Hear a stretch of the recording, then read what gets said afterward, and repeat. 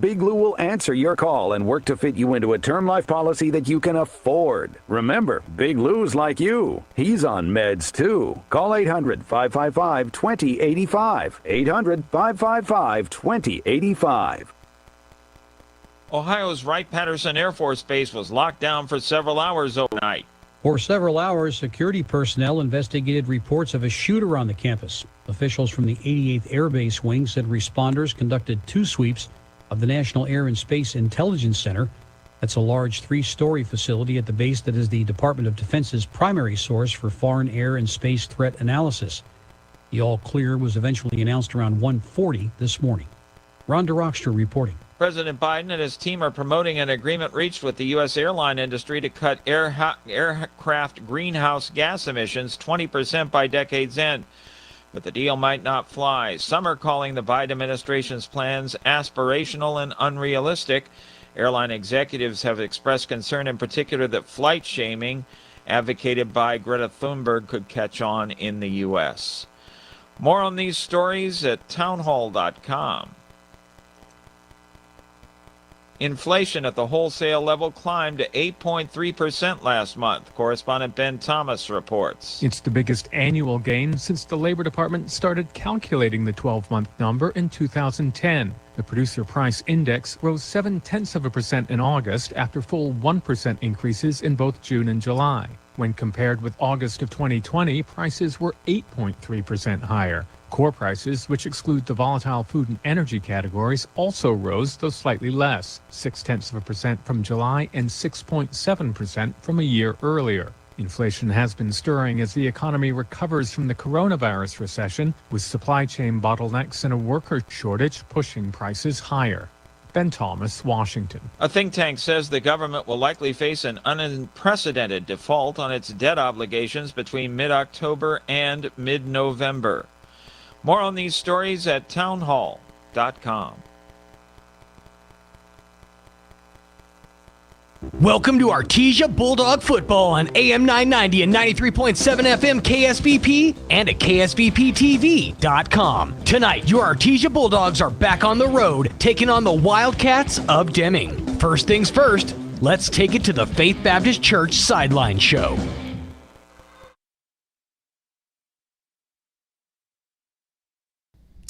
Hello, Bulldog fans. Joby Hodling and Robbie Blue here on the Artesia Bulldog Sideline Show, brought to you by Faith Baptist Church. And Robbie, it's great to have you back. We had Gene last week, and that was a great filler, but it's good to have my partner back on the Sideline Show. Well, I hated to miss it last week, but, life happens and weeks get busy, so that's I appreciate right. Gene filling in. I did too, and he did, as always, an outstanding job. Well, Robbie, we come in this week. We're 2-1 on the season. Lost that first game to Carlsbad, but we've got a win over the Hobbs Eagles, which we knew was going to be a tough game. Got that big win. And then last week, of course, got the win over the Berlin Eagles. This week, we are traveling to Deming, taking on the Deming Wildcats. I believe they're coming into the season 1-1, if I remember right.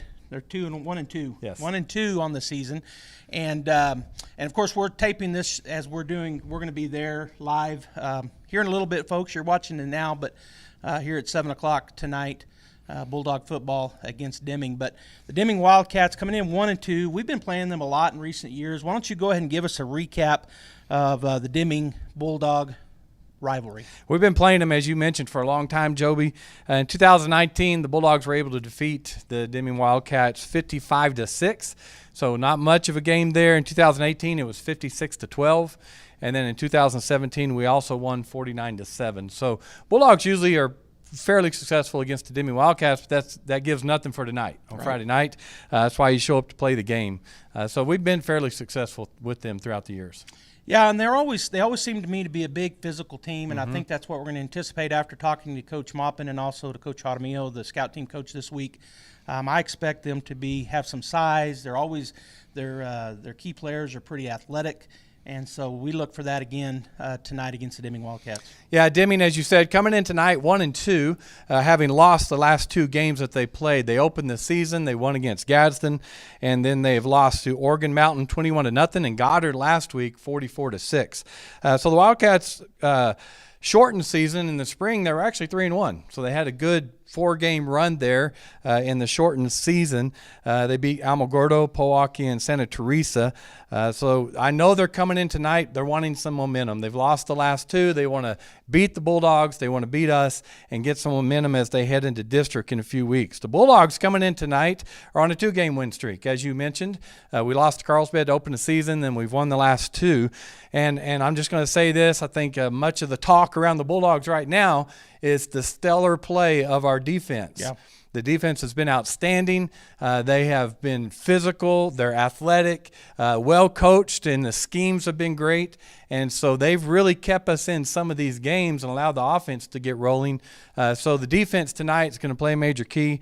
But it's a hit or miss with the offense right now with the Bulldogs. We saw against Carlsbad where we just couldn't do much, turned the ball over 5 or 6 times that night.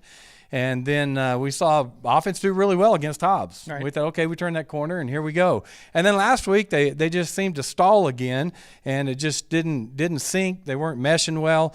And so it'll be interesting tonight to see which offense shows up for the Bulldogs. And I know that sounds bad, and we don't like saying that, don't like hearing that. But that's just, you guys, we're just telling you what we know and what we want to see tonight. Nathan Taylor last week, he was 21 of 40. For 271 yards with 1 touchdown and 1 interception. So he had a good night last week.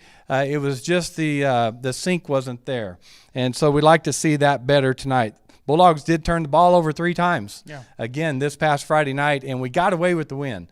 Usually when you turn the ball over 3 times, it's very difficult to get a win in the game where we're able to do that.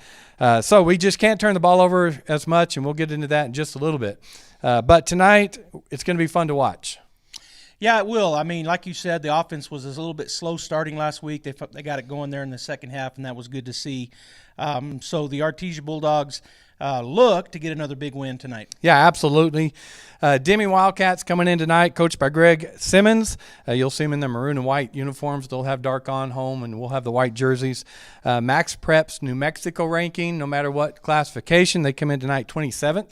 And then Justin 5A, they come in ranked 9th. They are taking the field tonight with some leadership and 13 seniors on the team. And then some non-district notable games, you always like to bring these out, is Oregon Mountain, Goddard, and Valley High School. They'll be playing this year. They already played a couple of those. Their district, tough district with Mayfield in it. And then also Chaparral and Santa T. And Santa Teresa is pretty good this year, so it's a tougher district for them.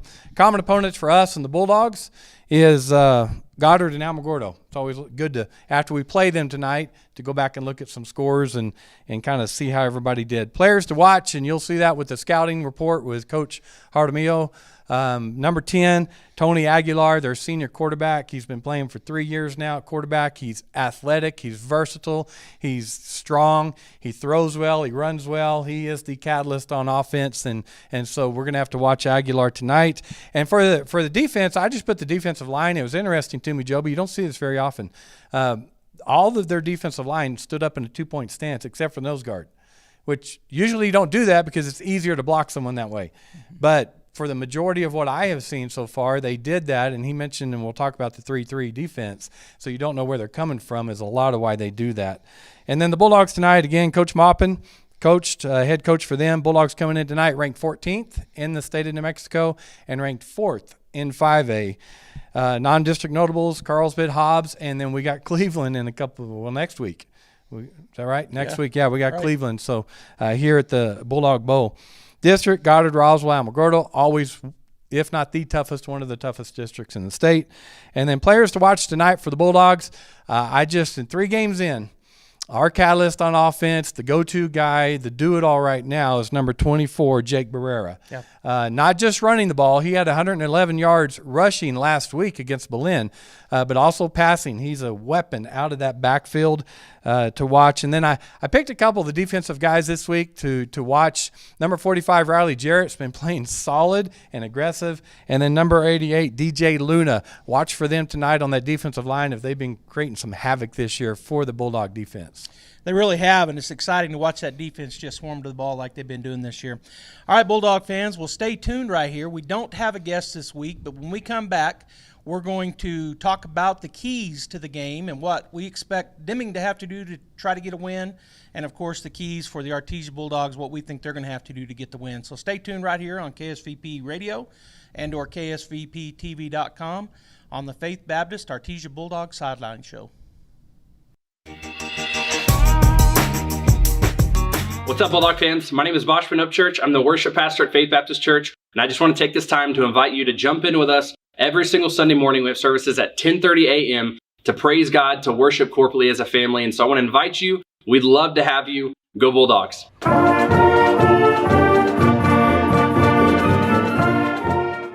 Hello, Bulldog fans. Let's go, Dogs! Let's go, Dogs! Love that. Hey, I'm Josh Howard. I'm the junior high student pastor here at Faith Baptist Church Student Ministries. And I'm Mike Duff. I'm the high school student pastor, and we want to invite you and your friends, 6th through 12th grade, right here every Wednesday night at Faith Baptist Church up on the porch at 6:15 p.m. Bring a friend, and let's go Bulldogs. Go Dogs!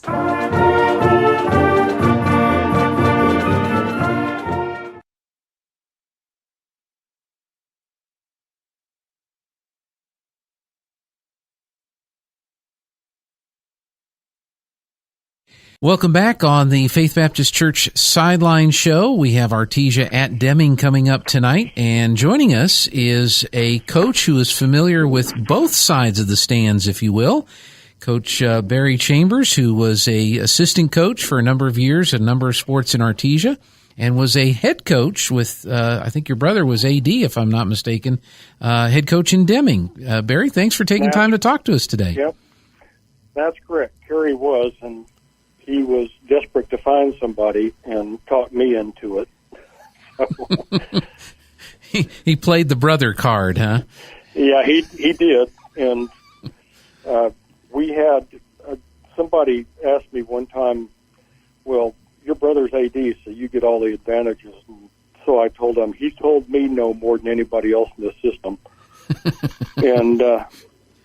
and we would probably have gotten into fisticuffs a few times, except that he was my mom's son. So there you go. Well, you were assistant coach in Artesia and kind of got involved in the culture of Artesia sports and Artesia football. Then you get the head job in Deming, and that was a turnaround situation there when you walked into Deming. They hadn't won a game in a number of years. So kind of talk about the differences between the two communities coming from Artesia when you went to Deming. Well, the biggest thing about Artesia is expectations. The expectations are always going to be in the championship game and win it, not just make a showing. And when you go to other school systems, you find that expectations aren't as high, and even if lip service is dedicated to those expectations, well, you got to win. The commitment behind giving support to the football programs is not there. And so, when you go from a situation where you get tremendous support like Artesia does with their athletic programs, and you go to a program that is struggling, you have to really discuss with people what the commitment is to bring a winning program to that school system or program. And so I think that's the biggest difference. The other thing I found is that kids are kids everywhere, and I ended up coaching in New Mexico for 31 years, and then I went over to Texas after I retired and coached there for a few years, and then came up here to Kansas and coached 3 years also. And there really is no difference between kids and coaches and parents, but the difference is in expectations. And I know when you went to Deming and then Roswell and the other programs that you went to, that was one of the things I'm sure you tried to bring to those programs, is to build those expectations up so that success would start to come in those programs. I know there was one year Deming you got Deming into the playoffs, and you got to play Artesia in Artesia in the Bulldog Bowl. What was that like coming into that stadium with the other team's hat on? Oh, it was a heck of a lot of fun. You know, the first thing I thought was, in discussing program expectations with kids and coaches and administrators and so on, I told them up front, our expectation is to make the playoffs and compete every year. The only problem is the doggone playoff bracket wasn't very advantageous to us as far as who we got to play first. Right. So we get to go back to Artesia. That's right. And so, it was a lot of fun, and a great experience for the kids. And I do remember getting booed.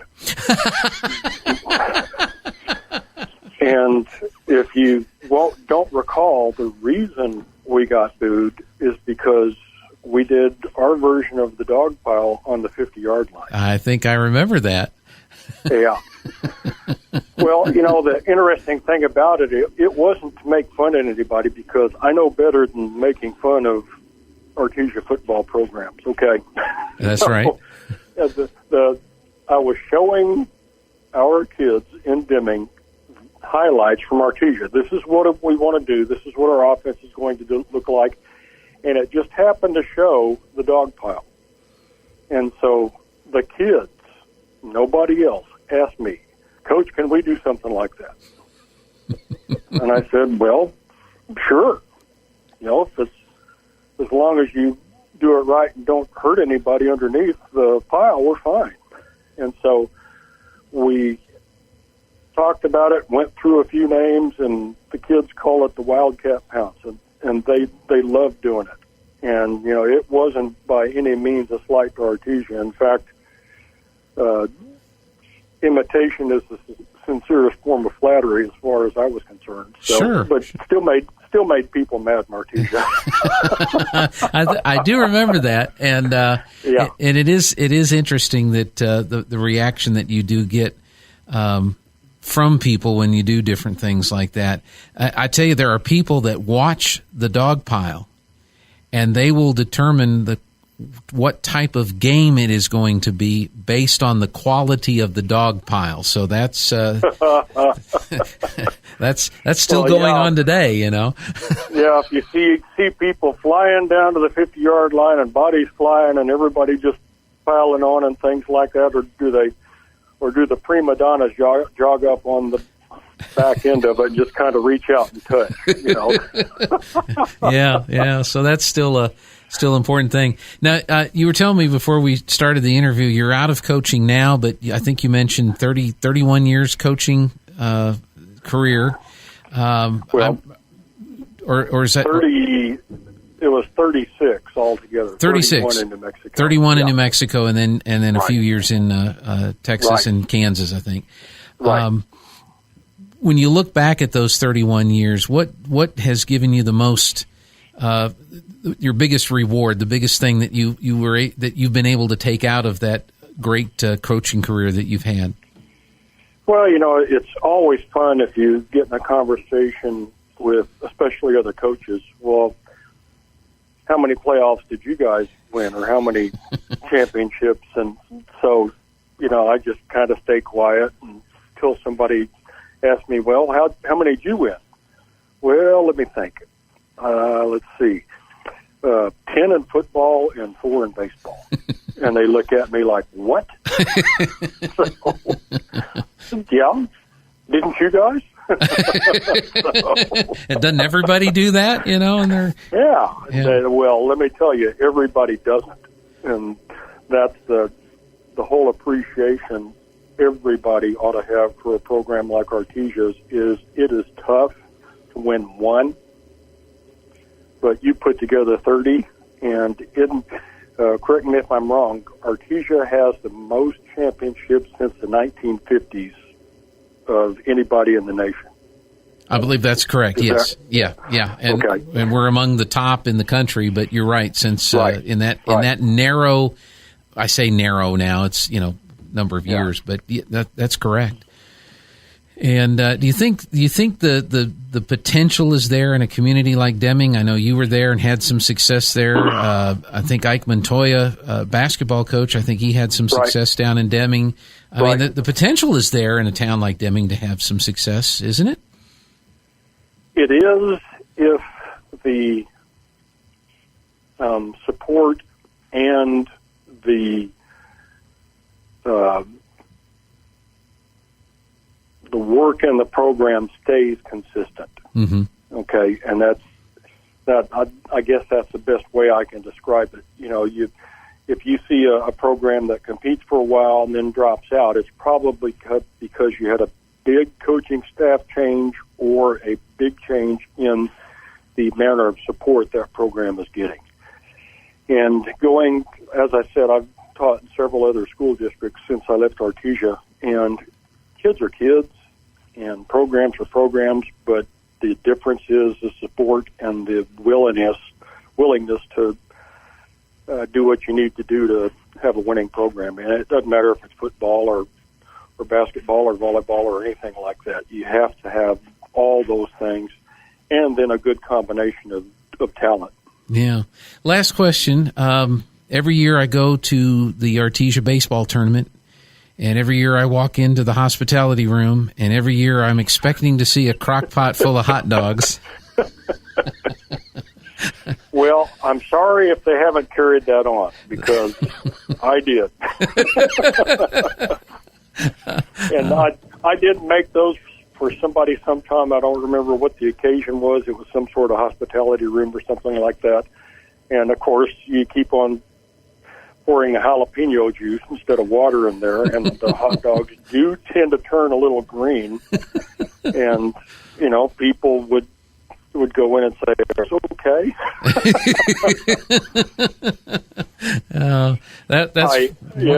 That's one of the traditions I think that I wish was still going on, but it was certainly fun to get a kick out of people's reaction to your hot dogs at the baseball tournament. So actually almost got a mom in. She was about ready to hit me because I would not let her drain the water in the pot. I said, "There's nothing going to grow in there." That's great.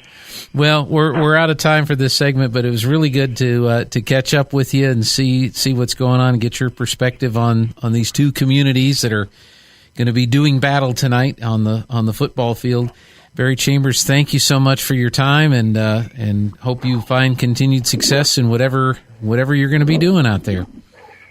Well, it's watching the grandkids, and got a couple of them playing down in San Angelo. So we're going to be going down there. And here's one funny part: Glenn Price, one of our seniors in '87, mm-hmm. his son is coaching my grandson. Oh, wow. Yeah, so it's hilarious. the Artesia influence is everywhere, isn't it? Uh-huh. All right. Well, thank you so much for your time. We appreciate it, and we'll hopefully get to talk to you again soon. I'd like to say hello to all my good friends in Artesia and best wishes for everyone.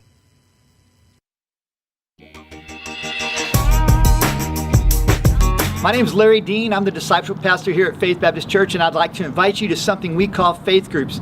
Now, there are a ton of resources out there to help people better understand the Bible, but I believe the very best way to grasp the truths of Scripture is to get together with other adults on a regular basis to study the Bible. And that's what we do every Wednesday night here at Faith Baptist Church. So if you're not in a weekly Bible study, come join us this Wednesday at 6:15 for faith groups. Thanks, God bless, and go Bulldogs! Hey Artesia, I'm Jen, this is Andy, and we work with kids here at Faith Baptist Church, and we want to tell you a little bit about that. Yeah, on Sunday mornings at 10:30, we have a service for our pre-K kinder, and then also for 1st through 5th grade. And then on Wednesday nights at 6:15, we have our faith groups, which are Bible study groups for 2-year-olds all the way up to 5th grade. We even have something for you, the parents. Absolutely, and if you cannot come on Wednesday night, but you want your kids to come, you can text the word BUS to 68878, and there will be a link that we send you that you can fill out and get your kids signed up for our bus ministry so they can come without you. Thanks for watching, and go Bulldogs.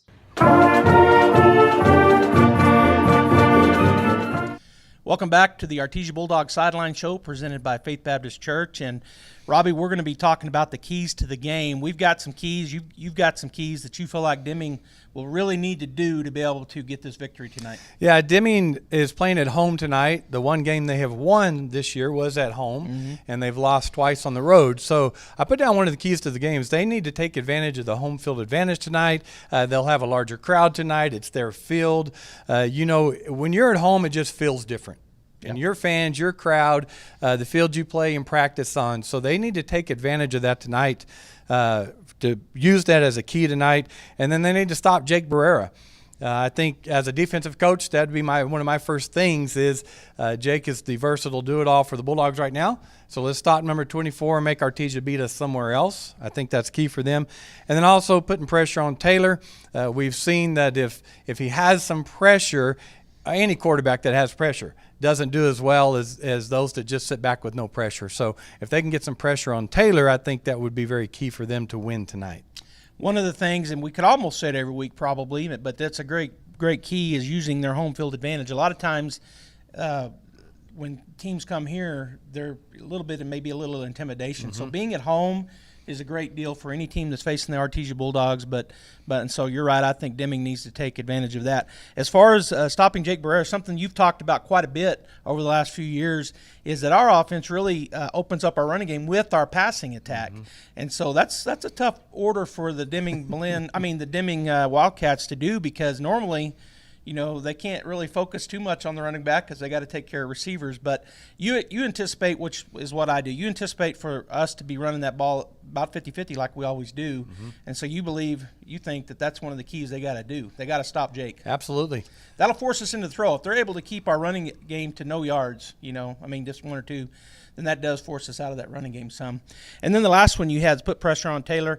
One of the things that Coach Jaramillo said, and Bulldog fans, stay tuned here for the pregame show prior to kickoff, because we had one of our new coaches, Coach Jaramillo, and he talked about he feels like the catalyst for their team both ways. His number 57, so we need to watch him tonight. He's an offensive guard and a defensive end, and they're going to run a 3-3 stack defense, which is what we saw last week against Belen. One of the things he said is they don't expect them to blitz like Belen did. And you'll see that in the interview. But without that blitz, we're going to know that number 57's got a high motor, and he's going to be coming. And I think putting pressure, our offensive line generally does a really good job. And if they're only going to bring 3, maybe we can keep pressure off of Taylor. Yeah, and what that does, right, is it puts 8 back in coverage. Yeah. So fans can, if you don't know the box and the number game, you can get a little frustrated. Why aren't we throwing the ball like we should? Or why aren't we completing like we should? Or why aren't our receivers wide open? Well, they're dropping 8 guys back in coverage, which is a lot of what Belen did the other night too.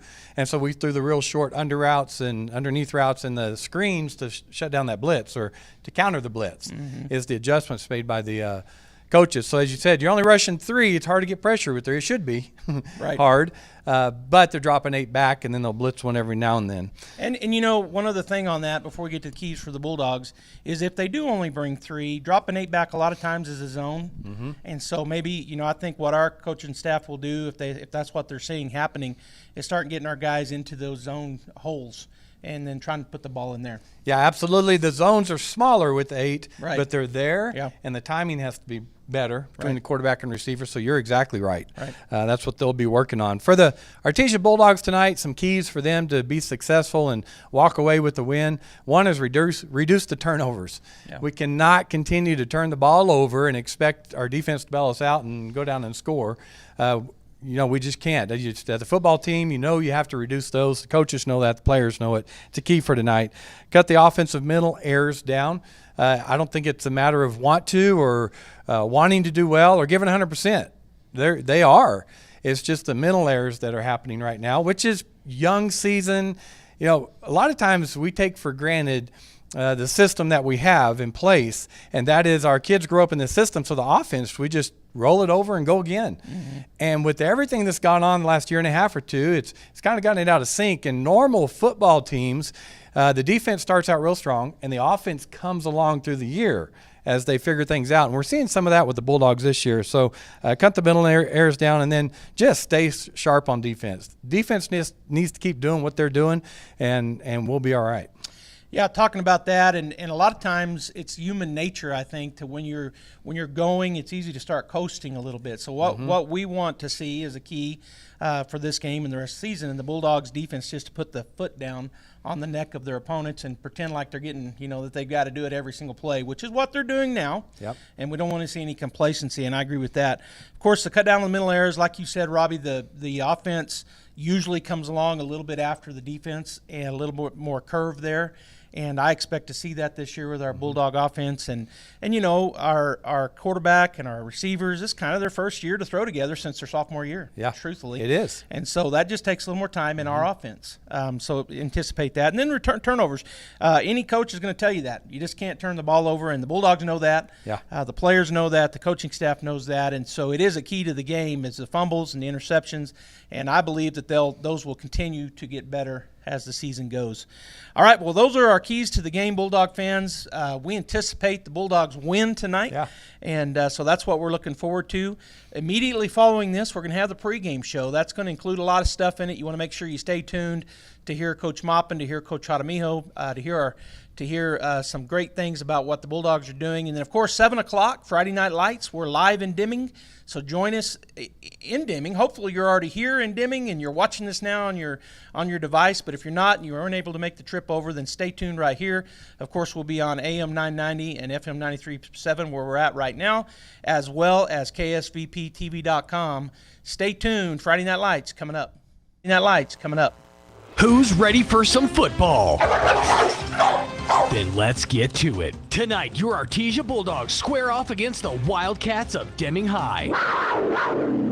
Bulldog football on KSVP AM and FM and at KSVPTV.com is presented by ENMU Roswell, Artesia Animal Clinic, Artesia Ford Sales, J.S. Warden Sun Insurance, La Fonda, Sandy Stockton and State Farm of Artesia, Smile Expressions, Artesia Family Health Center and Presbyterian Medical Services, Artesia General Hospital, Roswell Seed Company, Guy Chevy, KFC of Artesia, Maupin and Brown Dentistry, Pop's Diner, Forest Tire, Western Bank of Artesia, Artesia Credit Union, Pecos Valley Equipment, Oasis Computers, Eastern New Mexico University, Catalyst Church, Brandon Williams and Farm Bureau Insurance, Cisco Equipment, Artesia Plumbing and Heating, TMJ Auto, New Hope Baptist Church, H&R Block of Artesia, Castle Rentals, Kane Electric, Frost Mortgage, Incredible Printing, Bobcat Auto, and Tate Branch of Artesia. Now, here's your hosts, Joby Hodling and Robbie Ballou.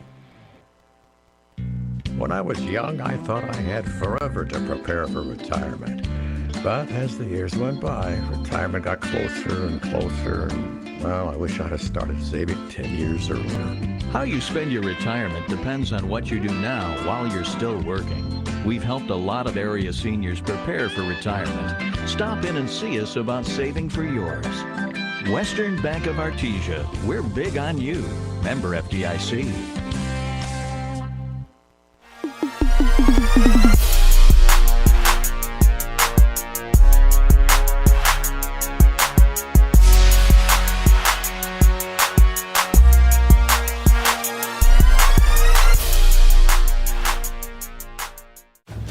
My name is Nathan Taylor. I am a senior.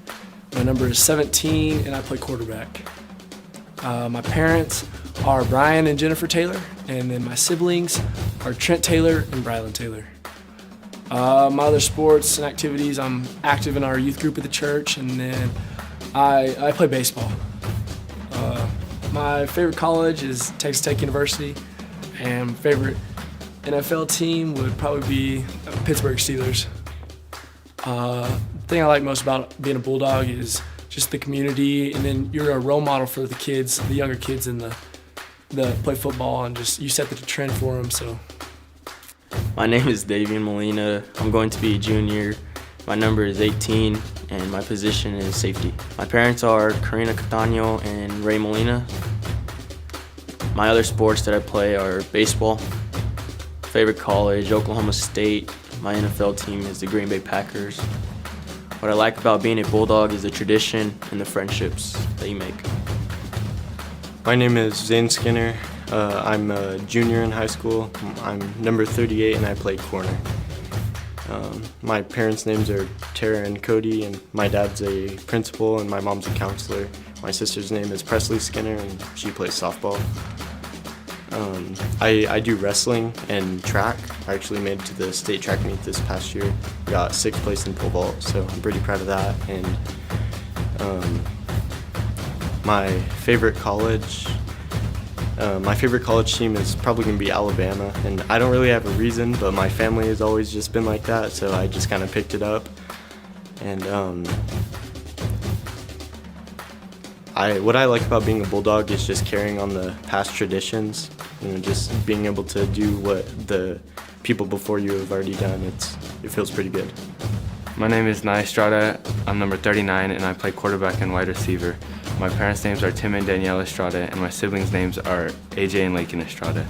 I play baseball, football, and basketball, and my favorite college is University of Southern California, and my favorite football team is the Pittsburgh Steelers.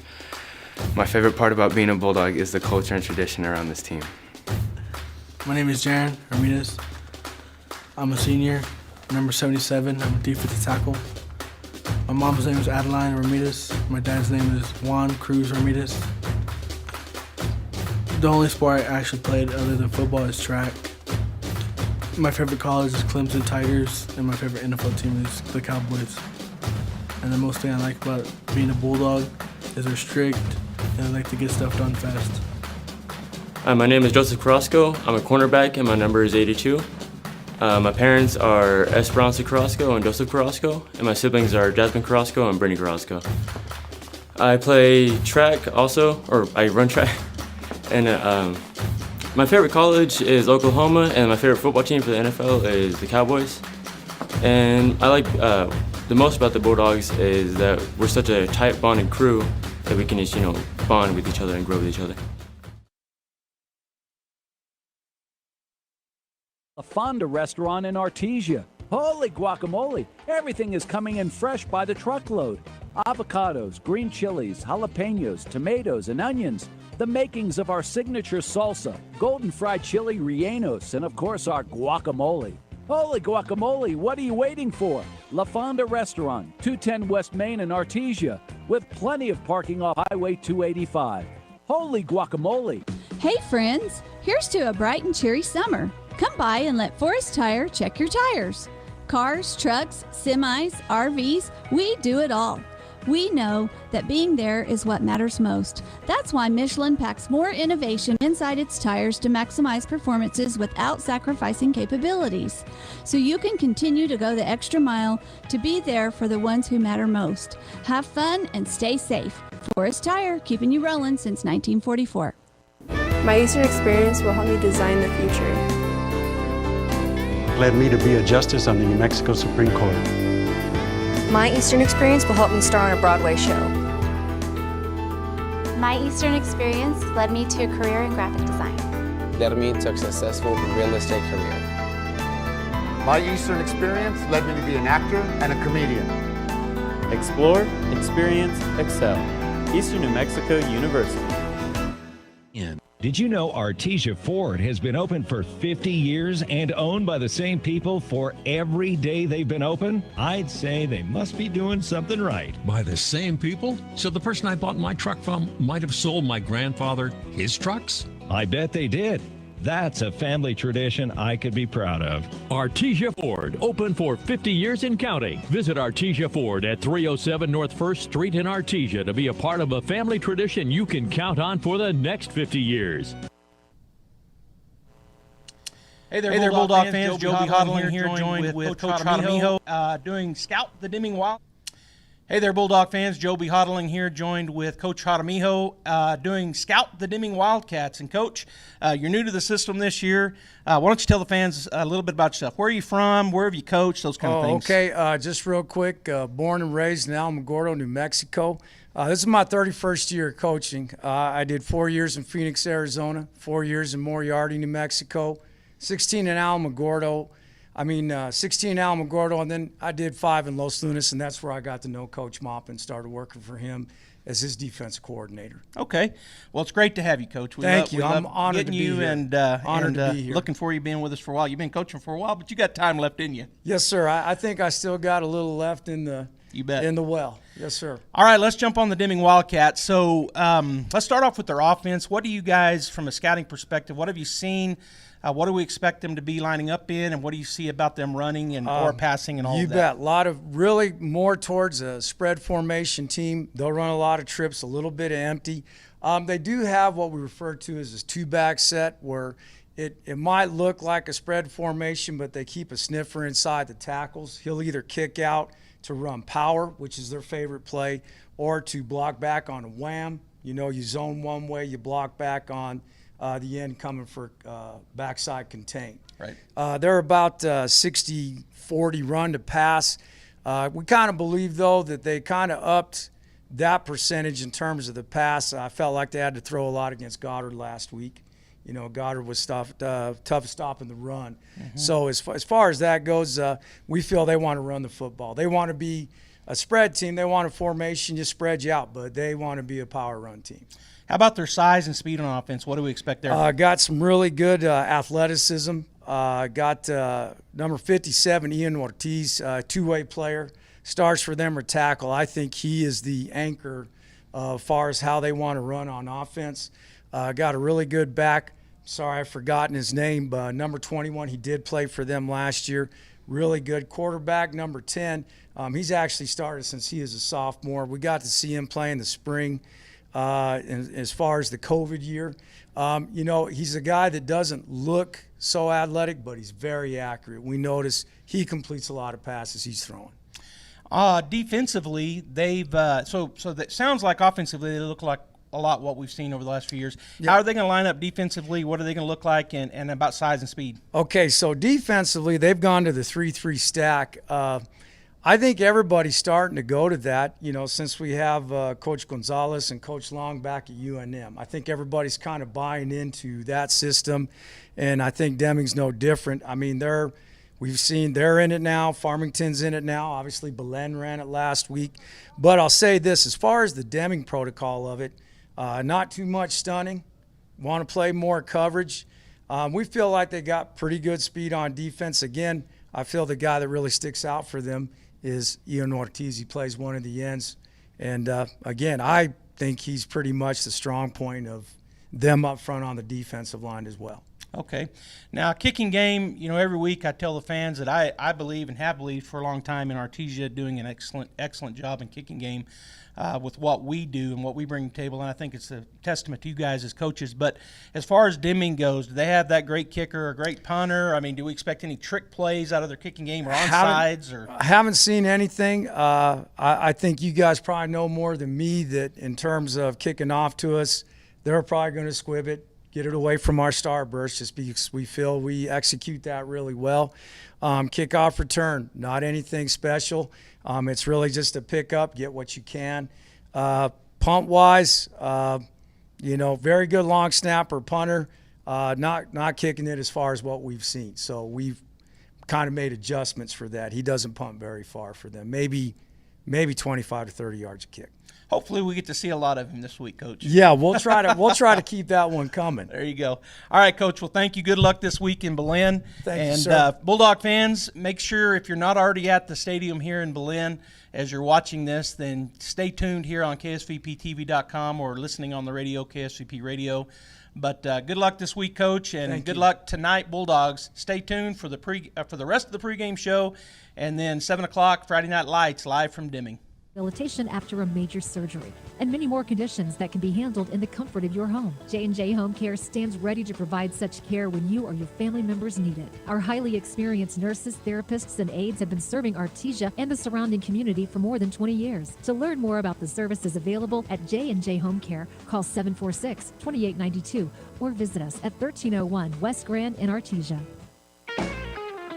It's Chevy Truck Month at Guy Chevrolet Company in Artesia. Right now, you'll receive $1,000 in GM accessories when you purchase a new 2021 or 2022 Chevy Silverado, Colorado, Suburban, or Tahoe. So, will it be floor liners or a kicker tailgate audio system? It's all up to you. Hurry in today to Guy Chevrolet Company on the corner of 1st in Artesia or buy online at guychevy.com. Making a great deal better every day. Innovation, service, integrity, and knowledge. J.S. Ward and Son Insurance Agency. Auto and home, life and health, personal and commercial. Bonds too, since 1925. We have the coverage for you. Innovation, service, integrity, and knowledge. J.S. Ward and Son Insurance Agency. Bulldog Pride is about family. It's about being the best both in the game and in the community. It's about giving your all and having your teammates back. This is Pastor Jason Perry, and here at New Hope Baptist Church, we can relate to the Bulldogs. Our church is a family, and we focus on allowing the Lord to be the best both in our church and in our community. Here at New Hope, we know it's a new year, and there's new hope for a new you. We're praying for Bulldog victory in the game and victory in your life through Jesus Christ. Hey there, Bulldog fans. Joby Hodling here, joined by Coach Jeremy Maupin, the head coach for the Artesia Bulldogs. You guys all recognize him. And, Coach, got a big win last week against Berlin. Why don't you give us a short recap of that? Yeah, we started pretty slow. You know, we're 7-0 at halftime, and took us a little while to get going. But our guys came out. We made some adjustments at half, and we scored 21. I thought our defense played really well. Really the whole game except that one first play. I think we gave up like 77 total yards of offense, and 70 of them were on the first play of the game. So after that, you know, our guys really settled in. And then offensively, we like I said, we got started pretty slow. A lot of that's my fault, just in, you know, getting us there on time, and some things happened on the way up there. But once we got going in the second half, we really got consistent moving the ball, and I think we showed what our offense can be when we, you know, limit the mistakes, limit the turnovers. And the second half, it was kind of a tale of two halves, because the first half we had a couple turnovers and we're real slow with no points on the board, and we really got things going in the second half. So really proud of the way we responded after halftime, and hopefully we can build off of that for this week.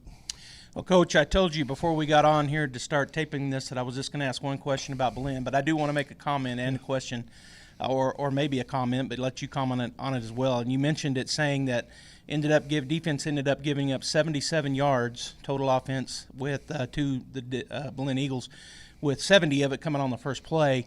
Robbie and I didn't have a statistician up in the press box, so we were speculating as we were calling the game, and I was thinking we might have not given up any yards, but we ended up giving 7. Were there any specific changes to the defense, or they just really started flying to the ball? Yeah, I mean, really on that first play, we just over-pursued a little bit at linebacker. We had one of our D linemen kind of got in the backfield, and it was kind of like one of those where you're like not blocked and you get shocked, so you just kind of stand there. And so after that one, though, they came out and they just played really well. And they, you know, coach went in. The greatest thing that we have now is that film on the sideline too. So they were able to see kind of what had happened and what the play was, his little belly play. Mm-hmm. And so, great adjustments by coaches, but really the players just went out and executed after that first play really well too. So, well, just an outstanding defensive performance, as you said, and I know that Bulldog fans really enjoyed that. It was just outstanding. Nothing else to say. All right, Coach, so this week coming in, you're going to be taking on the Deming Wildcats, another team in our classification. Why don't you give a little bit about practice this week, and then what you're looking for in Deming?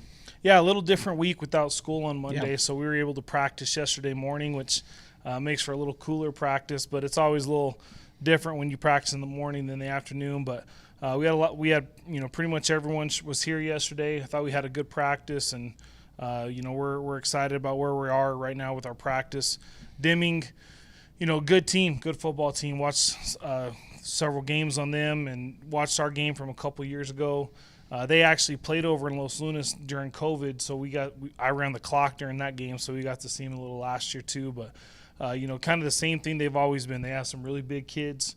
They move really well. Their numbers are pretty light, but they're good football team. Coach has been there for a while, and Coach Simmons, and he has those guys ready to play every week.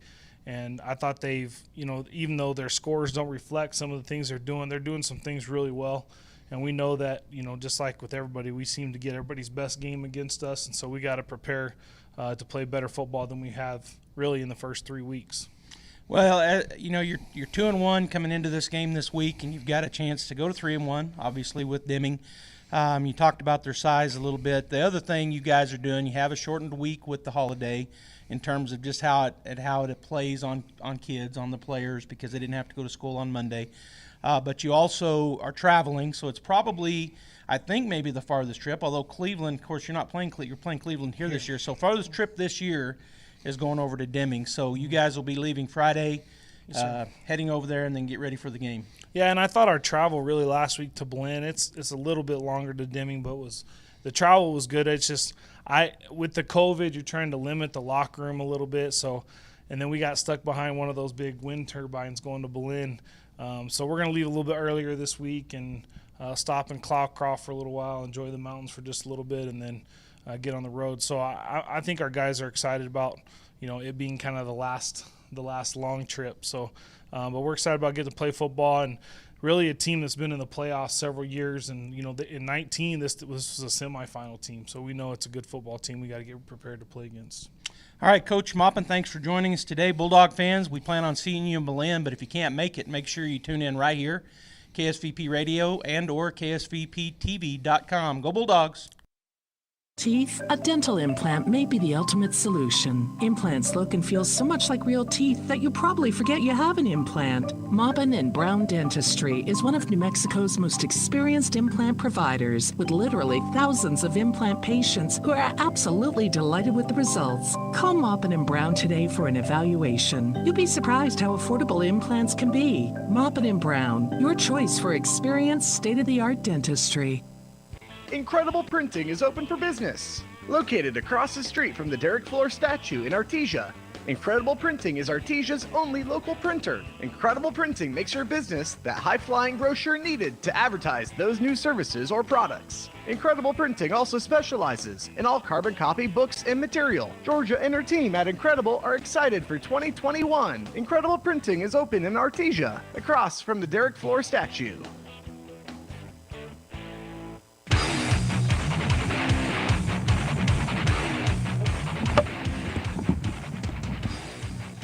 Hey there, Bulldog fans. Joby Hodling and Robbie Blue. We are in Deming, New Mexico, as the Artesia Bulldogs are getting ready to be playing the Deming Wildcats. Robbie, beautiful evening here in Deming. Got the sun heading down across from us. So here in a minute, we'll be out of the sunlight. Yeah, it's right in our face, and the whole press box, everybody up here. But, yeah, it'll set in a little bit, and it's going to be a beautiful night for football. Sure is. We've got a beautiful field here. Their field, I was going to have Jeff talk a little bit about it here in just a minute, but crowd developing both for the Deming Wildcats and the Artesia Bulldogs, and I hear the band across the way getting ready. Let's go ahead and go down to Jeff. Well, actually, we're going to go to the national anthem. So while the ROTC is coming out, we'll keep talking, Robbie. Okay. And then when they start playing, we'll stay here, fans, so you'll be able to hear the national anthem.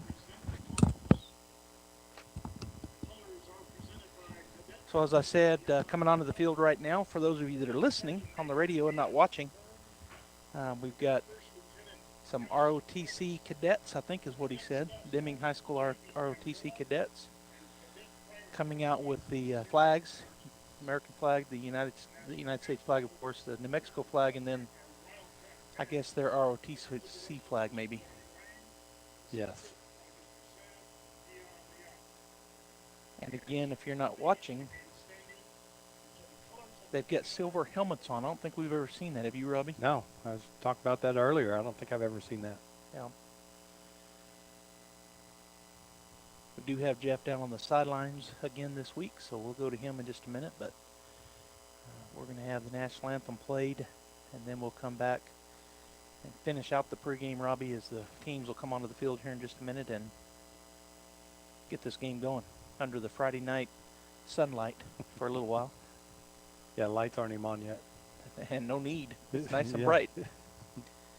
Just so those of you that may not know, we're looking to the sun. They've got two press boxes here. They got one on the visitor side, and that's where we're at, and then the one on the home side across the way from us. So the flags have made their way out to the center of the field out on the Wildcat print. And we should hear the national anthem any minute. We don't have a crowd mic. And we don't have a crowd mic, so I'm going to use our mic.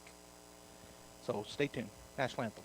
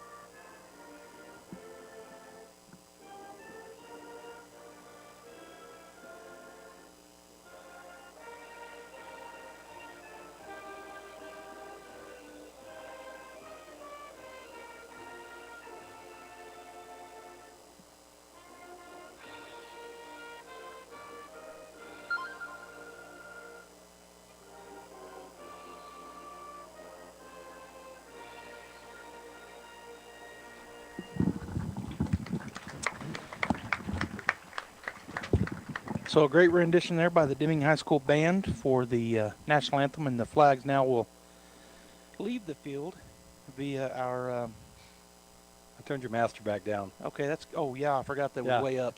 Yeah. Via the cadets as they leave the field, and so we'll wait just a minute and let them get off the field in honor of our flag.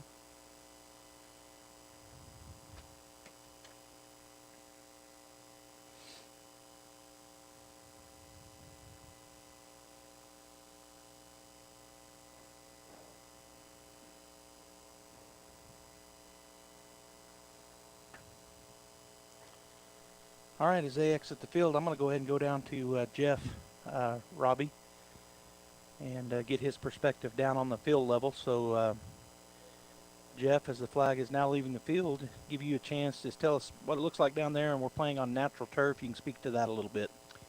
Yeah, guys, we're excited to be here in Deming tonight, and you said it, Joey, they have grass here, which is becoming more and more of a rare thing for high school football games, at least around our state, and so I think the guys are going to enjoy playing on the grass field. Of course, we practice on grass every night or every day back at our place. But, you know, looking back from last week, Bulldogs got off to a little bit of a slow start in Berlin last Friday night. I look for them tonight to come out here much quicker, try to jump out on Deming as early as they can. But I'll tell you what, the weather's fantastic. We got a good crowd building right here. Deming has built a brand new, beautiful high school. So be a great night for high school football, guys. All right, Jeff, thanks. We'll get back to you here in a little bit. So, Robbie, a little bit about Deming. We can talk a little bit about them. I know we covered it in the Sideline show, but one of the things that we anticipate tonight is a really physical and athletic team coming from Deming. Deming's big, and they're athletic, and they've got some speed, and they're coming in tonight just looking for a win at home after losing last week to Goddard. Deming's going to spread us out, but they spread you out to run 60-40, 60% run, 40% pass. So they'll try to power run. They just want to line up and run over you, run it between the tackles, and some sweep every now and then to keep you honest. And they love the vertical pass. They'll run, and then they try to hit you deep. They'll few out routes, but their main goal is to run it and then get somebody wide open for a quick touchdown. Tony Aguilar, number 10, is their senior quarterback, and we've seen him, I think,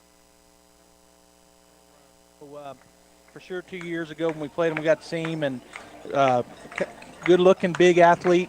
I know he can run, and I know he can throw. So a lot of times that quarterback's going to run that offense. That's what their job is. And so anticipate him maybe being the best athlete. Although, like you said, they can run vertical. They got some speed. And so it's going to be an interesting night for our defense, who's been playing lights out since the start of the season. Oh, extremely well. We didn't keep stats, or we're not able to during the games, but I think last week, that first play of the game, they ran 70 yards for a touchdown, the Berlin Eagles did. And then the rest of the night, they gained 7 yards. The defense held them to 77 total yards, and that was after the 70-yard one play. So, yeah, the defense has been playing lights out. And let me just do this real quick, Joby, for those listening and watching. We're up in the press box right now, and these windows are not very clear at all.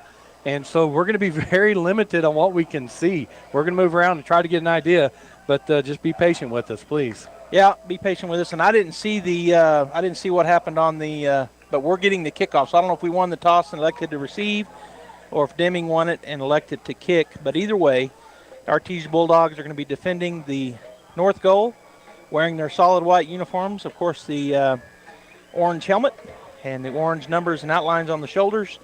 And the Deming Wildcats in their maroon, solid maroon with maroon helmets as well. And most of them have long white socks on. Some of them don't, but that's the colors they're wearing if you're watching on the radio. So the Bulldogs ready to receive, and the Deming kicker just got it teed up, but he's teed it up just laying flat on the ground, so you know he's going to squib it. We got Watson, Fierro, and Barrera back deep for the Bulldogs.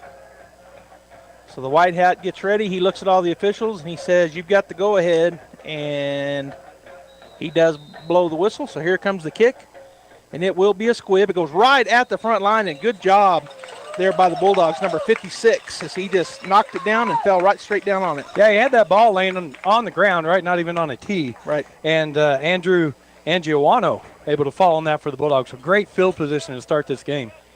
All right, so the Bulldogs offense will come out there on their own 47-yard line as they kick that right at Angiowano. So he was able to knock it down and keep it. And so Nathan Taylor in the shotgun with Barrera to his right, ball right in the middle of the field. Slot and a wideout on either side. He's going to turn and throw a little swing route to Watkins, and he's going to get up to about the 47-yard line of the Deming Wildcats. Yeah, that's Cody Watson. I said Watkins. You can cut that. Just a quick toss to him, like you said, and a good job blocking out here by the Artesia receivers. Pick up about 6, second down and 4. Great job there by Watson as he just did a little swing out and then made some yards. Snap is back and run up the middle, and going through and breaking through is Barrera. He's to the 20, to the 10, to the 5. Touchdown, Artesia Bulldogs. Well, that's nice to see because Jake Barrera has been the catalyst so far. We talked about him in the pregame show. He is the catalyst right now, and boy, the offensive line, great job. I don't think he was touched, was he? He got there. I saw one arm get on his shoulder. He just pulled through that arm tackle, and he was off to the races as he kicked it outside. Once he got through the middle of into the second level, he kicked it outside and went down the sideline. Yeah, great job by the offensive line and the receivers blocking downfield. All right, so the swinging gate, the Bulldogs lead, and they're going to snap it and run a fake, and we're going to have a illegal motion, I think, on the Bulldogs. And he got in. That was Peyton Deans. He just kept it, looked to pass, and then got in. But the flag came down. I think the man in motion went forward too soon, Robbie. We'll see. But I think that's what the penalty is. Jake Barrera was going in motion and going hard, and we saw that last week. It's a new wrinkle to an extent to the swinging gate. Yeah. It was illegal motion. So that's going to back the Bulldogs back 5. And so we'll see if they decide to go for 2 regular, if they decide to line up in the swing gate, or if they're going to just kick it. And so they're looking over to the sideline right now, getting their marching orders. What that means, folks, is illegal motion. You're saying, well, he's in motion. He can't go towards the line of scrimmage until the ball snapped, and he was going towards it while he was going in motion. Yeah, he started leaning in too soon, and that's what they called. All right, so we're going to line it up and kick it. And the kicker is going to be Great House. The holder is Barrera. And they're going to be kicking it from the 15, so a 25-yard PAT. A little high was the snap, but the kick is up and good. So with 11:36 to go here in the first quarter, the Artesia Bulldogs run 2 offensive plays, and they score 7-0 Bulldogs. We're going to take a break. When we come back, defense will get the shine after this timeout. Kane Electrical Supply is your #1 distributor when it comes to the top-of-the-line inventory. Kane Electric carries name brands such as Appleton, Burndy, Fluke, Cooper Lighting, Hoffman, Phillips Lighting, iDeck, Klein Tools, and Square D. Kane Electric has your professionals and will assist you with any information you may have on electrical supplies. Kane Electric delivers on location too. Come by Kane Electric today in Artesia at 1911 North Roselawn.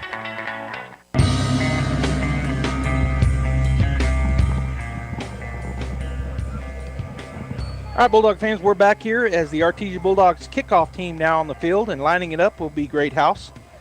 Doing the honors, putting it right in the middle of the field on the X. And Deming back to receive. So the officials out there making their counts, and we'll go to the sideline. The white hat will make sure they're all ready, and then he'll give the go-ahead. See if Bulldogs have all kinds of different ways they kick the ball. Sometimes they pooch kick it. Sometimes they will onside it. Sometimes they'll just kick it deep. And here's the kick. And Great House is going to put it down the left side. It's going to be caught at about the 18-yard line. And the Bulldogs there, and there's a great, going to end up being a gang tackle as number 44 for the Bulldogs, first man there. Jesse LaRock for the Bulldogs just came untouched down. Nobody blocked him, and he put his helmet on the ball carrier, number 21 for the Deming Wildcats. I locked up there, right? Wildcats, which is Joey Reza. Reza is one of the running backs. We're going to see him on offense a lot. So Tony Aguilar, the senior quarterback for the Deming Wildcats, will start off in the shotgun with Reza kind of behind him and to his left. Got a slot and a wide out to the wide side of the field, which is opposite us. Now number 33, the X-back, goes into motion. Kind of a sniffer back, going to turn, hand it off up the middle, and there's Reza. He's going to fight into traffic, and looks like he's going to pick up about maybe 5 yards. It's like a 37 load play or lead play, however you want to call it, with that sniffer back leading through there. Calderon, number 21 for the Bulldogs, first Bulldog to get in there and bring him down. All right, so it was a pickup of 4, so it'll be 2nd down and 6 for the Wildcats at their own 36-yard line. This time the X-back is over on the far side, ball in the middle of the field. Slot and wide out to this side. 88 goes in motion. He's a slot man. He's going to take the handoff on a sweep to the left side. Bulldogs were there. Then he breaks through. Looked like we had him there for a minute, Robbie, and then he goes, and then he kind of breaks through, but there is a flag down, and I believe we're going to have a holding on Deming. We'll see. Just a sweep out there, and he did a good job of stringing that out, cutting back up, and then Pacheco made the tackle for the Bulldogs. So the white hat looking for a Bulldog player, but it is an offensive holding, and that's what I saw a jersey being pulled, and then I saw the flag, so that was why I guessed. All right, so that's going to back them back 10 from the spot of the foul. Looked like it was at about the 41 or 42-yard line, and so apparently the 41, Robbie, because they've marched it back 10 yards from there. It'll be 2nd down and 11 from their own 31. I'm sorry, it was at the 41 where the foul happened. So 2nd down and 11, repeat 2nd down. Again, slot and wide out to the near side. Running back in the backfield. The slot on the other side comes in motion. Going to fake the handoff, hand it off the middle, and look who's there for the tackle in the backfield. That's Riley Jarrett, defensive end. He did not go for the sweep. They faked that pop sweep or coming out to the right side and handed it off at the middle, and Riley Jarrett just got the tackle for a loss. Tackle for loss, 1-yard loss. Solo tackle for the defensive end, Riley Jarrett. He's been having a fantastic season so far and looks to continue that tonight with the tackle for loss there on that play. 3rd down and 12 for the Deming Wildcats. They're now at their own 29-yard line. Actually, it was a loss of 2. And so quarterback Aguilar in the shotgun, takes snap. He's going to roll to the right and looks to throw the ball. It's a comeback route. Number 11 does catch it, and he will pick up the first down as he made the first man miss. And now he's all the way up to the 48-yard line. Good pickup there by the Deming Wildcats. That was a good route by that receiver because Pondo is a great cover corner. And when he got him turned, he stopped. It was a good timing pass by Aguilar. And then he caught it, and Pondo came up and he made him miss. So he picked up the extra yards. So 1st and 10 for the Deming Wildcats on a 3rd down and 12 play. And they pick up enough to get the first down. They're at their own 48-yard line. Trips to the far side, which is the wide side of the field. Kind of a little package up there. The quarterback Aguilar with his running back Reza to his left. He's in the shotgun. He's going to fake the handoff, throw the pass out there, and it's going to be caught. I think he caught it. Nope, he did drop it. So looked like he double clutched it, popped up in the air, and I thought he might have caught it, but they ruled it incomplete. So I don't know that I would try that pass after watching film on Pondo. Yeah. With those wide receiver screens, he jumps them so quick, and as he did that one. Yeah, he came up and hit the man in the back right as the ball got there, and I think that's what caused it to pop up in the air. So good play there by the Bulldog defense and Pondo specifically. So it'll be 2nd down and 10 from their own 48-yard line. We're in the first quarter if you're just joining us. 9:34 to go. Bulldogs lead 7-0. Ran 2 offensive plays and scored a touchdown on a long run by our tailback, or the fullback actually in the offense, Jake Barrera. All right, man comes into motion. It's number 33. So it turns into a sniffer back. Going to hand it to Reza. He's going to go into the middle of the teeth of the Bulldog defense, and he is stacked up after a pickup of about 2. Yeah, so they run that motion, and it's kind of a counter play is what it is, because they'll give the ball like it's going towards the motion. He cuts back inside. And good job by Mark Munoz and Barunda in there to stay home and make that tackle. So pickup of 2. It's going to be 3rd down and 8, just inside Bulldog territory at about the 49 3/4. Ball near the near hash, so the wide side of the field opposite of us. They have a slot and a wide out on both sides. Quarterback Aguilar in the backfield with Reza kind of back and to his left. He's going to roll to the wide side of the field. Bulldog defense coming in on him. He's got a man down the field that is going to be caught. They say he caught it inbounds, number 17. That's a big pickup all the way down to the Bulldog 24-yard line. That's number 41 back there in coverage for the Bulldogs. Philip Finley, I believe. Are you saying number 41 there? Number 41 coming off right now. So Philip Finley's back at safety, and they just ran that route towards the sideline. Ran a short route and a deeper route, and he hit the deep route. It was kind of a Z route where he went in and then Z'd it out, or flag route, and ended up catching it over on the far sideline. So a big first down for the Deming Wildcats.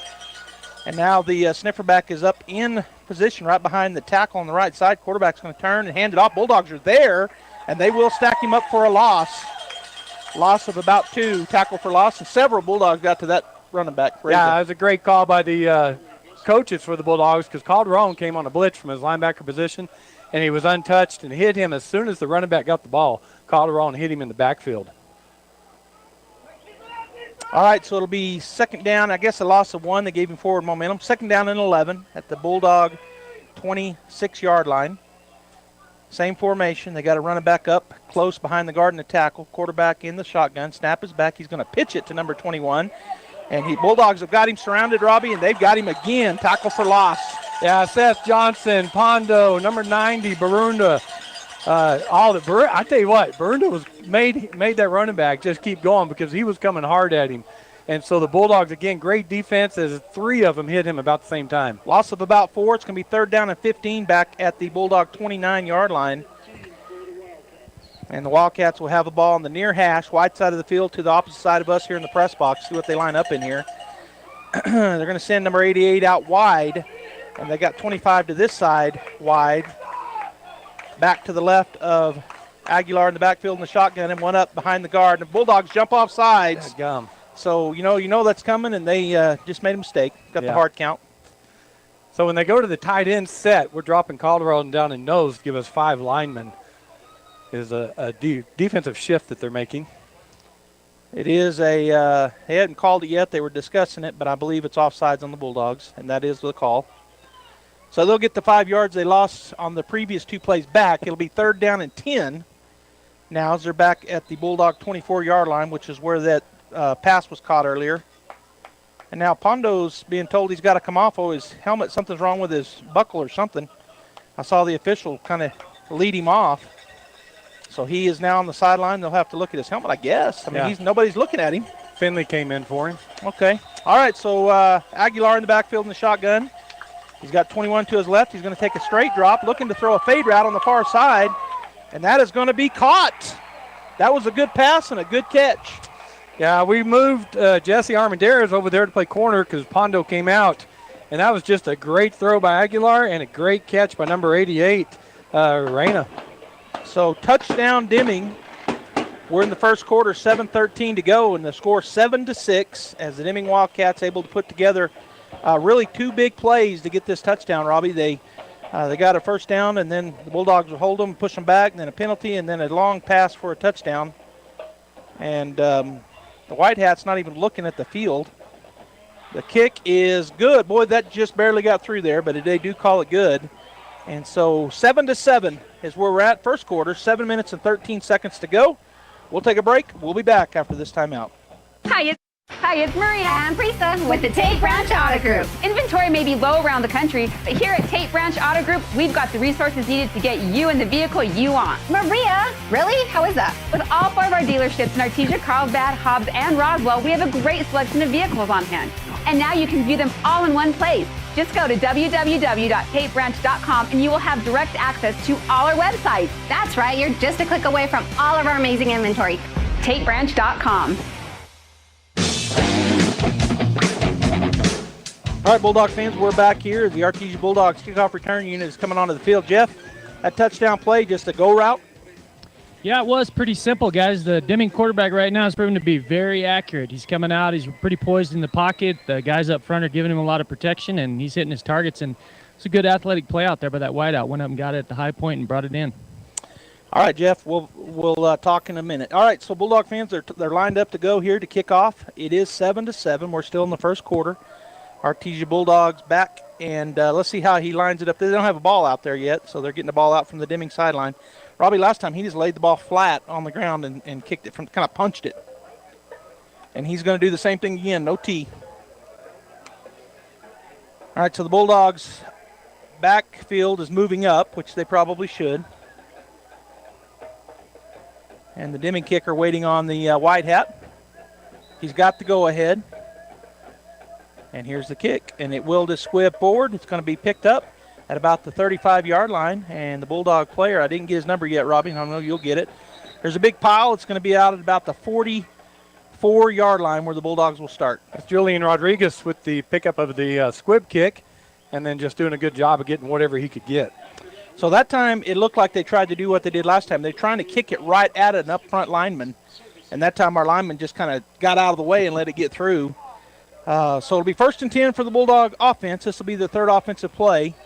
Ball on the far hash, A formation, slot. Actually, we got trips to the wide side, which is near us, and a wide receiver on the far side. Going to throw it out here, and then the receiver just dropped the ball as he was looking to run, I think, Robbie. Yeah, same first play we ran to start the game to Watson. He just takes a step back and kind of comes towards the sideline. Taylor throws it to him, but I think he turned his head upfield as it hit him in the hands, and he dropped it.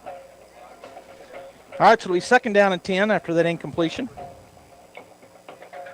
Bulldogs this time will line up in a more standard A formation. 2 slots, 2 wideouts. Barrera to the right, Taylor in the backfield. Snap is back, going to turn, hand it off. Barrera will bust into the middle, and this time he's going to be stopped and thrown back. Looks like with forward momentum, he's going to pick up about 3 yards. It'll be 3rd down and 7. So Deming with the 3 down linemen, 3 linebackers. We saw this last week too, but all 3 of those linebackers came hard as soon as they read run. So that stacked defense, like you said, we saw with Deming and kind of getting popular again. Belen. Yeah, I mean in Belen, sorry. We're seeing it in Deming. All right, trips to the near side, which is the whites. I got a man wide open. He's going to turn and throw it to him. That's Greathouse. He's got the 1st down and a little more. It'll be pickup of about 8 yards. It'll be 1st and 10 at their own 36-yard line. Right. Uncovered. Yeah, a great read by Taylor to see the uncovered, as you called it, and then a great job by Greathouse because he got popped by number 17, Alfaro. But he held on to that ball and got the 1st down. So the Bulldogs hustle up to the line. It's going to be 1st and 10. Snap back, going to hand it off. Barrera breaks through the middle. Oh, and he fumbled the ball. And looks like Deming got it. 1st down, Deming. Yeah, Jake just going up the middle. Somebody got a hand on that ball and stripped it from him. And it was laying there on the ground for about 2 seconds. I don't think everybody knew it was a fumble, and the safety came up and fell on it.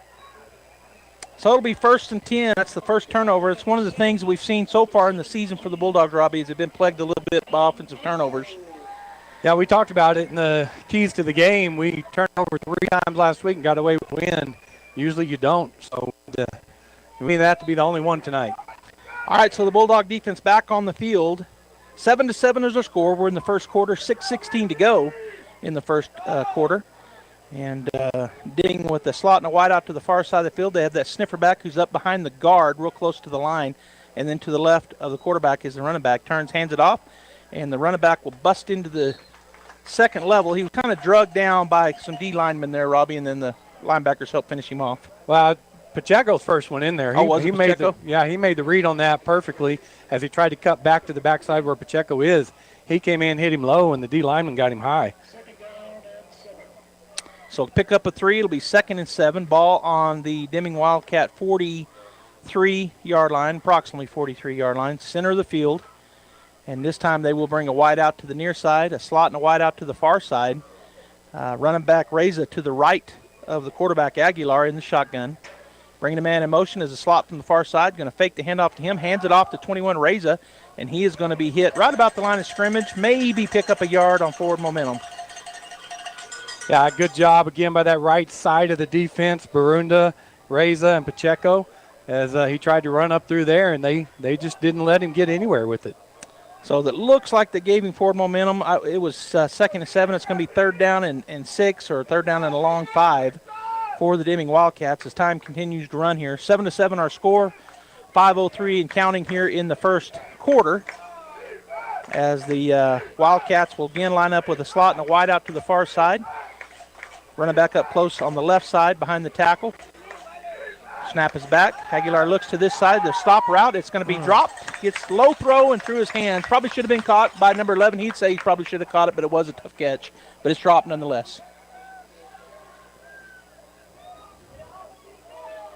So it'll be 4th down, and they are on their side of the field, so it looks like they're going to bring their kicking unit out. Number 13 looks like he's going to be the punter for the Wildcats. Back for the Bulldogs will be Pacheco and... Is that Barrera? Yes. Snap is back. Good snap. And the kick is up. And a short kick. Bulldogs just need to open. And Pacheco's going to pick it up. And he is going to be slung down back at about the – they should have given him forward momentum up, but where they put him, they are a little bit. So it'll be back at the 29-yard line. So good job there by the defense, Robbie. Holding them to, I think, was that 3 and out, or did they get a first down? No, I think it's 3 and out. So Pacheco was going to let that hit and roll because it's such a short punt, and where he was standing, it went right to him. Yeah. So he just decided to not let it keep rolling. It's a good job. Yeah, he just hit him right in the chest. Instead of getting out of the way, he just caught it. Yeah. Got a couple of yards out of it. So 1st and 10 for the Artesia Bulldog offense. Trips to the far side of the field, which is the wide side, is the ball near the middle, between the middle of the hash, or the middle of the field and the hash. Turn and throw to that side. And that is Greathouse. Oh, and he is – did they throw a penalty? They did. He was, what do you call that? Necktied.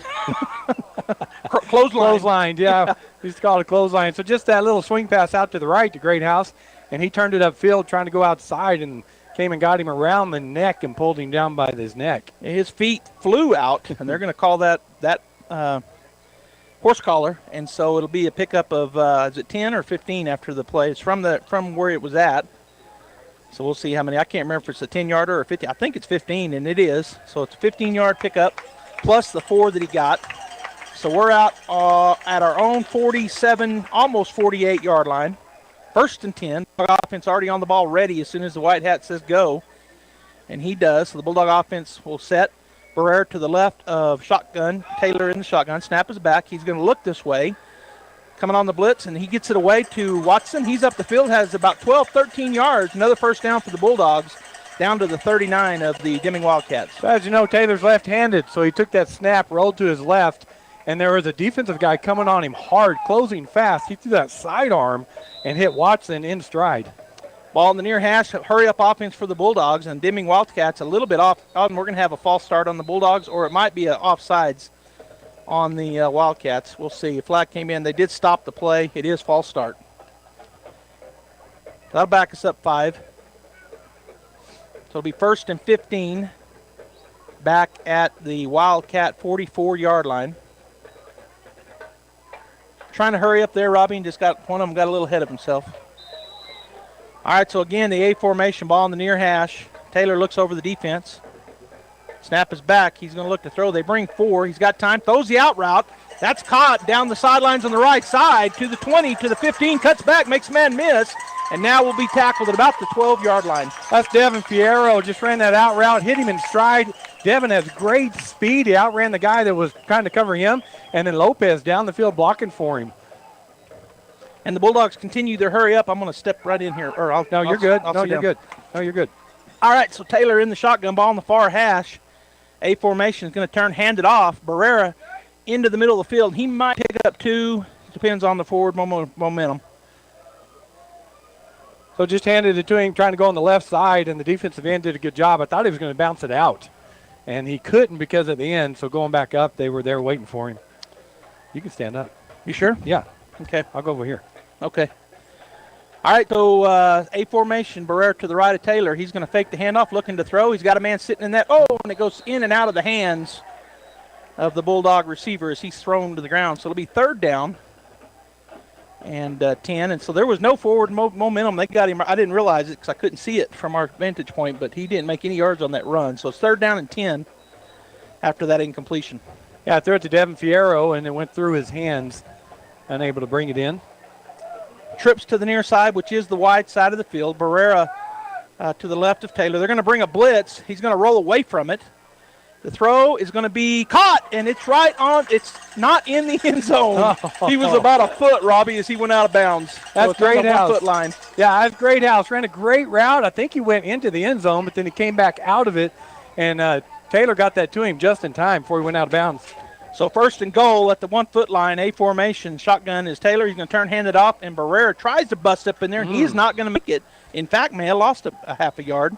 That's a good job by their defense. Yeah, really good job. Front, because he hit that hole hard and unable to get it in there. 3 Wildcats hit him. All right, so it'll be second and goal. And about a foot out further, so right at the 1 yard line. Going heavy. This time we'll line up, go heavy. Peyton Deans between a linebacker and a defensive lineman, or maybe 2 linebackers. Mm-hmm.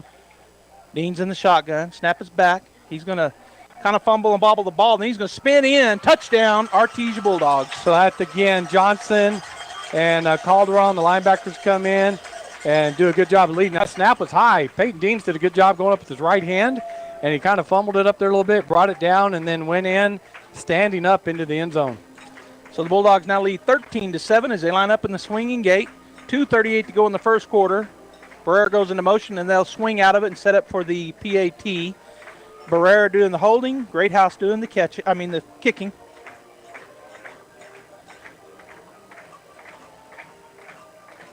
Snap is back. Hold is down. Kick is up. And it looks good, and it is good. Artesia 14, Deming 7. We're still in the first quarter, 2 minutes and 38 seconds to go, and we're going to take a break. We'll be back after this timeout.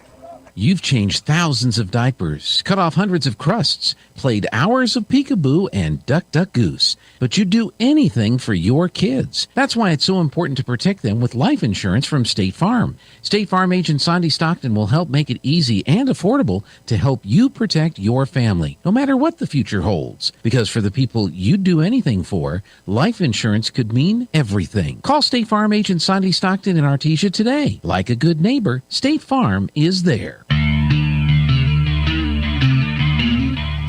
All right, Bulldog fans, we're back here as the kickoff team is on the field, and I had asked Jeff if he saw anything with Pondo coming off earlier. And Jeff, what did you think the officials were saying to Pondo? Looked like he was a little woozy, maybe. He's kind of shaking his head. He got up, made a pretty good tackle. Maybe rung his bell a little bit. Coach Maupin went out and was his advocate. I think we'll see him back in the game, I hope, but might have got his bell rung a little bit, so hopefully not. Okay, thanks, Jeff. All right, so Greathouse undo the kicking. This time he kicks it to the right side of the field. Going to be fielded back at the 15 by number 17, and he rushes up in there and is tackled at about the 29-yard line. See where they marked? They're going to put it right down at the 30. Peyton Deans and number 89 for the Bulldogs in there, and that is Matthew Seiss for on the tackle. All right, so the Bulldog defense out once again, and they've have given up 1 touchdown, but they've also had a 3-and-out, Robbie. After the turnover, the Bulldogs turned over earlier on a fumble. So offense on for the Deming Wildcats, and Aguilar, the quarterback in the shotgun. Snap is back, hands it off to Reza, looking for a spot on the right side, and he busts up through there. Robbie picks up about 8 yards. Yeah, he changed it up that time. They've been going to the left with that run play, and this time they came to the right. Riley Jarrett able to come off his block and be the first Bulldog in on the tackle. But it was about 8 yards down the field when they took him down. So 2nd down and 2 for the Deming Wildcats as they will break the huddle. Aguilar in the backfield. He's got that, what we're calling a sniffer back, kind of up close by the tackle.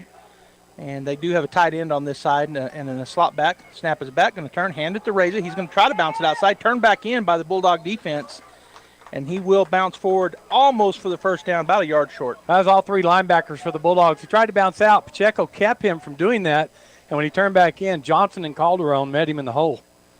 So pick up about 1. It'll be 3rd down and 1 at their own 39-yard line for the Deming Wildcats. Bulldogs looking to get a tackle for loss right here and force the punt. They may force it anyway if they're able to keep them from getting the first down. All right, so in the backfield, by himself is going to be Aguilar. So they've got a double tight, and they got, well, let's see. Yeah, they do. Man comes into motion. It's 21. The ball hits the ground. Bulldogs have a chance here if they can keep him from it, and depends on the spot, Robbie, but I think he got the first down. Yeah, Seth Johnson, boy, that can really mess you up, everybody up, when that ball hits the ground and it's not a regular play. So Seth Johnson did make the tackle, but like you said, not till he had gained the first down. He got that 1 yard.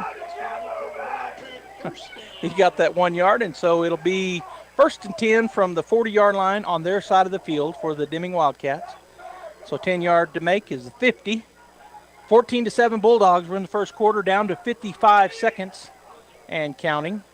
As 33 goes into motion from the X-back, it's going to be a little bit of a high snap. Hands it to Reza on the left side. He's got running room, and he's into the open field. Bulldogs will chase him down, but not until after a pickup of about 23. Yeah, it's just that same play up the middle. They pull number 66, one of their guards, and he goes across back underneath the offensive line, kicks it out, and, well, he's got some speed when he gets loose. Yeah, 21 is a big, good-looking athlete, and he did get 23 yards on that pickup. So it'll be 1st and 10 for the Wildcats at the Bulldog 37-yard line. 33 seconds and counting here in the first quarter. Bulldogs lead 14-7. Aguilar, the quarterback, will take the snap, fake, the handoff, and throw it, and there it is, Robbie. I'll let you define that play, but, boy, he saw that all the way, and we get a big tackle for loss. I'm telling you, Pondo, they tried that quick pass out here, and Pondo closes and reads it so quickly that as soon as he caught it, he hit him low, wrapped him up, and started driving him backwards. And then Pacheco came in and helped finish him off. Yeah, that was that little wide-out screen or a slot screen that they tried to throw again. He, like you said, he just reads and goes right by the blocker. Yeah. As soon as it was caught, he made the hit. And what we're liable to see, the teams keep trying to do that, so we might see them a pick six one of these days. All right, Bulldog fans, we're going to take a break. The quarter has expired. We're going to go into the second quarter leading 14-7. We'll be back after this timeout. Artesia General Hospital is proud to be the only radiology department in Southeast New Mexico accredited by the American College of Radiology for CT, MRI, mammography, nuclear medicine, and ultrasound. This means our radiology services are among the safest and most effective services available. We are also the only facility within 150 miles to receive a lung cancer screening center designation. Artesia General Hospital offers comprehensive diagnostic imaging services in both Artesia and Carlsbad. Learn more at artesiageneral.com/radiology. Welcome back to Bulldog Football, Bulldog fans, on KSPP Radio and KSPPTV.com. Joby Hodling and Robbie Blue, and Jeff is down on the sideline. Jeff Hodling. Jeff, they had a big run, a pickup of about 23, and it looked like what they've been running all game, but there might have been a wrinkle. What did you see as 21 busted through on that left side?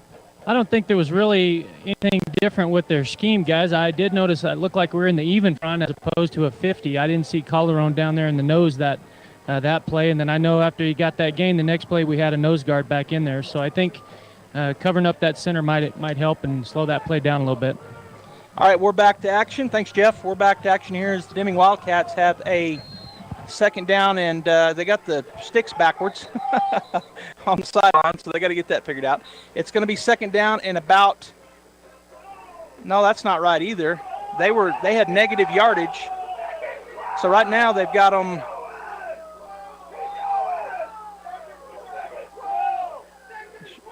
yeah, they're going to move them forward, so the fans are helping them out, Rob. Yeah, they are. Bulldog fans know what's going on. And we're pretty tight field here. The stands are kind of right on the field. And the window's open, and they're letting them know.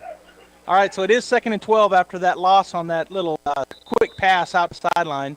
Pondo coming up making a great tackle. All right, so a sniffer back up on the right side behind the guard.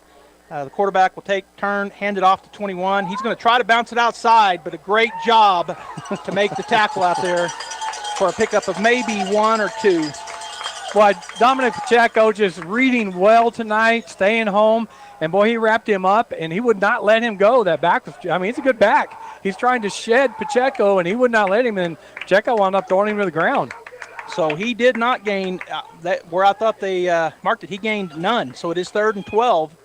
And Bulldog defense, again, playing tight right here as the quarterback, Aguilar, in the shotgun is going to roll to the right side. He's being – oh, no, we might have a penalty. Maybe not.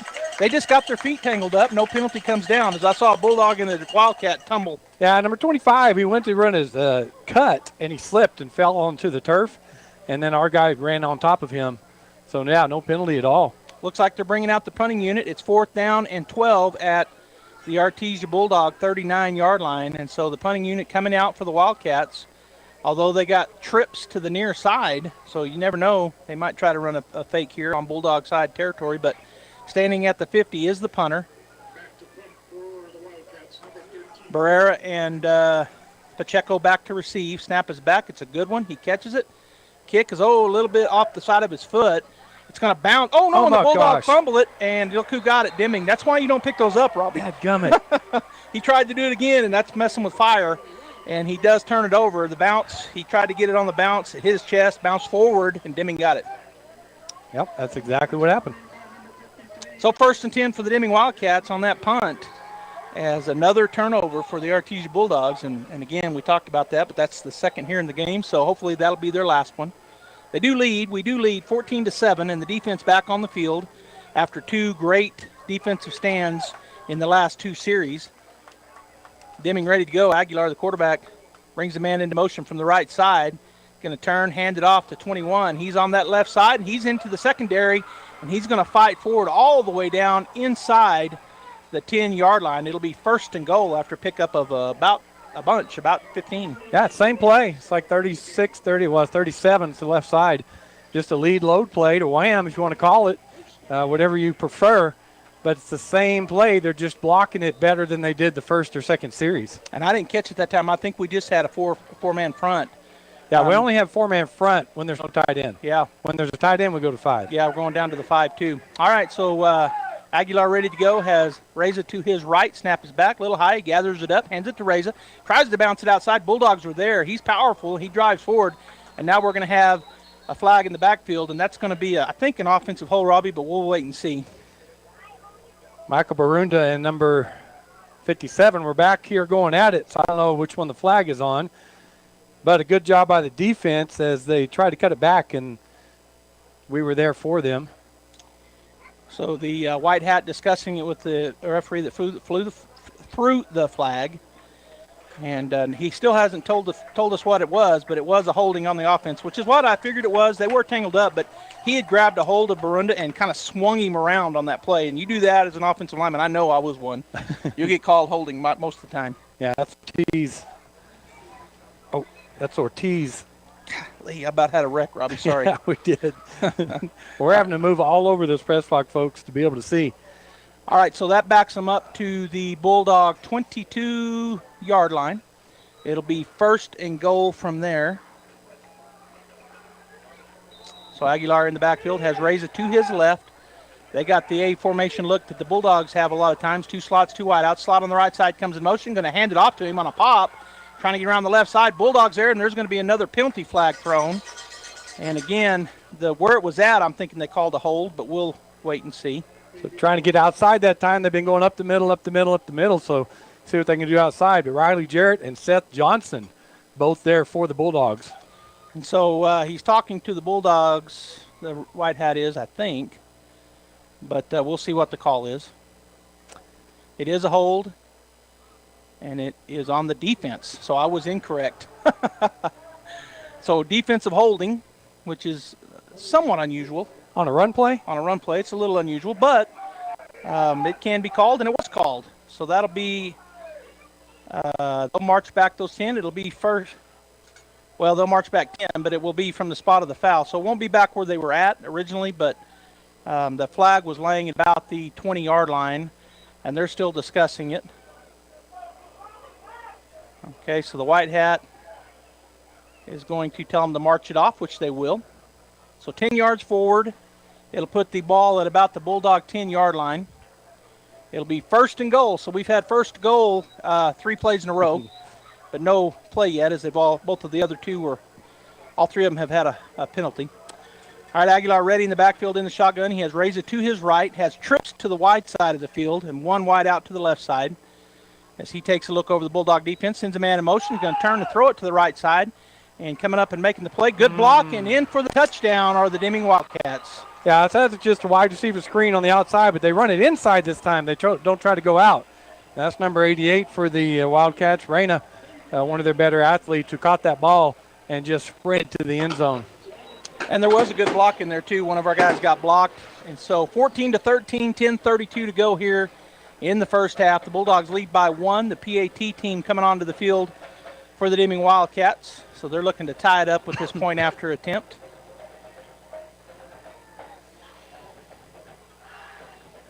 And they've got a little bunch play. Well, they're missing a player, too. So they go lopsided on one side, it looks like. But either way, snap is back, hold is down, kick is up. And this time the kick is no good. So with 10:32 to go here in the first half, the Artesia Bulldogs 14, the Deming Wildcats 13. We're going to take a timeout. When we come back, we'll have the kickoff. Stay tuned. Hello, Bulldog fans. It's Martin from Frost Mortgage in Artesia, your local lender. While the Bulldogs are scoring high, your mortgage should be going low. Rates are at an all-time low, and it's time to cash in on it. So call Martin at 575-749-6278 to schedule your free consultation. Remember, you have a choice when it comes to your home financing, so don't be misled. Call Martin at Frost Mortgage today.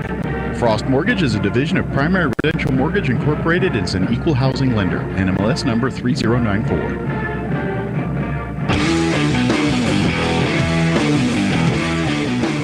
Welcome back to Deming, New Mexico Bulldog fans. 10:32 to go in the half, and our score 14-13 here as the Bulldogs lead by 1 in the second quarter. And the kickoff return team on the field for the Bulldogs. The kicker for Deming has kicked it off. This will be his third time, and the first 2 times he just laid the ball flat on the field. He's more than likely going to do the same thing and just squib it. He kicked it right at our front line both times. First time, Anguiano had hit him, but he fell straight down on it. The second time, he kicked it at our front line, and the front line got out of the way of it, and the back picked it up. So we'll see what they do here. As again, they're waiting on the officials to get in their spots, as it looks like they counted everybody and got 11 on both sides. So the Bulldogs pulled Fierro up. He's just right behind the 5 offensive guys for that squib kick. And it's Fierro, the spinner back. They do kick just a line drive. It'll go right back to, I couldn't tell if that's Watson, maybe. And he's down the right side, still on his feet, and he will get all the way out to the 46-yard line of the Artesia Bulldogs. Good run back there as they kind of line drive that one back. And was that Watson, number 27? Yeah. Good run back by him. It was. So 1st and 10 for the Artesia Bulldogs at their own 46-yard line after a great return there on that line drive squib kick. Ball will be on the near hash. Bulldogs going from the south to the north. Beautiful sunset we had earlier. Now just got that pink in the far sky. Taylor with trips to the wide side. Snap, turn, hand it off to Barrera looking for a hole. He bounces it to the left side, and he will get a pickup of about 4 yards all the way out to the 50. So the Wildcats doing a good job because that first series of the game, Barrera broke one, obviously, for that long touchdown run. But since then, he's having a hard time breaking free of the linemen and linebackers. All right, so the Bulldogs have a 2nd down and 6 at the 50-yard line. Trips again to the far side. Ball in the near hash. Taylor looks over the defense. Snap is back. He's going to drop the throw. They rush forward. Now they drop a man back, and the throw is going to be broken up. And almost, well, that was close to being picked. Yeah, it was. Number 38 for the Wildcats, Gabriel Villegas. Villegas came across there and almost picked that off, as you said. Just an out route, and he read it all the way. All right, so the Bulldogs with a 3rd down and 6 at the 50-yard line. A formation, ball in the near hash. Taylor in the shotgun will drop. They're going to rush forward. He turns, throws it, and that's caught. Oh, nope. Drop ball. It would have been a 1st down, but it goes in and out of the hands of Watson. Good coverage, but it was there. He just kind of got through his hands, Robbie. Yeah, we saw this last week, too. I mean, that's a big 1st down. We're going to go for it right here, but that's a big 1st down. So that's about 3 or 4 drops we've seen from the receivers tonight. The Artesia Lady Bulldogs finished 4th in pool play today in the Zia Classic. We'll play Hobbs tomorrow morning at 10:30 at Roswell High. That will be streamed on KSVPTV.com. Okay, 4th down, 6, snap is back. They bring 4. Taylor steps up. He throws an out route far across field. Watson with the catch. He's got the 1st down, and he will be run out of bounds at the 39-yard line of the Wildcats. I tell you what, to line up on the right hash on 4th down and throw it that way. Yeah, Yeah. Say it. What was he going to – what was the throw, though? Go ahead. I'm sorry. I interrupted you. Long pass, right? Yeah, all the way across the field from the right hash across to the left half. Takes time to develop, and Taylor throws it on the mark, and Watson makes the catch. Empty backfield, trips to the near side, which is the wide side. 1st and 10 at the 40, so it was a little bit back than where I thought it was. Shotgun, Taylor in the backfield. Snap is back. He's by himself. They rush 3. He steps up, and Robbie, he's going to go down on a sack on a 3-man rush. Ball came out, but they were saying he was down. And now it's scrum out there.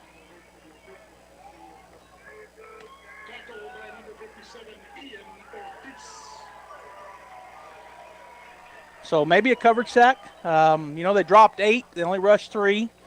And so we had 5 receivers into an 8-man coverage, and we do lose 3 yards. So it'll be 2nd down and 13 for the Bulldogs. Ball in the far hash, back to a standard A formation. Taylor under center this time, and he will take a snap, take a 3-step drop, and man comes in on him hard. He rolls away from pressure.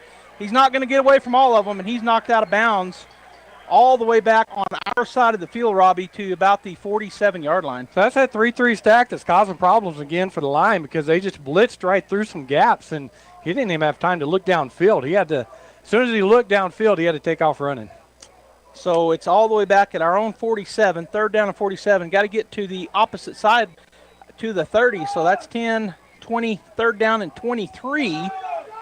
As the Bulldogs will come out with trips to the near side, which is the wide side of the field. Taylor in the backfield in the shotgun with Guerrera to his left. Snap is back. He's going to look to throw. He's got a man down the right side. That is Peyton Deans, and he just misjudged it, I think. It went through his hands. He kind of slowed down, and then the ball was, I don't know. So he's trying to go route down the right side. Peyton Deans, number 12. Taylor laid it up for him, but it was just past his fingertips to get that 1st down. But he did have a step on the defender. So it looks like we're going to punt the ball as Deans comes in, or stays in, and drops back in that punt formation. So 4th down and 23, and it'll be our first punt of the ball game if, in fact, he does punt. Now he drops back, and he goes way back, about 14 yards. Snap is back. Good snap, and he will get it off. It'll be off to his right side of his foot, though. Take a big bounce, and good roll for the Bulldogs, and it'll go out, be touched at the 23-yard line. It'll be 1st and 10 for the Deming Wildcats. Yeah, so we had momentum there. Picked up that hard 4th down, that difficult 4th down. And then 2 breakdowns in a row with the offensive line, and Taylor just not having any time to look down the field and throw. Cost us on that. They'll fix it. The offense goes over here, and they meet with the coach while the defense is playing. So they'll coach him up here on the sideline. And I'm not sure, and we probably won't find out, but he went under center. I think the first time this year as a quarterback, yeah. Taylor goes under center, and that play was busted from the start as they broke through fast. All right, Deming ball.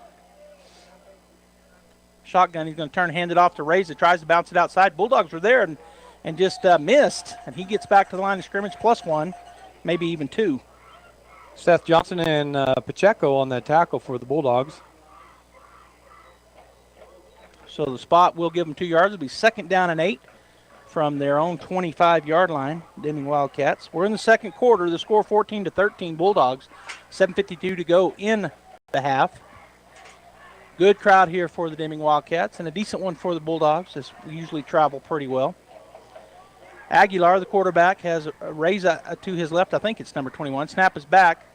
He steps into a throw, and that is just a miss. Either he misread where the receiver's going to be or the receiver went to the wrong side. He dug to the inside, and the throw was to the outside. So incompletion will bring up a 3rd down and 8 for the Deming Wildcats. The incompletion, of course, stopped the clock, so we've got 7:34 to go here in the first half, and the Bulldog faithful coming to their feet, looking for a big stop here and a punt or a turnover. Either way, punt it or force them into a punt or get a turnover. Snap is back. Aguilar's going to roll out to his right, looking down the field. Now he's going to turn and run, and a great job there by the defense, Robbie, coming down the line and making the tackle short of the first down. Yeah, that's number 59. Mark Munoz did a great job from his tackle position. Just as soon as he saw him sprint out that way, he flattened off down the line of scrimmage. And when Aguilar tried to cut it back in, he was right there. It was a pickup of 2, but they're going to be 4th down and 6, and the punting unit does come on the field. Dropping back will be Pacheco and Barrera for the Bulldogs. Clock is running. We're down to 7 minutes before this snap gets back. The snap is back. Kick is off. Good punt as he kicks it away from the Bulldogs. Now it bounces, and we'll catch this one. Barrera with the football, and he's going to get back out to about the 48-yard line of the Artesia Bulldogs, and that's where we'll start. I saw the referee throw his beanbag, and I thought it was a flag. Yeah. Hand was kind of up on the helmet of Barrera, but I thought they might throw that too, and that beanbag came out. But just a beanbag to mark the spot, so no foul. 1st and 10 for the Artesia Bulldogs at their own 48. The ball marked on the near hash as the Bulldogs come out of the huddle.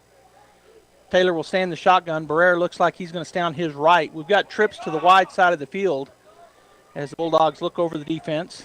One man down here to the short side. Taylor looks everywhere. Snap back. He's going to just take a straight drop. Looking. He's got a man streaking, and it's just overthrown and back to over his outside shoulder, and that'll be incomplete. Trying to hit Lopez out here on the right side, but I watched the middle linebacker blitz that time, and the line adjusted, picked him up, and gave Taylor time to throw that. He tried to squeeze that in a window between the safety over the top and the corner who was right underneath the receiver Lopez, and just sailed a little bit on him. So it'll be 2nd down and 10 at their own 48. Back to the standard A formation, ball in the near hash. Barrera to the right of Taylor, going to turn, hand it off. Barrera looking for somewhere to go. He does peek through. He's going to have the first down and more as he breaks to the outside, and he's going to be drugged down at about the Deming Wildcat 36. I'm telling you, if we can get him past that second level, he's dangerous down the field, but did a good job there picking up that first down. Line, good job picking up the linebackers. All right, they're in that hurry-up offense here as they got everybody up on the line. A formation, ball in the near hash. Barrera to the right of Taylor in the backfield.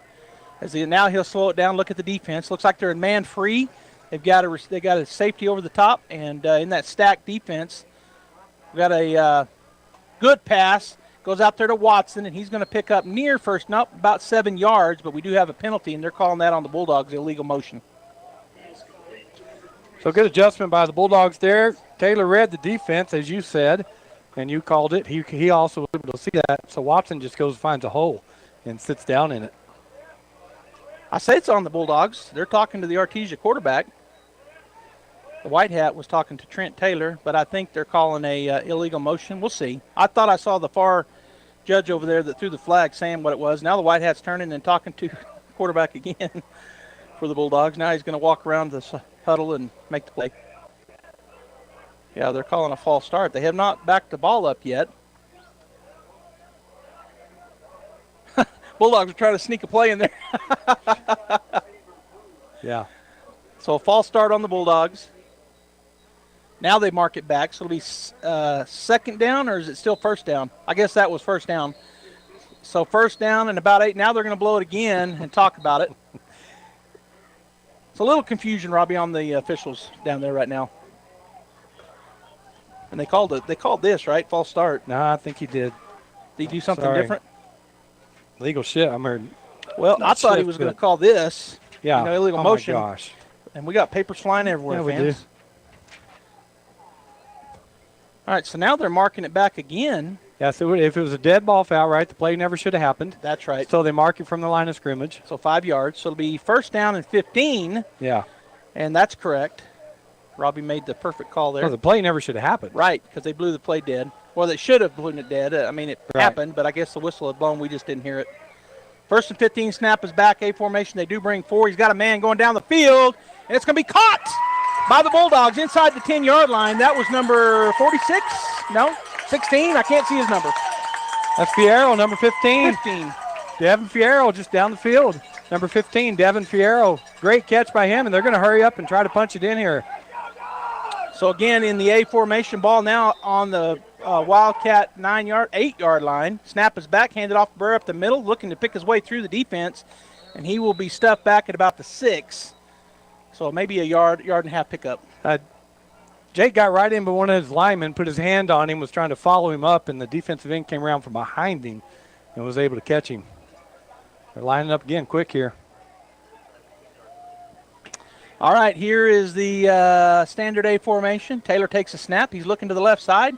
He got some man sit down in that zone, and boy, little high, and they hit him right when the ball got there. Incomplete pass.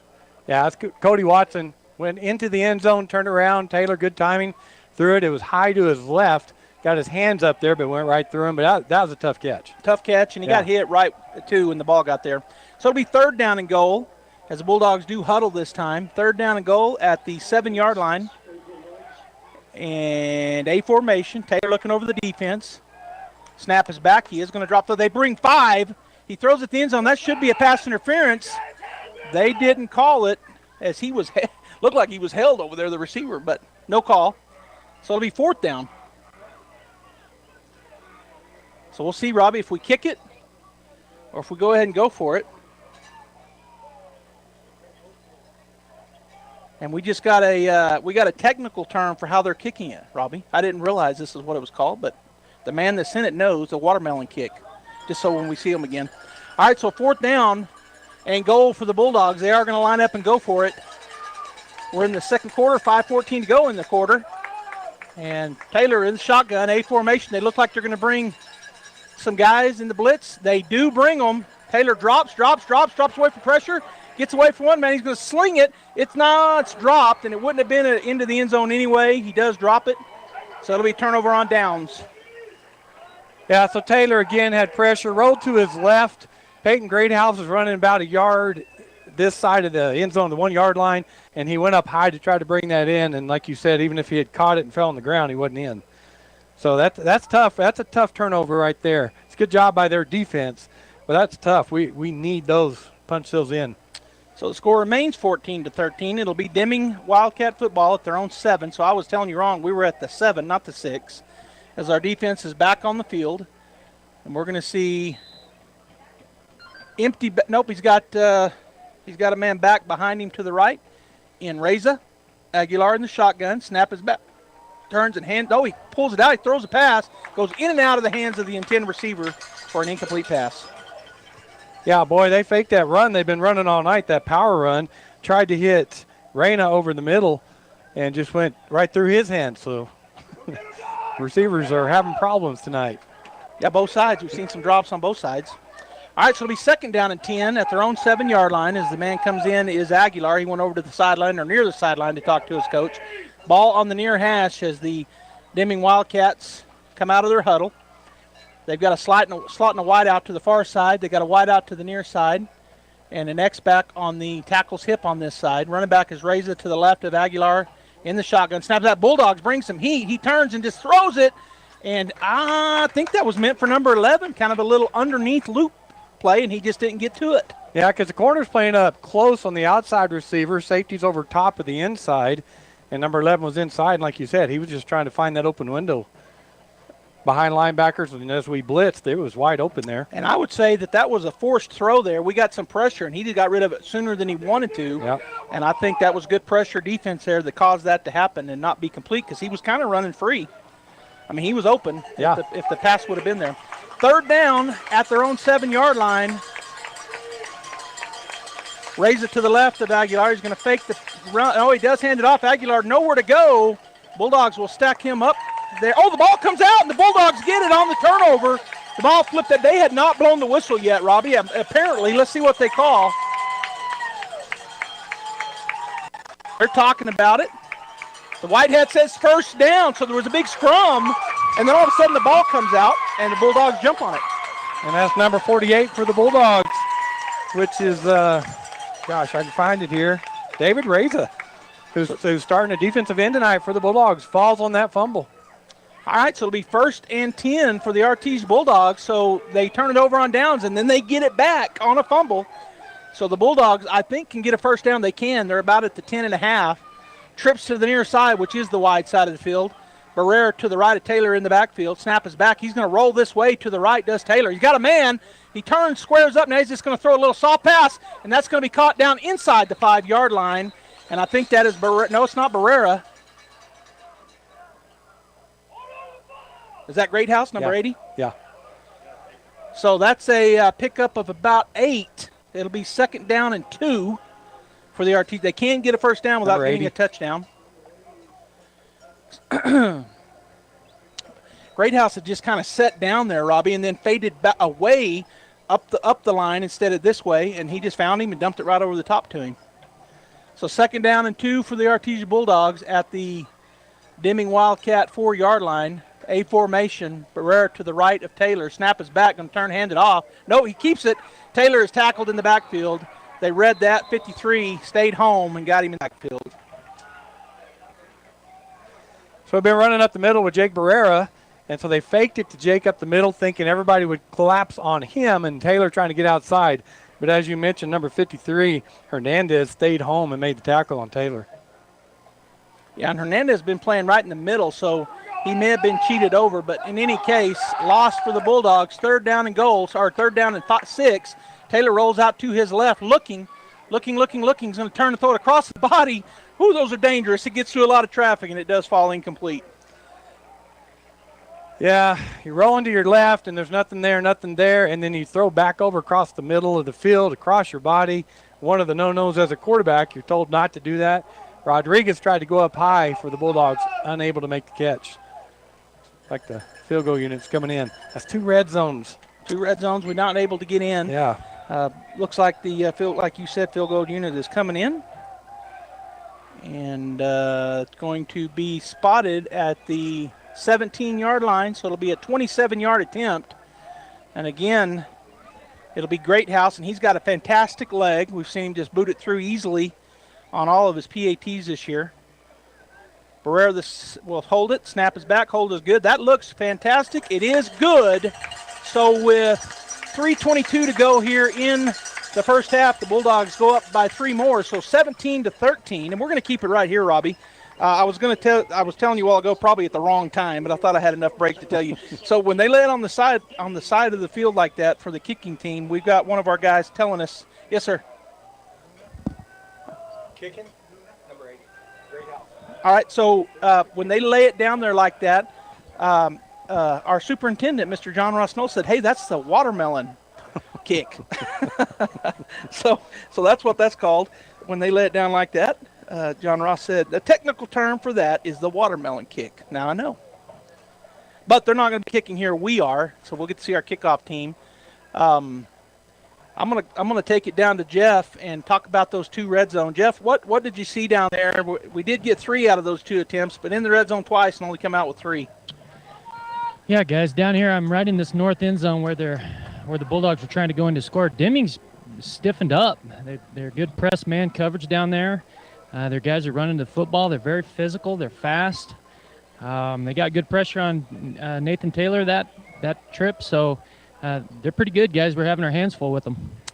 All right, Jeff, thanks. All right, so Greathouse back on to do the kicking. Bulldogs lead 17-13, 3:22 to go in the half. And here comes a kick. Going to kick this one down the right side. It's going to be fielded at about the 15-yard line by number 17. And he's up to the 30 before anybody touches him. Then he breaks through. He's still on his feet all the way out to the 40 and will finally be drugged down at about the 43, maybe 44-yard line.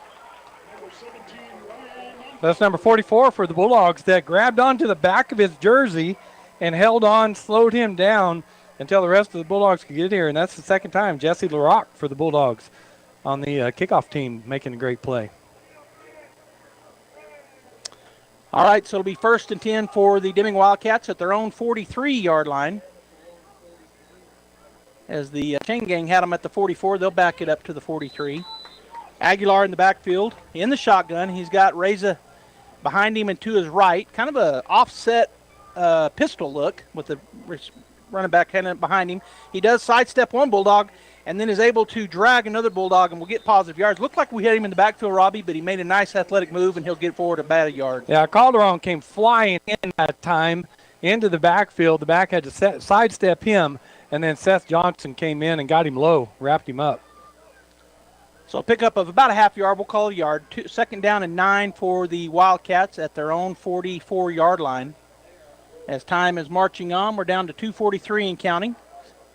2nd and 9. Aguilar, the quarterback, has Reza to his right and behind him. He's going to snap it, look for a pass. He's got a go route down here. And good defense down here by Pondo. He's running stride for stride.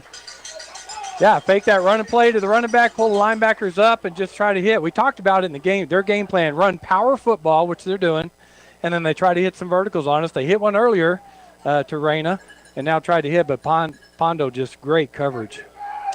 All right, so it'll be 3rd down and 9 for the Deming Wildcats. Clock has stopped. We've got enough time to get another score for the Bulldogs. Need to stop them here and then get the ball back in the offensive hands. 2:31 to go in the half. We're going to have a timeout taken by the Deming Wildcats. I think the first timeout of the half. I think so. So it's been a fairly quick first half here, Robbie. We've seen a lot of some good play on both sides of things. It's a tight football game. We're leading 17-13. I think any surprises so far for you, or you think this is what we expected? I think it's exactly what we expected. We knew Deming coming in was going to be tough. They're athletic, they're big, they're fast, and they want to power run the ball. And that's what they're doing. They've had a couple of breaks on 3rd downs where the defense could have held them, and they picked up they can't sustain drives picking up 3rd downs. The defense needs to do better on that. Offense has done, they've scored 17 points, but stalling inside the red zone. We scored twice there, and we kind of break this open at 28-13, but sitting here at 17-13. So, yeah, it's about what we expected, just hoping the offense can get that red zone fixed. Right.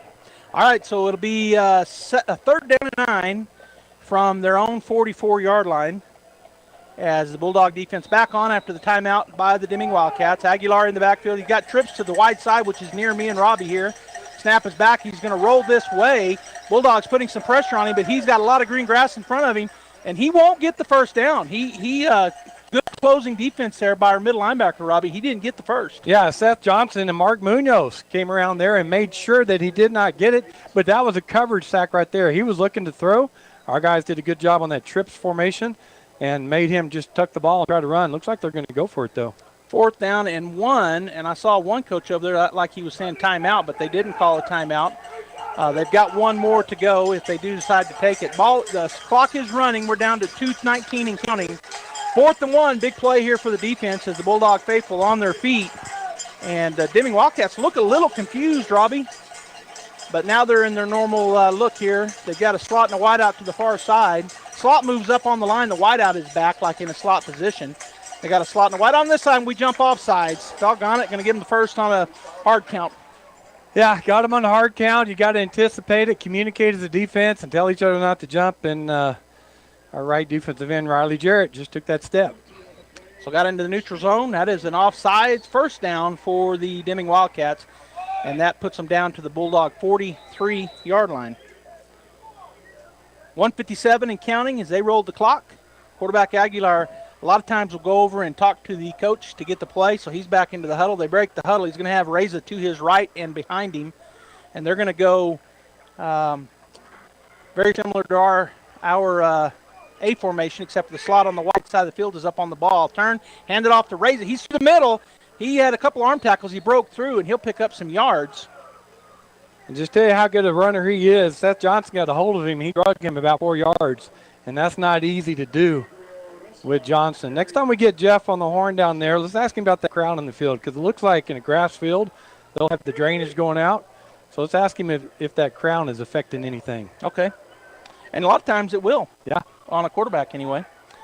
All right, so it'll be 2nd down and about 5 after that 5-yard pickup. Snap is back. We're going to rush. Quarterback's going to keep it and go around the end. Try to anyway. Guess what? Great defense by our outside linebacker. Yeah, Dominic Pacheco, I was watching him. I was hoping he didn't get anything there, but did a good job of just staying home. And I tell you what, you're not going to run Pacheco on the outside. He is fast, and he knows how to tackle. He comes in low.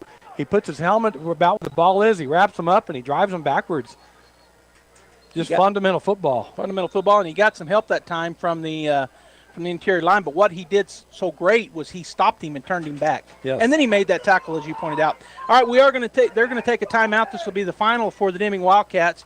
56 seconds to go here in the half. And, Jeff, we're going to come down to you. We were talking, and we've had some folks text in and say they can see a crown on the field as they're watching this online. Do you think that crown is affecting our quarterback or the quarterbacks here in this ball game? You know, it really does, guys. That's a pretty good point to make. And what happens is we'll get on a hash, and then we'll try to throw all the way across the field, you know, whether it be one of those out routes to a slot or try to hit that 3-route comeback route on the outside to one of our wideouts. And it's a tough throw. That crown makes a big difference. I don't know, 3-4 yard crown here in the middle. I'm looking right across the 10-yard line right now, and it's definitely in play. Well, and that even brings into more the great pass that Taylor made earlier across the field on an out route. But okay, Jeff, thank you for that. 3rd down and 9. Bulldog defense ready to go here as Deming has an empty backfield. Aguilar by himself got trips to the wide side. Twins to this side. He brings 21 in motion. Going to fake the handoff to him. Now he's just going to roll to that way. Bulldogs come up on him. He's able to not break away. Great tackle. Seth Johnson and let me get his number. Yeah, it's Riley Jarrett. Good job by those young men as Aguilar looked downfield. Great coverage again by these Bulldog secondary and linebackers. And then when he turned up to go, Seth Johnson was right there on him, and Riley Jarrett was. Timeout, Bulldogs. Yeah, the Bulldogs will take a defensive timeout right here as they've got a little bit of time left here in the half. 45 seconds is 4th down and a long 8 for the Deming Wildcats. So anticipate that they punt this ball, and that's going to give us a little under a minute to get down the field and see if we can get another score here. And like you said, and I'm kind of giggling. I'll share something here, Robbie, while we got a timeout. And some fans know this because sometimes I think we comment on it. But a lot of times you and I both are getting texts and messages during the game. Sometimes they're just funny. Yeah. Yeah. Oh, absolutely. So I hope that people don't think we're laughing at something that, I don't mean to sound like we're laughing at something going on in the game, but because we're not. All right, so they're going to line up in the punt formation as we come back out here. Bulldogs should have an opportunity here with about 45 seconds right now. So after this punt return, we'll see how much time we have. Snap is back. It's another good snap. Punter gets it away. And coming up making the fair catch at about the 24-yard line is going to be Jake Barrera. So let's see. 5 seconds got off of that. So 40 seconds to go here in the half. Well, they probably told him to fair catch whatever it was, but I would have liked to see Jay. He had room. I'd like to see Jake catch that and just try to go up the sideline. Well, he did have a lot of room, but that may be the case. Yeah. But he was told, hey, if it's catchable, fair catch it, and that way we got a little time for the offense. All right, so we're going to come out with a bunch set on the left side, kind of tight. So trips in a bunch set on the left side, which is the wide side of the field. Snap is back. We're going to look that way as he rolls out to his left. He's got a man. It's number 27, and he's going to be tipped up in the air and almost intercepted as they just had good defensive coverage around him, Robbie, and the throw was a little high, and it just gets up there and tipped. Yeah. And I don't want to. I'm not going to do it. Well, I think Taylor didn't see him until a little late, I think is what happened to me. He's running backwards when he's throwing. Well, in that, yeah. He's running backwards. You can't get anything on it, so it sells on him. All right, so it'll be 2nd down and 10. Standard A formation. Barrera to the left of Taylor in the backfield. Snap is back. He looks. He steps up in the pocket. He's got it open. The ball is tipped, but it's going to be picked off. It's coming back to the ball. The ball was tipped as he threw it, and looked like Greathouse wasn't too Greathouse, but looked like he might have a chance, but then a Deming Wildcat got to it before he could, and that's our 3rd turnover. And so the Deming Wildcats will have the ball at the Bulldog 42-yard line with 23 seconds to go. Not much to say on that one, just a turnover. And, good pressure by the Deming defense and really good coverage back there. They're dropping a lot of times, Robbie, they're dropping 8. And so if they're able to get a little pressure on with 3 guys, which that time I think they did, and then even got his arm as he went forward with it, and that's really what caused the interception. All right, so Deming now with the aforementioned 23 seconds. Aguilar will take snap. He hands it off, trying to get around the outside, and he does break through the defense. And that is going to be, and a good job coming back from the backside to make a tackle. I thought he was going to get away, but we get him down there at about 12-yard pickup. Yeah, he started up the middle and started working his way across the grain, going against the grain, cutting back. And number 41 for the Bulldogs was able to get in there and make that tackle for us, Philip Finley. So the clock is running. They are out of timeouts. He's going to spike this ball. So Aguilar up under center. He spikes it with 9 seconds to go. So that gives them just a minute to get a huddle and talk about it. There's not a timeout. They're all run to the sideline. The water boy came out like it's timeout, but they've just got the normal time here to get a play off. As it's not a timeout, although the way you look at it over there, it looks like they're taking one. All right, so it'll be 2nd down and 10. And they're still huddled up on the sideline, and, the clock's running. So I think they're thinking they got a timeout. Yeah, the Bulldogs have done a good job of mixing up their coverage, so it's difficult for their coach right now to know what coverage we're going to run. What I've seen tonight, we've run 3 different coverages so far, and it in the same against the same formation. So it's interesting. So they don't really know. So to go, what are they going to run right here? What are they going to try? I don't know. Go vertical and look for a pass interference. I'm not sure what's going on, Robbie, with it. I don't know if they ever started the play clock. That's what I think our fans and our coaches on the sideline were out talking to the officials saying, hey, this has been over 35, 40 seconds. Where's the flag? And I don't know if it had been, but I think that's what the argument was. It was not a timeout, and they kind of treated it like one. They went to the sideline and huddled up and stayed over there forever. And now the officials are talking about it. Did we not start hey, guys, that wasn't a timeout? And Coach Maupin is out at the numbers on the field letting them know, too.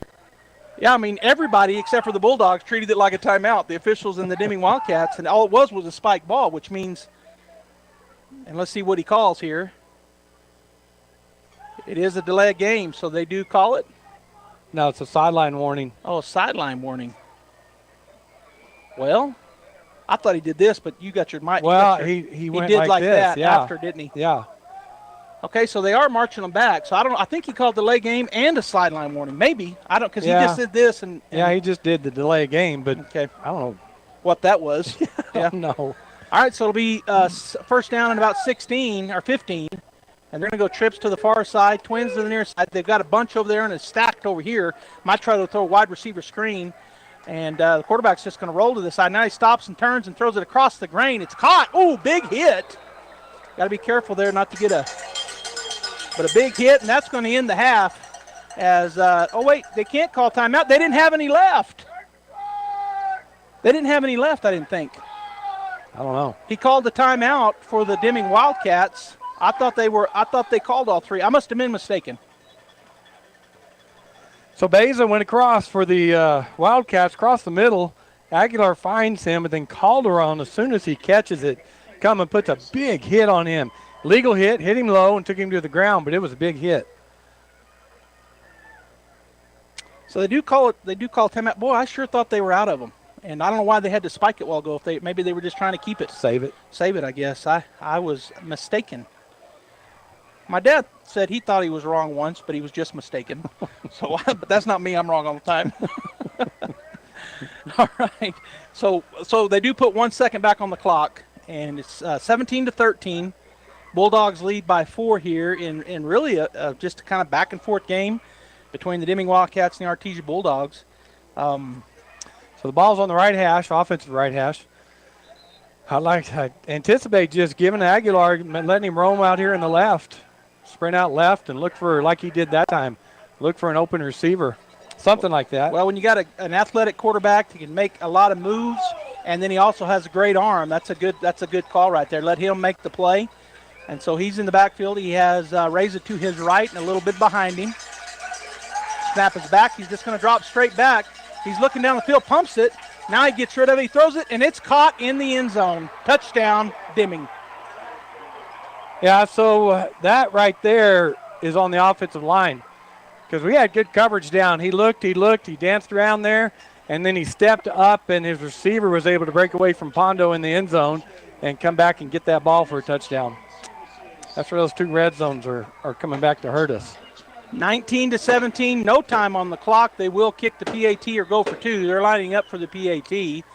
And so if they get this to go, they'll go into half leading by 3. If not, they'll go into the half leading by 2. Actually, they're going to run a play and try to get to. 21 is going to get in. So they get the 2-point conversion. They had basically a Wildcat offensive look, and he gets in. Yeah, 3 Bulldogs had a shot at him in the backfield.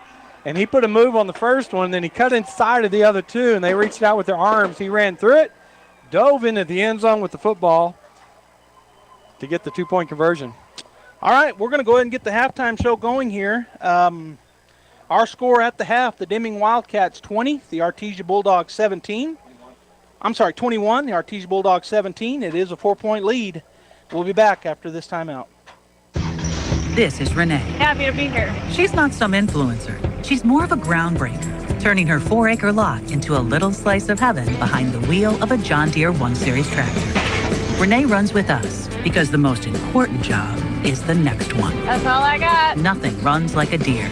Hear Renee's story at deer.com. Stop by Pecos Valley Equipment in Artesia or Roswell, or visit us online at pecosvalleyequipment.com. Hey CVE members, have you scheduled your no-cost home energy audit? If not, we're getting close to fall and cooler weather. It's time to sign up. Call 575-746-3571 to get your name on the list for a free home energy audit. Weather stripping, new door sweeps, minor repairs, and much more. Start saving money and keep that purchased air in your home. Central Valley Electric is happy to partner with Green Metal Energy for this valuable audit. Again, 575-746-3571 to sign up. Call now. Hi, it's Maria and Prisa with the Tate Branch Auto Group. Inventory may be low around the country, but here at Tate Branch Auto Group, we've got the resources needed to get you in the vehicle you want. Maria, really? How is that? With all 4 of our dealerships in Artesia, Carlsbad, Hobbs, and Roswell, we have a great selection of vehicles on hand. And now you can view them all in one place. Just go to www.tatebranch.com and you will have direct access to all our websites. That's right, you're just a click away from all of our amazing inventory. tatebranch.com. Welcome back to the Tate Branch halftime show. The Bulldogs taking on the Deming Wildcats, and it's time for our Tate Branch Fan of the Week segment. And believe it or not, it's Gene Dow. Congratulations, Gene. You finally won it after all these years. I'm so proud of you. Ladies and gentlemen, Gene Dow, KSBP Radio. This is exciting. I've always wanted to do this. You get a mug. You get a gift card. No. You're the Fan of the Week. Are you kidding me? No, you're the Fan of the Week. This is even better. No, so congratulations to you. Thank you so much. And let's talk a little bit about yourself. You're not a native Artesian, are you? I'm not. I was born and raised in New York. Okay. Went to the Air Force, went to England for a few years, Wyoming for a few years, and about 25 years ago, I came to Artesia, New Mexico, and I've loved it ever since. So raised 3 boys here, had a couple boys in the program. Love the Artesia Bulldogs, love Gene Dow, love KSVP Radio. And so I'm not a native. I'm one of those Yankees. But I tell people my home is Artesia, New Mexico. Now, both of us are Yankees, but he's literally a Yankee. You grew up a big New York Yankee baseball fan, didn't you? I was a big New York Yankee baseball fan, so still am. We're a little streaky this year, but we're hoping to limp into the postseason in that wild card spot and make a good run. Now, what brought you to Artesia? Was it the job? It was the job. Faith Baptist Church called me, Pastor Elliott, back in the day, and said, hey, we're looking for someone to come be part of our ministry. We need a student pastor. Are you willing to come check it out? I came down and fell in love with the community, fell in love with Artesia, obviously fell in love with the Artesia Bulldogs and the culture of the community. And what can I tell you? I love visiting New York, but I would never want to live there again. Love Artesia and glad to be here. Glad to be here. As you said, you raised 3 children, have all been through the schools. Initially, when you come to Artesia, you're a fan, and you go to the games and you learn the experience, but then you become a parent of a student that goes through the Artesia school system. Yeah, What's that like? Well, something clicks in the brain and you just become an idiot. And so if you have an athlete in the program and you're a parent, you're an idiot. You know exactly what I'm talking about. You kind of lose your mind. And so my middle boy and my youngest boy, Grant and Ethan, they played for the Bulldogs. So Grant played linebacker and Ethan was a slot back. And so I tried as best as I could to sort of emotionally separate myself and just sort of cheer them on. But it really was fun. They were both part of state championship teams and really enjoyed it. My oldest son would have been a great football player. He knows that now, but he wasn't interested in it then. He said it was too painful, so he did a sport that was required no pain, and that was skateboarding. No pain. Exactly. Broke yeah. everything. Yeah. But anyway, it was fun to go through the program. And as a parent, of course, you're passionate. You're passionate about the program. You're passionate about the kids. But even now, what you do is before my kids went through, I cheered on other kids, and then after your kids go through, you find those kids, those favorite numbers on the field that you're cheering for and pulling for, and they kind of become your kids, and you root them on and cheer them on. But love watching Artesia sports across the board, regardless of the sport. It's really addicted to become a fan. It's easy to become a fan, and it's very addicting because whether you, like you said, whether you have kids in the program or not, everybody just loves going to a football game or a baseball game or volleyball or whatever the sport is when you go to support the Bulldogs. It's just fun to go and watch and be a part of it. It's just part of our culture in our community. And I've seen people that at times don't want to be a part of that culture, and they fight against it, and they don't last here. And so they just don't. They leave. They're awful human beings. Anyway, how could you not root for the Bulldogs? But it's just part of our town. It's part of our culture. You love it, and once it gets in your blood, you just can't get it out. So you either bleed orange or you don't. And in your job at Faith Baptist Church, yes. you not only see the youth when you watch them at a competition, many of these athletes you actually get to work with at the church, and that's got to be a big joy. Yeah, it's a privilege to be part of that aspect of their lives. You know, you're cheering them on academically, you're cheering them on athletically, and then to be able to stand alongside of them spiritually and encourage them in their journey with Jesus, it's really a unique part of their life that we get to be a part of, and it's a privilege to do that, and it's exciting. You get to know them on a deeper level, more than just a position or a number. Yeah, and so that's a lot of fun. They grow up, and a lot of them, they come back, they start families here, and we've got students that were in our ministry as athletes that are now leaders in our ministry, and now we've been here long enough to where their kids are in our ministry. So we're a couple generations in with Artesia Bulldogs here at Faith Baptist. Pretty exciting. It is. It means one of two things. I'm getting old. That's all that means. Yes, that's all that means. I'm an old youth pastor. So I am a dinosaur in the youth pastor game. I just turned 50 years old, and so still doing it, but love teenagers and love the culture here in Artesia, and obviously Artesia Bulldog football and Artesia athletics across the board is just fun to cheer the kids on and be a part of. That's great. Well, for being our guest today, we have a couple of gifts for you. I'm excited. We have, courtesy of our friends at the Adobe Rose. Yes, love that place. A $50 gift certificate for you to enjoy. That will be spent immediately. Thank you. And then Perry and Tate at Tate Branch want you to have this beautiful orange Bulldog mug.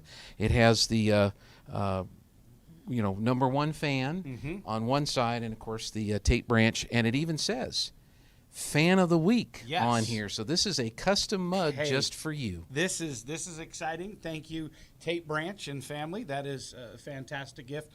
I will definitely put this to use. I don't have an orange mug with a handle. Well, you do now. With a handle. So this is a game changer for me. You do now. I'm excited about that. And not everybody gets one of these. No. Only the fans of the week. Only the fan of the week. And I earned it. I've been training hard. I've been putting in the I've done nothing. I was nominated. So, and I appreciate that. He wasn't even nominated. He was picked. I was handpicked. Handpicked. I was right. handpicked. They just want to get this on television. We got it. Michael, thank you so much. Thanks for being our fan of the week, and thanks for all you do for the youth here in our community. Well, thank you, Gene, and we appreciate KSVP Radio and what they mean to our community. Thank you. Tate Branch Fan of the Week. We'll be back with some band members on our halftime show, so don't go away. Go away.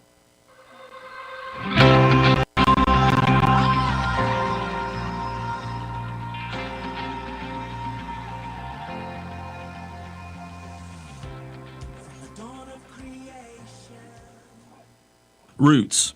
Roots are important. The root of your life, the root of a tree, the root of a business, or even a team. In Colossians chapter 2 and verse 6, it says, "And now, just as you accept Jesus Christ as your Lord, you must continue to follow him. Let your roots grow down into him." I want you to know the Christian life is never stagnant. Once we accept Jesus Christ as our Lord and we're immersed into baptism in him, are we continuing to grow? We can't just stop there. We have to grow. We have to continue to build and learn and take our roots deep into the faith of Jesus Christ. So where is your roots at? Where's your foundation of life? Is it growing into Jesus Christ? Are you a part of his life? Are you a part of his church?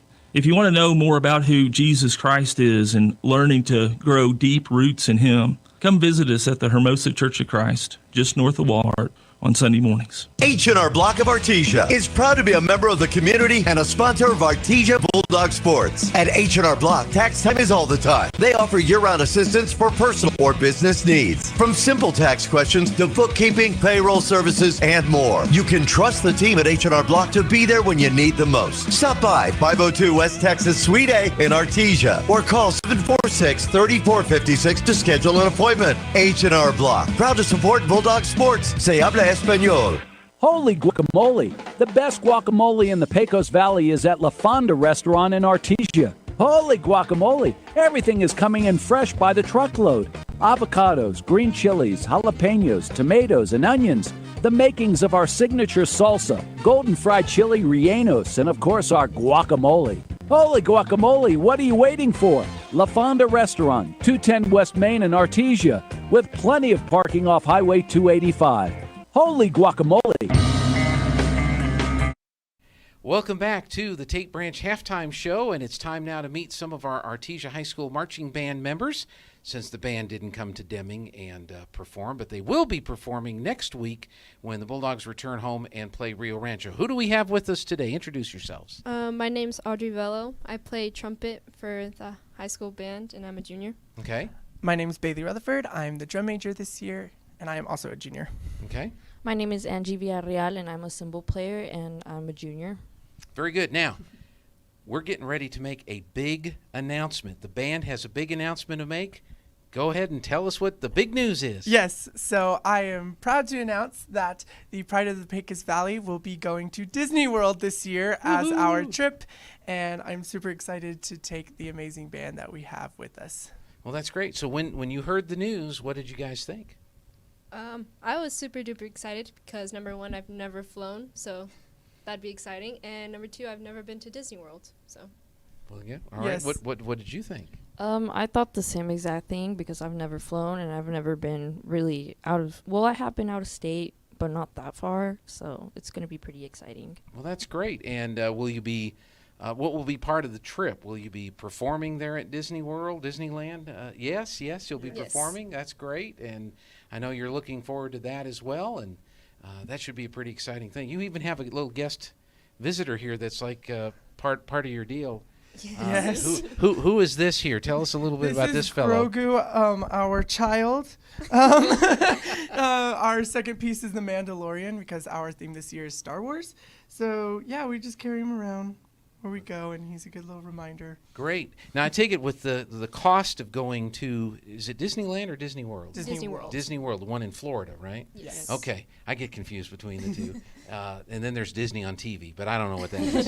But with that, there's going to be some costs involved. I'm sure you guys are going to be planning some fundraisers and be looking for some support from the community. Mm-hmm. Yes, so we are going to be selling cakewalk tickets mainly at the start for Monday. We are going to start then, and then we will do the raffle and such at Art in the Park coming up. So yes. And speaking of Art in the Park, and you mentioned the cakewalk, that is back this year.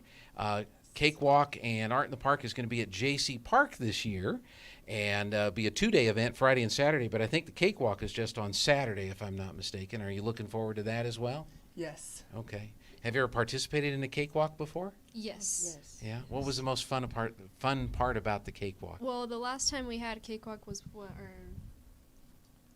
freshman year? Yes, freshman. It was our freshman year. So, I mean, we missed a year, but up till then, it's a lot of fun. It's kind of like being in a stand, so you get to dance along. You get to play everybody's favorite stand tunes, the fight song, and you just get to see people get happy when they win cake. There you go. We, at the end, they have some leftover cakes sometime, and as like a way to get rid of them, they let the kids run around in a circle, us in the band, and so they let us just run around like crazy, and then we get to like lay on the ground and cover like 6 numbers if we want, so we can like win a cake. That's my favorite memory from Cakewalk. My freshman year was actually when Cakewalk was happening. It was the day of my birthday, and I won a cake, so I got to go home with a cake. Well, that's why they have the cakewalk is in celebration of your birthday. I didn't know if you knew that. Yeah, I know. It's just funny. It's crazy. Pretty good deal. Well, that's good. So we're going to Disney World. We got a cakewalk coming up. Is there anything else we need to talk about today? Next Friday, the home game is in honor of our seniors. So it will be senior night, so we will be honoring all of the seniors, and you'll get to see all those that have been in band for 7 years. And 7 years, oh my goodness. Yes. That's a big number, isn't it? It is. Yes. Well, that's good. We need to honor those folks. And also, one other event that comes up in October every year, except for last year, because, COVID, is the marching competition. And that date has been set. That's going to take place this year? Yes. October 12th, we will be at the Bowl, and we'll be competing for one, hopefully. That's right. Going to get the number one. Maybe they'll open up the number one on the top of the press box. No, I think that's a football thing. But that would be awesome if that did happen one of these years, wouldn't it? Just for a brief moment, maybe for that night. Yes. Besides, they hadn't looked at it in a while. I shouldn't say that. I'm gonna get in trouble if I don't stop right there. So, well, very good. Well, thank you so much. So we covered the cakewalk, we covered Disney, we covered the marching competition. Is there anything else? Not that I know of. Yeah, I don't think so. All right. Well, thank you so much, and thanks to he likes cake, by the way. Yes. Thanks to all you guys for being with us. Thanks for you for watching, and don't forget we've got the home game next week. The band will be performing. It'll be senior night, so we're going to finish with a great big old Go Bulldogs! All right, we'll be right back. And don't forget, we've got the home game next week. The band will be performing. It'll be senior night, so we're going to finish with a great big old Go Bulldogs! All right, we'll be right back. Hey, Bulldog fans, just like the Bulldogs, you too have a chance to win big on tire rotations and oil changes. TMJ Auto is giving away a free tire rotation and oil change every quarter of the year. Surf onto their website, tmjautorepair.com, and find the Register to Win tab. Your name will be placed in the drawing and no purchase necessary. Plus, find other great deals and savings on tmjautorepair.com. Summer vacation is here, but just because you're on vacation doesn't mean your teeth should be. Protect your teeth this summer with a few summer tooth tips. First, drink lots of water. Believe it or not, most of the problems start with a dry mouth. Keep yourself and your mouth hydrated and happy. Avoid sugary drinks and avoid chewing on ice. Sure, it cools you off, but it's not great for your teeth. Don't forget to brush and floss regularly and dry out your toothbrush. Save your teeth for summer's sake. These tooth tips brought to you by Dr. K. Youngren and Smile Expressions, 2520 Hermosa Drive, Artesia. When was the last time a bank asked you about your needs or your goals? When you're a member of Artesia Credit Union, you get to use your money for something more important than fees and finance charges. You get to use your money for you. Membership is open to anyone who calls New Mexico home. Become a member of Artesia Credit Union today and see what your partners can do for you. North 5th Street in Artesia or online at artesiacu.org. Artesia Credit Union, member NCUA.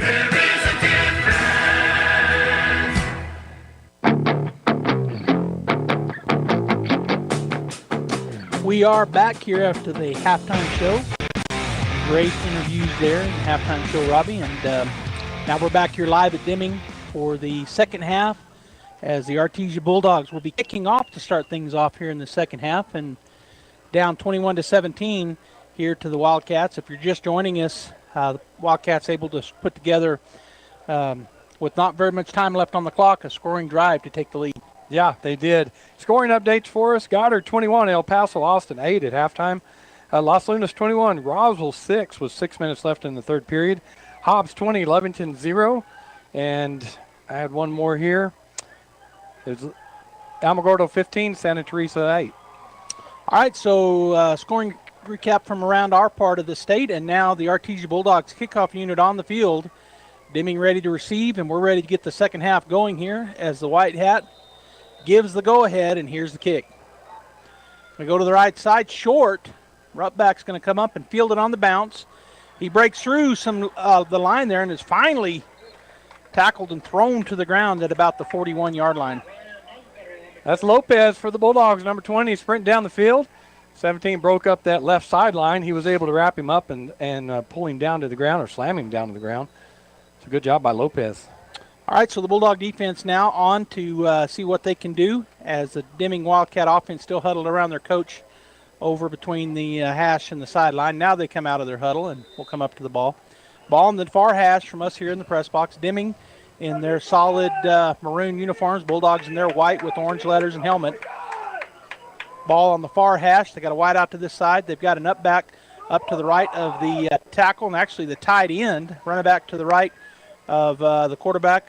And the snap is back. Going to turn and hand it off. He's going to cut it back up the middle. He will go, and looks like he'll pick up about maybe 3 yards on the carry.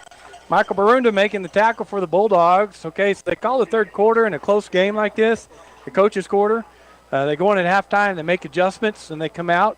And so each team is going to see what the adjustments were. So it's always called the coach's quarter. And what I noticed there is they had a tight end, and Calderon did not drop into the nose. We stayed in that 4-3 look that time. So that's a little different. For the Bulldogs.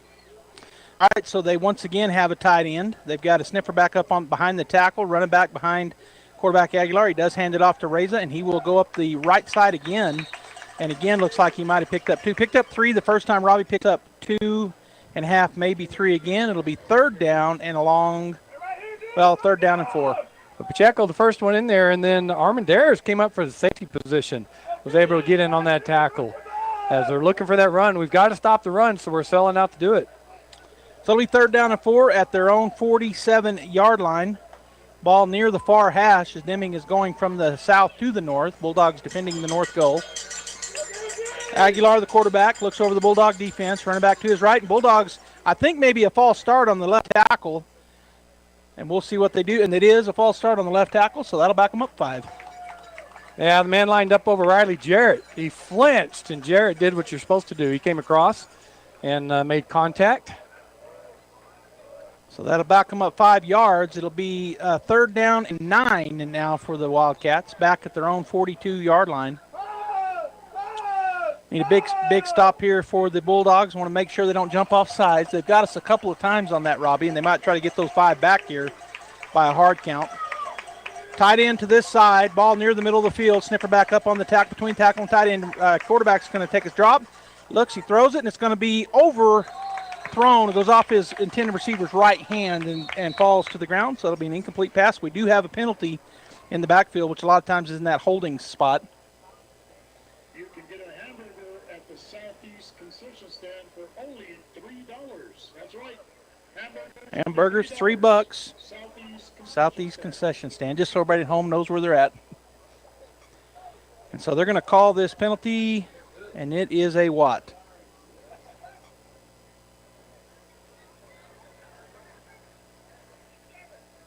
So holding defense, holding offense, offsetting penalty. Personal foul both ways. Oh, a personal foul. Yeah. Oh. So, okay, personal foul both ways. It will be fourth down then, because that, even though it was offsetting, it was after the play. So the flag came in, I guess, late.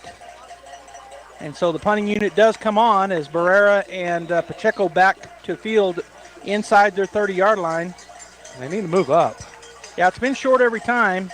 Punter will get it away. This time it's going to go back enough where Barrera's going to have a chance. He catches it at the 30, and he will go around the right side. That's where the wall was. It turns out it was the short side of the field, and Robbie, he gets that back out to about the 37. So Barrera catches that, so Pacheco cuts in front of him and goes around, as you said, on the right side where they're trying to establish the wall. Number 17 comes up, makes the tackle, Alfaro, for the Wildcats. So the Bulldog offense will get their first chance at it here as the defense did what they needed to do, get a 3 and out. And so the Bulldog offense here in the second half will start off down 21-17 with 10:07 to go in the third quarter. Ball in the far hash. Bulldogs going from the north to the south. Trips to the near side, which is the wide side. Barrera to the right of Taylor in the backfield. Snap is back. Quick throw out here. That's going to be to Watson. He's got some room. He's to the 40, to the 45. Runs through a tackle. Gets out near the 50-yard line. Good pickup. Yeah, we started off the game with that play, so they come back second half with it, hit him in stride on the left side. He turns upfield. Randall Hamilton throwing a great block, and Watson cutting right behind it to get another 5 yards. So a big pick all the way out to the 49-yard line. It'll be 1st and 10 for the Bulldogs. Ball on the near hash. Trips to the wide side, which is opposite us here in the press box. One man to the near side, which I believe is Hamilton. Barrera to the left of Taylor in the shotgun. Snap is back. Going to hand it off to Barrera up the right side. He's got some room. He bounces it outside. He's still on his feet. He'll pick up about 12, 13 yards, Robbie, for the first down. So I told his coach's quarter. I can see a couple of adjustments already. A big hole up that middle. Barrera bounces it out to the right. Gets outside that linebacker and heads upfield before number 17, Alfaro, makes the tackle. So a first down pickup of about 12, 13 yards. We're down inside the 40-yard line at the 38 of the Deming Wildcats. A formation, man coming in motion, is going to fake the pop, hand it up to Brer. Wide, open up the middle. Boy, it closed fast, though, as he will pick up some yards. I thought he had more room, but they did quick closing speed there. They did. He picked up good 4 yards or so, but they faked that pop or that sweep, which freezes the linebacker on the outside. Opens that middle up, or should anyway. That's the intent. And the hole looked bigger than I thought it was. They closed quickly. It's a good job reading there by the inside backers of the Deming Wildcats, because you're right. We faked the pop, and then up the middle goes Barrera. Picks up about 4, actually almost 5. We'll call it a second down and a short 6. Snap is back, going to hand it off, fake it, throw it out to the wide receiver on the far side.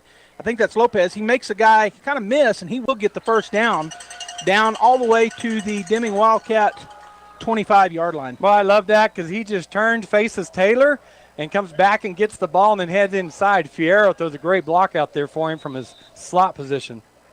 So 1st and 10, Bulldogs in the A formation, ball on the far hash. So the wide side of the field here towards us. They look like they're going to bring a stunt. They do. Taylor rolls away from it. Good backside block by Barrera. Taylor still on his feet, and he's going to throw it down. Was that caught? No. Incomplete, right on the sideline. Now, again, number 1 coming from his backer position for the Wildcats. Jacob Hull, boy, he just comes around that end and starts chasing Taylor from the backside. Taylor's got to take off full speed while he's trying to look downfield. Just a difficult play for a quarterback to make. All right, so it'll be 2nd down and 10 at the Deming Wildcat 25-yard line. Ball stays on the far hash. So the Bulldogs get huddled up, and now they break the huddle. Going to have a formation. They're going to have a slot and a wide out. Wide over here on the wide side of the field, really spreading it out. Slot and wide out to the top side. Barrera to the left. Stop him. He's going to run a draw. Barrera gets a hand on him, but he breaks free. He's into the secondary, still on his feet, and he gets all the way down to, looks like, first down yardage around the 15. I'll tell you what, Hull came blitzing again, and Taylor was just able to get that ball to Barrera when Hull hit Taylor.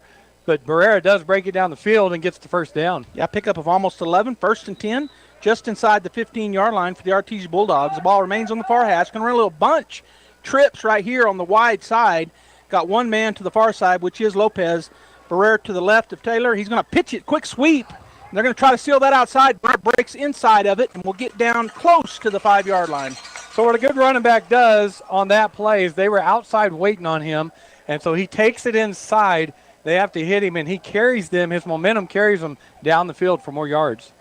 So it'll be 2nd down and about, let's see here, as they line up quickly in the turn, hand it off to Burr again up the middle, just puts his head down, charges forward, gets inside the 5-yard line, and I think that'll be a first down. It is. It'll be first down and goal at about the 2. It's a great job by number 64, Loya, for the Bulldogs. He drove his man about 4 yards deep, and Jake was able just to follow him down the field.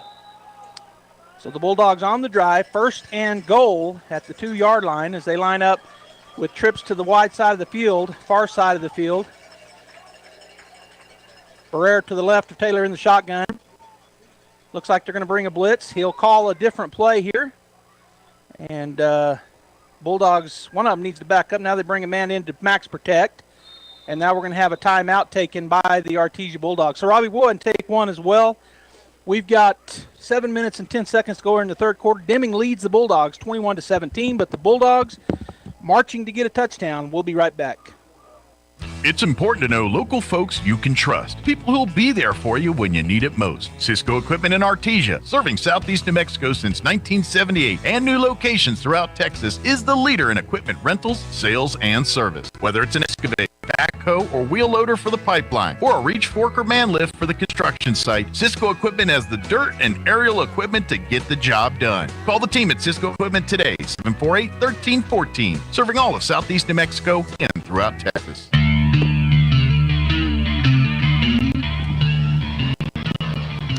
All right, we're back here as the Bulldogs and the Wildcats come back onto the field after the Bulldog timeout. 7 minutes and 10 seconds to go here in the 3rd quarter. Deming continues to lead, but the Bulldogs are knocking as it's 1st and goal at about the Deming Wildcat 2-yard line. Ball near the middle of the field. Barrera to the left of Taylor in the shotgun turn, handed off to Barrera, and he will be hit in the backfield, drags forward, maybe gets a yard. It'll be 2nd down. Comes a heavy package. So the heavy package entering the field, as Robbie said. Peyton Deans will be the quarterback. He'll have a couple of linebackers on either side, or linebacker and a defensive lineman. I can't remember. Two linebackers. He'll be in the shotgun. And takes a look at the defense. Are on the near hash. Snap is back. He's going to go to the left side. He is not going to get in. Yes, he does get in. So they hit him right at the goal line. I didn't think the official would throw those hands up, but he did. Touchdown, Bulldogs. So the Bulldogs will take the lead 23-21. And, Robbie, what did you see on that? Well, just the basic lead play as the line takes their guy over them, and then Johnson and Calderon lead through that hole, and Deans just looks for any kind of gap he can find to get it across the end zone. And he just, as you said, just barely did that time. So they go out of the swinging gate. We'll go back to the normal PAT as Great House will go back to kick. Barrera will be the holder. 23-21 is our score. Snap is down, kick is up, and the kick was good. He got through the left side. 24-21, Bulldogs take the lead back. We've got 6:34 to go in the third quarter. We'll be back after this timeout. Hi, Cambria here from the Artesia KFC Taco Bell. As a mother of 2 young boys, I know how hard dinner time can be. So let us take the stress out of your day and do the cooking for you. Come try our $35 fill-up meal. It includes 8 pieces of original recipe chicken, 10 extra crispy tenders, sides, biscuits, and a half-gallon of lemonade or Pepsi. It's everything you need for a complete family picnic. We hope to see you soon at your local Artesia KFC Taco Bell. The lobby is open. Come dine with us at your KFC Taco Bell in Artesia. All right, we're back here, Bulldog fans. The Artesia Bulldogs take the lead and drop down to the field level with Jeff. Jeff, just a good drive there for opening drive for the Artesia Bulldogs. Yeah, what do we take, about 5.5 minutes there, guys, on that drive, which is great. You know, I kind of thought the Bulldogs might come out and do something that they did in the second half last week and had some success with, which was the screen pass or maybe a little bit of speed option. But that was a good mix there, passing and running, and maybe they're going to find their rhythm here in the third quarter. All right, so kickoff time now for the Artesia Bulldogs. The score now 24-21 with 6:34 to go here in the third quarter, and the kickoff team now down on the sideline getting their final words from the coach, and they'll come out and do the kicking. So, Robbie, the defense comes out in the first series. They get a 3-and-out, and then the Bulldog offense, as Jeff said, takes about 5 or 6 minutes off the clock. They march down the field methodically and get the score. Yeah, and what I liked, and the only wrinkle we saw, not the screen that we did last week, but the draw play we did see, lets the linebackers come flying in, hand it off to Jake, and it was wide open for 11 yards up the middle. All right, so it looks like Great House will do the kicking. Bulldogs ready to go, waiting on the white hat. He gives the go-ahead, so here's the kickoff. He's going to kick it to the right side of the field. It's going to be fielded back at about the 15-yard line by, I think, number 17. He goes to the right side. He's got some room. Makes one Bulldog miss, and then he's going to be corralled up by several out near the 37-yard line. I tell you what, special teams player of the week so far is number 44, Jesse LaRocque. I think that's his 3rd tackle on the kickoff team. Good job by that young man. So it was a good return as he catches it at the 15, and he gets it all the way out to their own 37-yard line. So it'll be 1st and 10 for the Deming Wildcats, their second possession here in the second half. The Artesia Bulldog defense looking to do it again, get that 3-and-out. Ball in the far hash from us here in the press box. Aguilar, the quarterback, has Reza to his right and a little behind him. Got an up back on the right side, right off the tackle's hip. Man comes into motion. They're going to fake the handoff, hand it up the middle, and Reza will be gathered up there. The pile pushes forward, though. Looks like they're going to pick up maybe 4, maybe 5. Yeah, again, they're doing the same thing, faking that sweep on the outside, freeze that outside linebacker going up the middle. We did it. Our linebackers did a good job. They just didn't step forward. And they met him about 4 yards, and as you said, there's about 14 guys in there moved the pile down. We have 14, just a pile of humanity. Yes. All right, it'll be 2nd down and 6. They got the ball out to their own 42-yard line. Ball remains over on the far hash. They got a slot and a wide out to this side. Sniffer back to the left side, and he's going to come into motion this way. Turn, hand it off to number 21. He breaks through into the secondary. Nobody touched him, Robbie, till he was at about the Bulldog 45-yard line, tackled at about the 42. Yeah, it's that 36 lead. That back comes in motion, blocks the end. I was watching it specifically. Boy, he just wrapped up David Reza, with a hold on our defensive end and opened that hole up. So a big pickup results in a first down onto the Bulldog side of things. Ball in the middle of the field now for the Deming Wildcats. 1st and 10 at the Bulldog 42-yard line. Wide out to the side, a slot and wide out to the far side. Running back is Reza to the right and behind. Aguilar is going to bring a man in motion. That's the pop, and he does get the handoff, and he gets through into the secondary. Still not touched, and finally is after a big first down pickup of about 13 or 14 yards on the right side pop. Yeah, it's just a good job of blocking by their receivers on our corner and safety, and the linebacker trying to come out. They sealed him with the back, and it's a good play by the Wildcats. So now they have a 1st and 10 at the Bulldog 26-yard line. Ball will be placed on the near hash as the Deming Wildcats trying to answer back after the Bulldogs scored on their first possession of the second half. Wide out in the slot to the wide side of the field, a wide out to the near side. Sniffer back right up behind the guard. Aguilar, the quarterback, raises it to his left and behind him. Man goes into motion. Looks like that same play they've run all night. They're going to do it and turn, hand it to him. Raises this time, breaks up into the middle, and he's tripped. He keeps his feet, and then a big pile again. Pickup of maybe 2. I like what David Reza did that time for the Bulldogs. Defensive end. The back came to block him. He threw his arms out like he was going to tackle him. He went right underneath him and then hit the back in the hole. He knew he was going to get held again. Yeah, kind of wrapped him up on that block. He tried, before that. So that time he just went under it. All right, so they do pick up 2, maybe 3 yards. We'll call it 3. 2nd down and 7 at the Bulldog 24-yard line. Same set. This time, I say the same set. Running back Reza to the right and behind the quarterback Aguilar. Snap is back. He's going to hand it off to Reza around the right side. He'll cut up, and he's through traffic. Nobody had touched him, Robbie, till he's at the 2-yard line. He breaks that tackle and goes in for the touchdown. So we stacked the middle up, and so their coaches see it. So they run that sweep on the outside. They seal off our linebackers, and he cuts inside the corner who was blocked, and the safety made it. He tried to dive and tackle him, didn't make it. And that was down about the 2-yard line. He was the first and only Bulldog to touch him. It was down at the 2 as he goes into the end zone. 27-24. The Wildcats take the lead back by 3. They line up for the PAT. Hold is down, kick is up, and the kick looked good from here, but it was wide left, so it is no good. So going into the kickoff, 3:59 to go here in the third quarter, 27-24. Bulldogs back down by 3. And so the Deming Wildcats just make a nice march down the field. It looked like they're running the exact same plays they run in the first half. Jeff, what are you seeing down there on the sideline? I see the same scheme, guys. I just see good hard-nosed running by number 21. It reminds me a lot of the running back last week from Belen, but he's a little bigger and maybe a little bit faster. And as the game has gone on, he seems to have gotten a little bit stronger and more confident. So we're going to have to put a hat on him.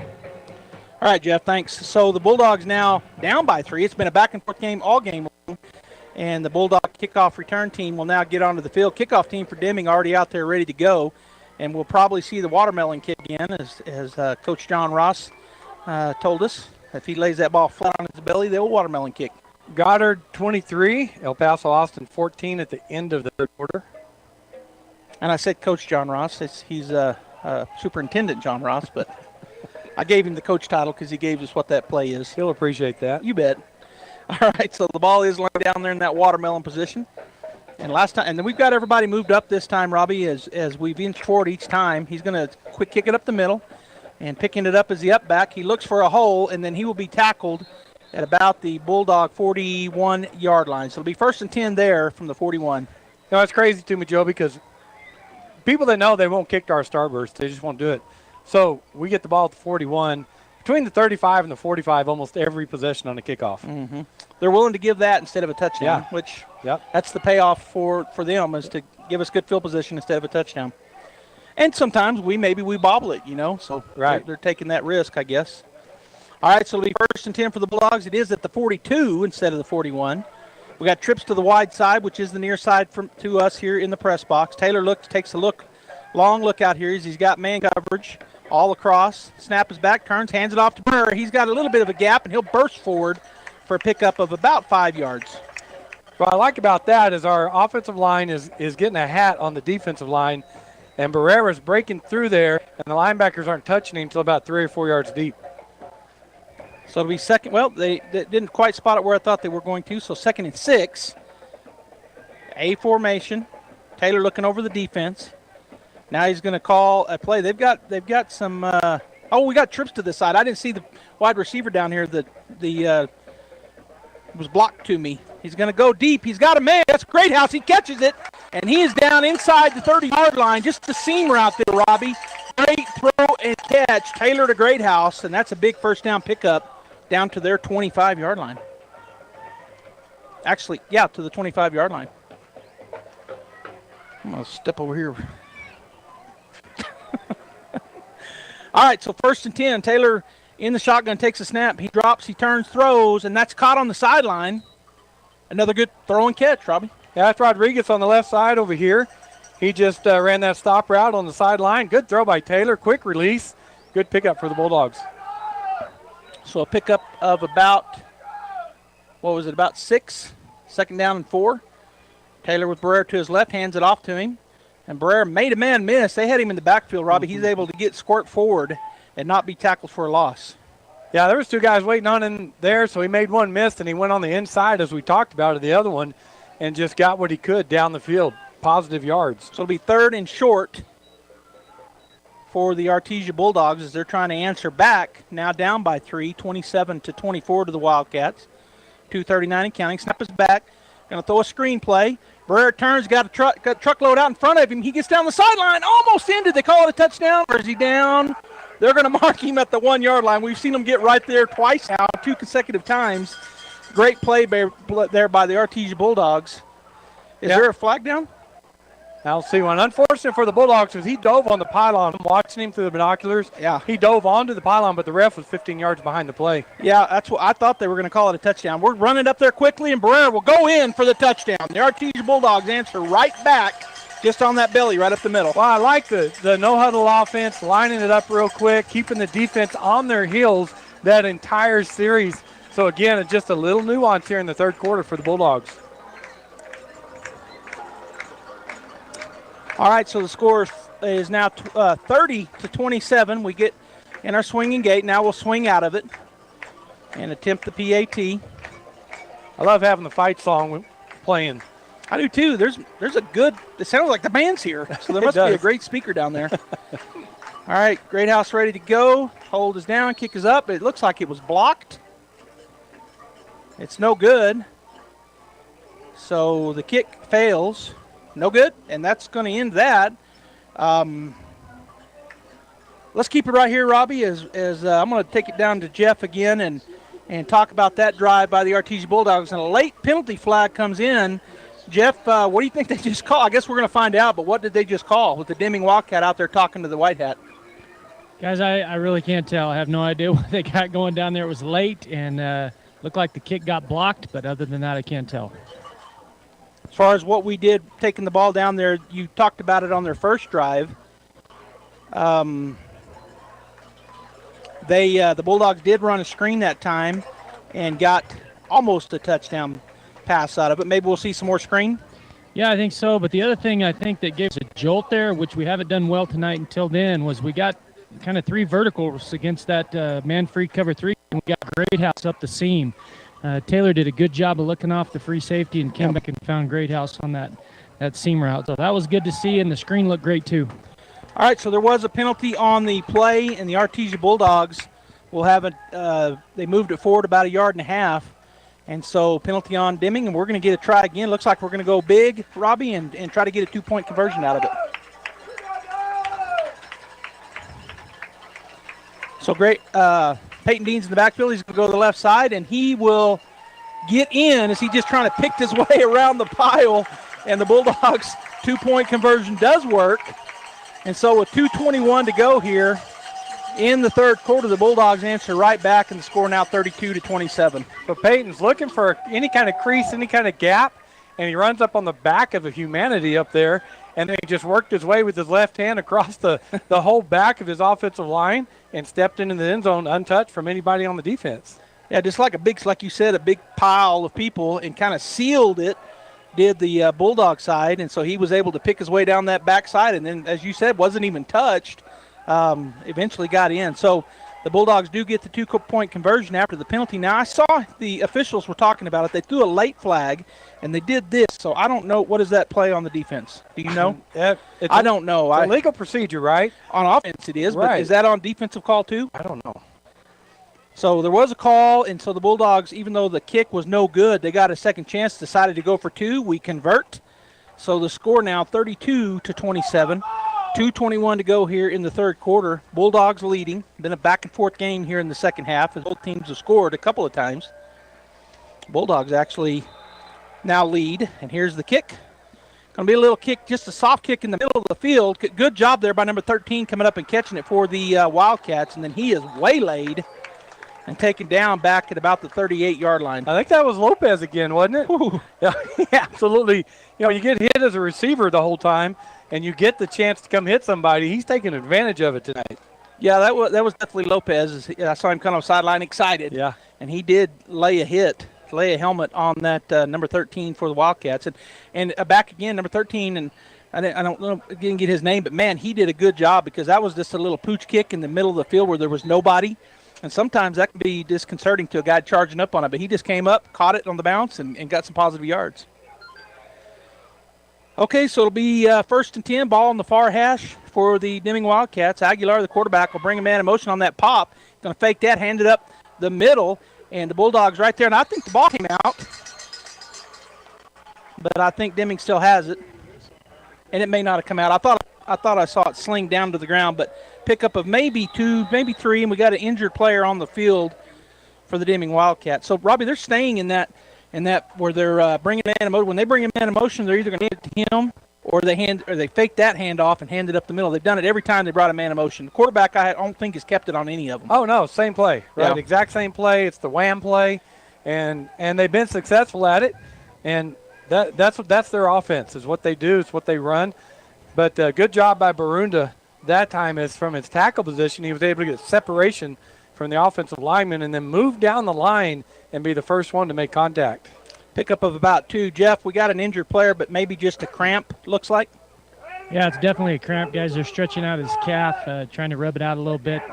I guess a good break here for the Bulldogs. That's giving them a break here, and I think that's the middle linebacker, Hernandez. That's the middle linebacker. That also plays offense, Robbie, because they're on offense, aren't they? In any case, they've got a man down, and we do think it's just a cramp, so hopefully that young man is okay. He's got a big crowd around him, got a lot of trainers out there working on him, so that's good. No, it's 58, sorry. And they do get him up. So that's Troy Baker. So it may be more than a cramp, but the way he's not walking it off. A lot of times you see that where they're trying to stretch him out, maybe a cramp in the calf or in the quad or in the hamstring, but he's limping off, so hopefully he'll be okay. But that injury timeout has come to an end as he gets off the field. Deming will line back up, and the Bulldogs defense hustles back on.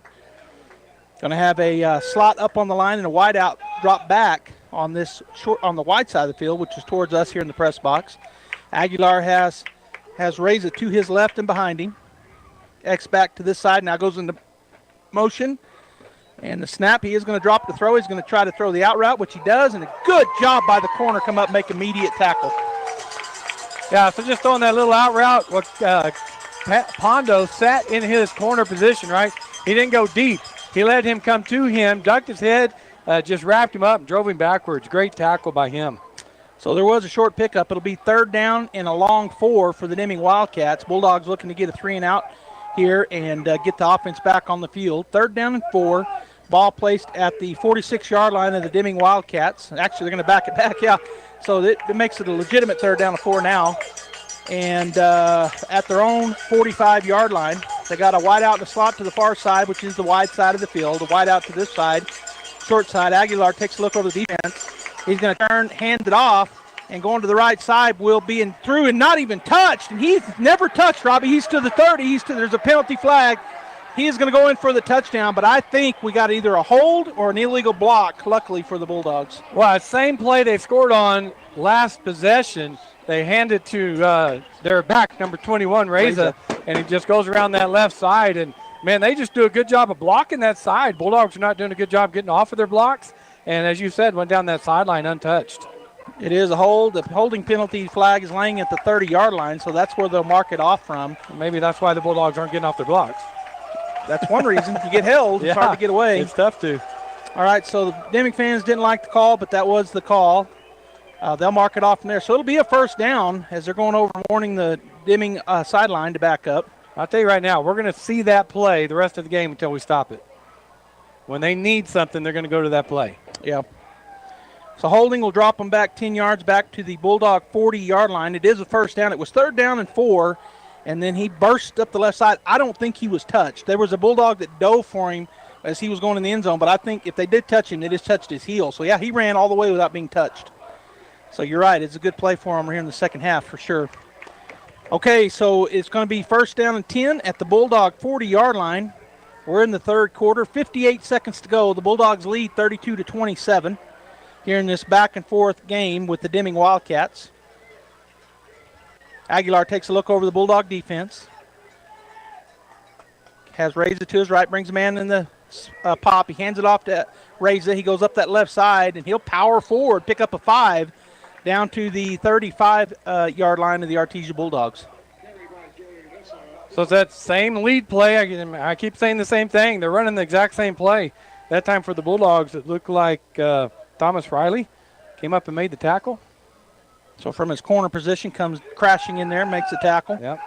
All right, so it'll be 2nd down and 5 for the Deming Wildcats at the Bulldog 35-yard line, and they're taking their time here. And I don't know if they want to run it off. Well, there's 10 seconds and counting, and that may be the end of the third quarter, as it looks like they'll just take it down to 0. That was David Reza made that tackle from his end position. Yeah. All right, so that is the end of the quarter. We're going to take a break. The Artesia Bulldogs lead the Deming Wildcats going into the fourth quarter, 32-27. Deming is on the drive. Bulldogs going to try to make a stand. We'll be back after this timeout. Does a robot know you like a neighbor? Insurance Corporation will fulfill requests to cover anyone, anything, anytime, anywhere, with most standard algorithm in the order it was received. Please hold. Robots don't know you. We do. At Farm Bureau Financial Services, getting the insurance coverage you need always starts with a conversation. It's your future. Let's protect it. I'm Brandon Williams, Artesia's local Farm Bureau agent. Call us today, 746-2171.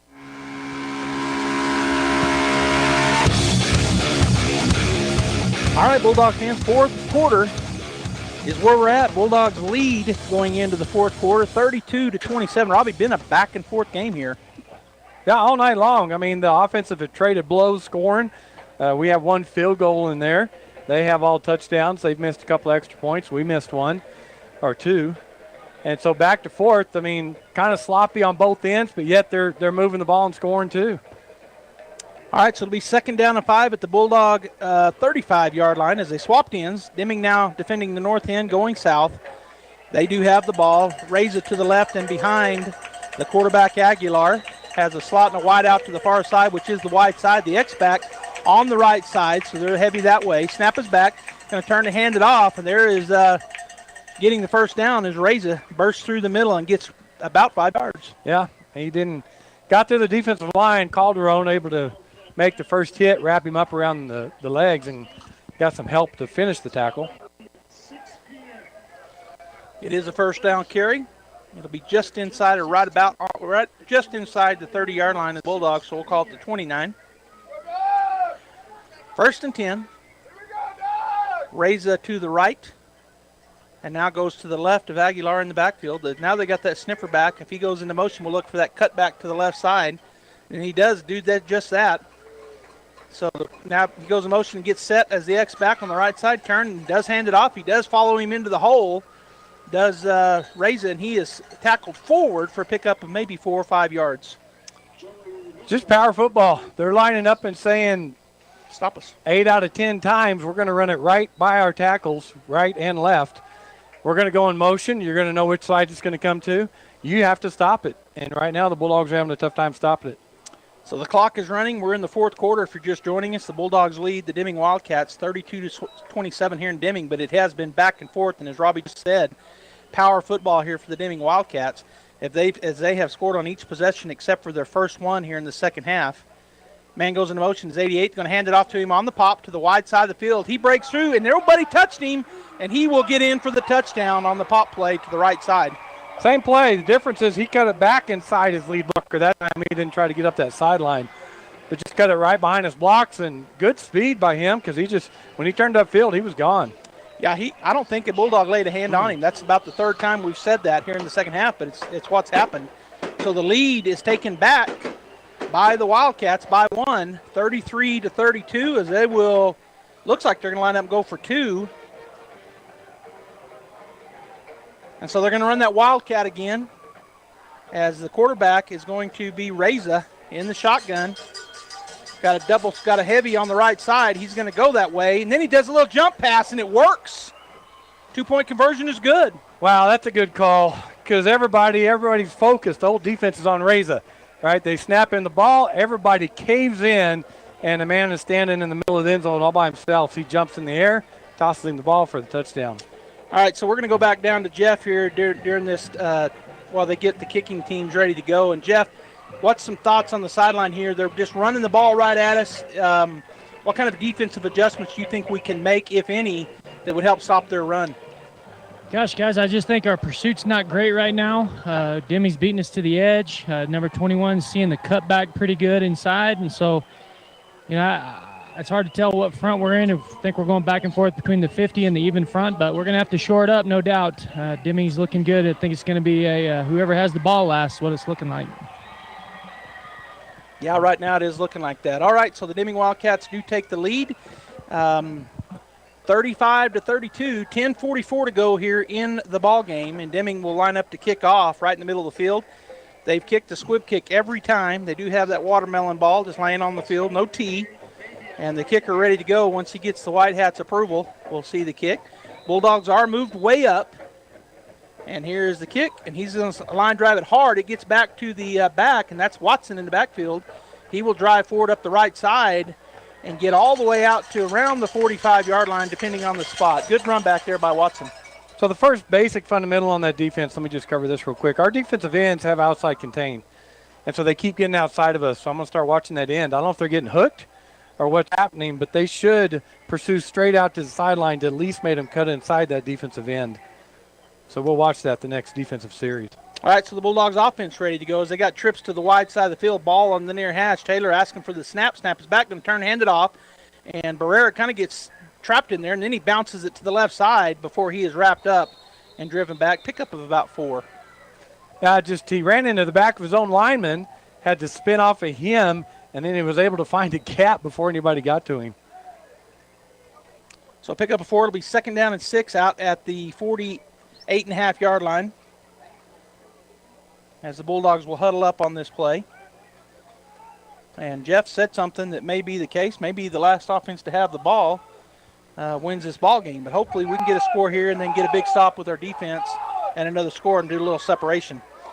A formation ball near the near hash, going to turn, hand it off. They brought a blitz, and Barrera will break up the field and get close to the first down. It looks like he's got it based on the far line judge.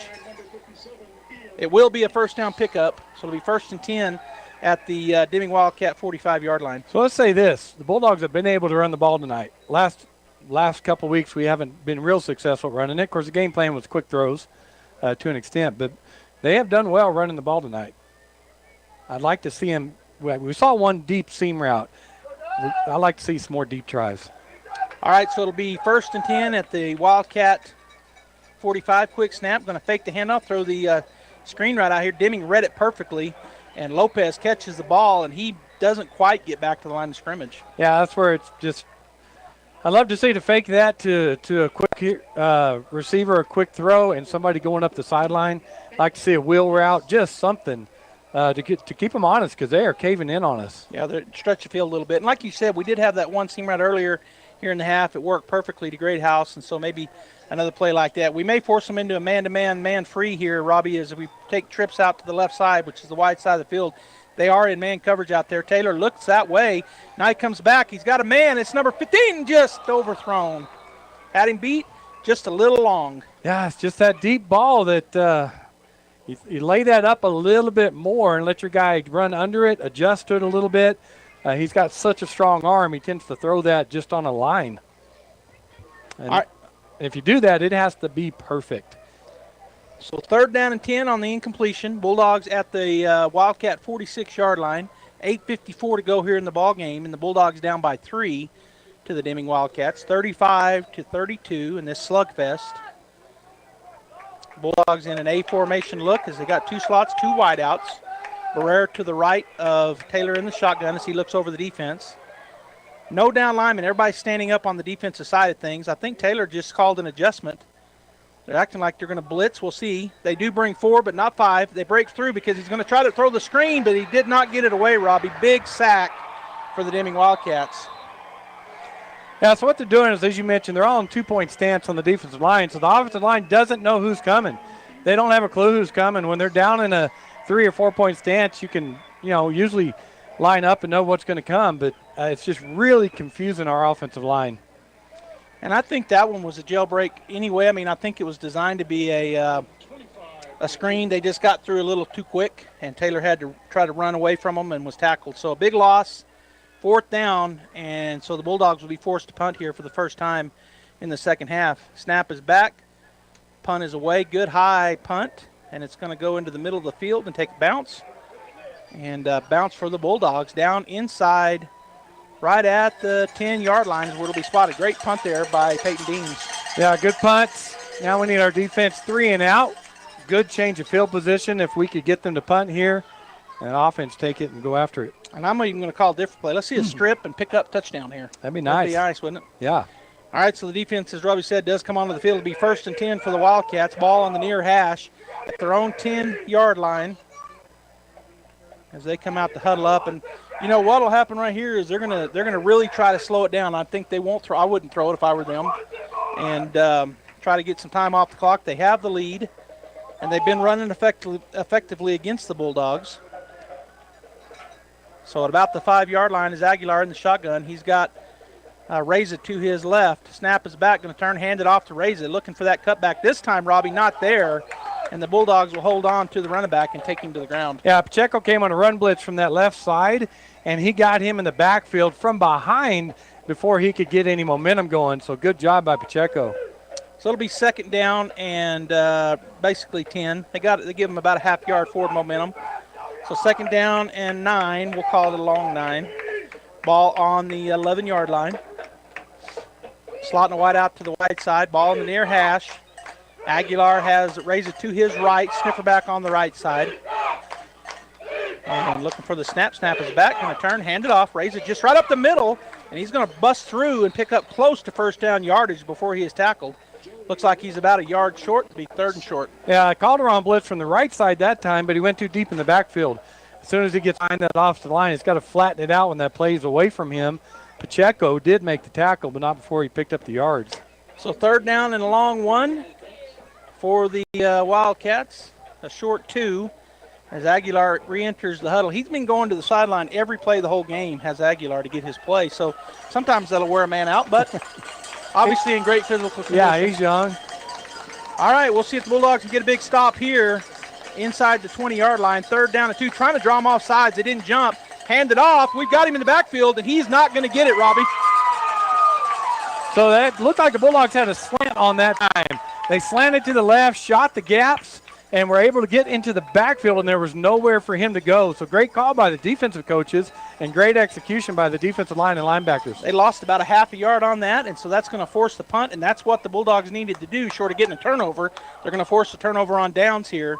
So the punt team on and the punt return team on for the Bulldogs, and this time they're playing up a little bit. Our back guys, our receivers, maybe we'll get a good return out of this. Yeah, he's punting against the wind, too. Snap is back, kick is off, and he's going to punt it toward the sideline. And it's going to go out of bounds. It's a Bulldog bounce, so great field position down at the 35-yard line for the Artesia Bulldogs on the Deming side of things.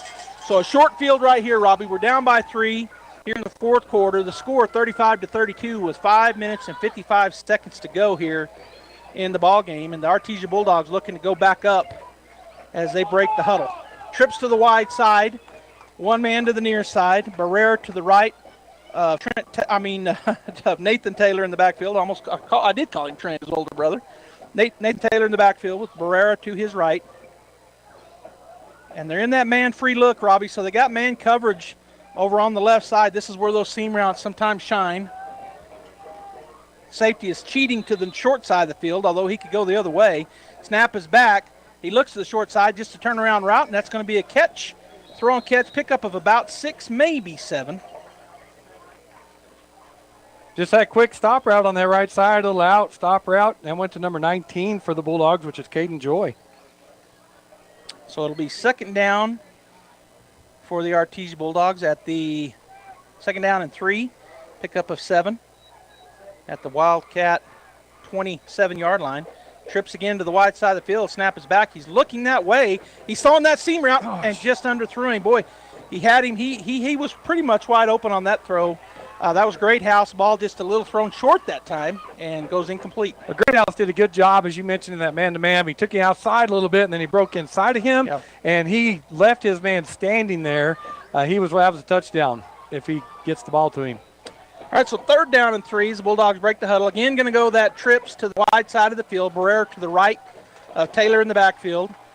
Peyton Deans on this side. They try to draw him off sides. They do not come. Snap is back, going to hand it off. Barrera busts up the middle. He is hit hard, and he's going to be stopped just short of the first down yardage. Well, that's a good job by number 57 for the Wildcats. He met him in the hole, Ortiz did, and he drove Jake backwards, and we don't see that very often. Jake usually gets positive yards. He got about a yard, but what you're saying I agree with. He wasn't able to get 2 or 3, as he only basically got 1. So fourth down and 1, and Bulldogs are going to go for it. Ball on the 26-yard line of the Deming Wildcats. We're going heavy formation. Peyton Deans in the backfield. Snap is back. He's going to run to the right side. He's got it and more. Still on his feet, and then will fall forward down inside the 20. First down, Bulldogs. Just stay in that. Stay in it. Coach Maupin, just stay in it and keep doing it until they stop it. They haven't stopped it tonight. Just do what they're doing to us. And you know what? They're staying in it because Deans was told go back out. Why not? Why not? So Dean will stay on the field. He has the 2 linebackers, one on either side of him. Heavy offense.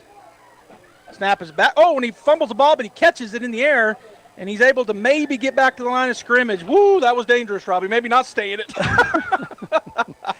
Well, Deans is a quarterback on the roster. He does quarterback, so he's used to taking those shotgun snaps. That was off to his left. He did a good job of getting that left hand out there. All right. So he does lose about a half yard. It'll be second down and long 10, second down and 11 as Peyton Deans comes over and talks to Coach Maupin. So it looks like they are going to stay in the heavy. We're on the Wildcat 14-yard line. Watch for him to throw out of it, too. 3 minutes and 52 seconds and counting. Second and long 10 as Peyton Dean in the backfield. He is going to step and throw. He's got a man in the corner of the end zone and just overthrows him as he was trying to get him there on the go route. That was, I think that was Jake Barrera over there as wide receiver. Yeah, I couldn't see. Couldn't see. That is Barrera. So Barrera had split out as a wide out and just threw the 9 route, and it was just long as he dove in the corner of the end zone trying to catch up to it. So it'll be third down and a long 10 for the Artesia Bulldogs. And time stopped that time on the incomplete pass, 3:38 to go. Nathan Taylor back in the shotgun. Barrera to his right, trips to the wide side of the field. They're bringing the house. Going to have to get it away quickly. He gets away from the first man. He throws it into the end zone. That's going to be picked. So it's going to be an interception, and he steps out of the end zone, and he's tackled at about the 2-yard line. So he threw back against his body, 2 double coverage back there, and it ends up being an interception. So the defense, once again, will get to come on here and try to get a big stop. I think that's our 4th turnover, Robbie. I think we had 3 in the first half, and now 4th one. And so with 3 minutes, 3 minutes and 32 seconds to go here in the ball game, Deming leading the Bulldogs 35-32, and they have the ball back on the turnover. They're down on their right at the 5-yard line. Snap is back. He's going to turn and hand it off. Breaking outside is Reza. He'll get up to about the 10 and maybe to the 11 as the pile kind of surged forward for the Wildcats. Same run play. Wide open on this left side. He read his blocks well and just cut it back to the left to pick up the yards. So clock is rolling. They're going to take their time for sure now and try to just run this, try to get a couple first downs. Of course, Bulldogs have, I think they have all 3 timeouts. I had them wrong in the first half, so I don't know. See if it shows up on the score. I don't think it shows it up there. Okay, so Wildcats back after the pickup of about 8. 2nd down and 2. Snap is back, going to turn, hand it off again, raise it again. Oh, this time he is hit in the backfield and took him to the ground immediately. Seth Johnson from his middle linebacker position, he stepped up into the A gap, then he backed up, and as soon as it was snapped, he just blitzed right through there. And as soon as Aguilar handed him the ball, Johnson hit him in the mouth. And dropped him straight to the ground. So no gain, maybe even a little bit of a loss. It'll be 3rd down and 2 for the Wildcats as they're letting time click away here. Bulldogs need this stop. Need to get the ball back. We're down to 2:13 and counting. Watch for that sweep play. Go in the ball game. Yeah, look for that sweep or the pop, which is a sweep as well. Tony Aguilar, the senior quarterback, number 10, has number 21 to his right. That's Joey Reza, who's had a great game. Wait for the time to click down, and now they're going to call timeout. So timeout taken by the Wildcats. And we're going to go ahead and take a timeout as well. We'll be back after this 30-second timeout. ENMU Roswell offers high school students the opportunity to get a head start on their college education journey into healthcare. Through the Allied Health Careers Pathway, high school learners can enroll in dual credit courses that introduce them to a wide range of careers that include emergency medical technician, paramedic, nursing, occupational therapy, respiratory therapy, medical assisting, phlebotomy, and nursing assistant. Start your healthcare career path at ENMU Roswell. Contact your high school counselor for more information.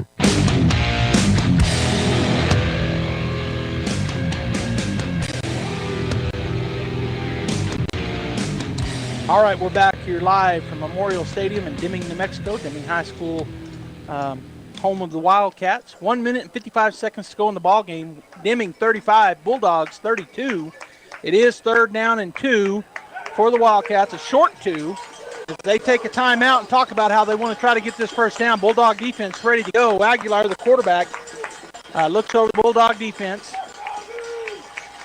He's going to bring a man in motion, number 88. Turn, fake the handoff, hand it off, and he's in the backfield. They do not get it, Robbie. Great job by the Bulldog defense. That's Dominic Pacheco right there from his linebacker position. He read that perfectly. He's seen it all night. And they faked that pop, and he just made the tackle deep in the backfield. So the Artesia Bulldogs take a timeout this time to preserve some time here. We're down to 1:49 to go, and we're going to have a punt. So just a great job by the Artesia Bulldog defense right there. And Jeff, you're down there on the field where you can see up close. They tried to run that pop and then the fullback up the middle, and the Bulldog defense makes a great tackle. Yeah, we've seen a steady diet of that combination, that short jet motion, either handing it to him, trying to beat us to the edge, or bringing it back inside to 21. And tell you what, guys, Dominic Pacheco right there came downhill quick, got his hat on the ball, made a great tackle. And situations like that, guys, where we find out what our seniors really are, or what they're like, what their leadership skills are, and how they can bring along the younger guys. And, our defense can really learn from this and grow. And that was a great stop for the Bulldogs. Outstanding stop, and so timeout by the Bulldogs. They get the clock stopped with minute 49 to go here in the ball game. Expect to see the punt here. That was a loss of about 2 solid yards, Robbie. So 4th down and 4. No way, I don't think they try to run a fake right here. I wouldn't think so. So the Bulldogs, and with the punting, hopefully we'll see another one of those short ones we've seen and get good field position. All right, so 4th down. Punting unit on, the kickoff or the punt return team on for the Bulldogs. And the punter standing in the end zone about 3 yards deep. Snap is back. And he is going to just take a step back. And he takes the safety. So they're going to have to kick off to the Bulldogs. So they'd rather do that. They'd rather do that than kick off, than punt it to us, I guess. Well, what it does, right, the punter doesn't punt it very deep. He's punting against the wind. We got it at 35 last time. So it's going to be around there again this time. What this does is they're going to be able to, it transitions the field. Right, so they're going to kick, hoping to keep us back on our own 30. Now we have 70 yards to go. So the score, 35-34. After that, they gave up that in the end zone. He was 2 yards deep. He caught the snap and backed up. and then just waited, let as much time as he could click off, and then he kneeled. Yeah. So they're going to kick off. They have to. Is it a punt or can they kick? I thought you had to punt on that, but I may be wrong. I guess you got the choice, don't you? Yeah, usually it's a free kick. Free kick. But. And so they'll probably not punt. It's number 88. He's done that watermelon kick all game long, so he'll come out and kick that. And 35-34, Deming by 1. The Bulldogs have 1 minute and 44 seconds here to do something with this kick and then the ensuing offensive drive to get this hard-fought win in Deming. They were trying to get it from the 40, and they got it back up to the 30. Yeah, they got a kick from the 20, right? The 20, you're right. Yeah, so and so, I mean, you're giving up a lot there by doing that. I was surprised they did it, really. I mean, I know what your thought process was, but having to kick it from way back there, and he hasn't been kicking it deep. I mean, he's been squibbing it. We'll see what they do with it here. I think they're going to squib it again, just kick it hard. The last few times he's done that, he's kicked line drives, and it has got back to our up backs. So not just right there in the front line. Well, they get onside kick, just trying to get the ball back right here, too. Absolutely. All right, so they're waiting on the white hat to give the go-ahead as the officials, he'll look at all of them, make sure they're all ready. And number 88 is going to do the kicking, and now he's started to walk. Yeah, he went across the line of scrimmage, which is not sure what's going on here. And now they're going to say Deming takes a timeout. Number 88 looked like he wasn't sure what to do. So what happened, they blew the whistle. He was confused. He crossed the line of scrimmage like looking for the signal from the coach here, and then he walks back over. So is that a legal procedure? I'm not sure. Offsides. I think it would be normally. Yeah.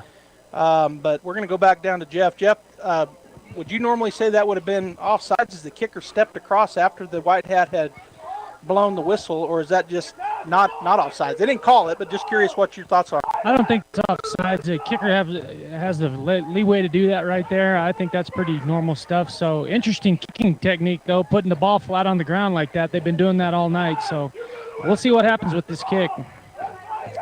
Okay, thanks, Jeff. So, you know what? I thought he was bringing a tee out, but now I don't see it. I saw an orange tee over there by the coaches. I guess they've changed their mind again. So he is not teeing it up, it doesn't appear, Robbie. So it looks like he'll do the watermelon kick again. I don't know what is going on here. The officials are talking. They're talking to the kicker. I don't know. Making sure everything's right, I guess. Yeah, I guess you're right. All right, so they're going to kick it from the 20, watermelon style. Bulldogs ready to go, looking hopefully to get a short field here. Kicker says, I got the go-ahead, and here comes the kick.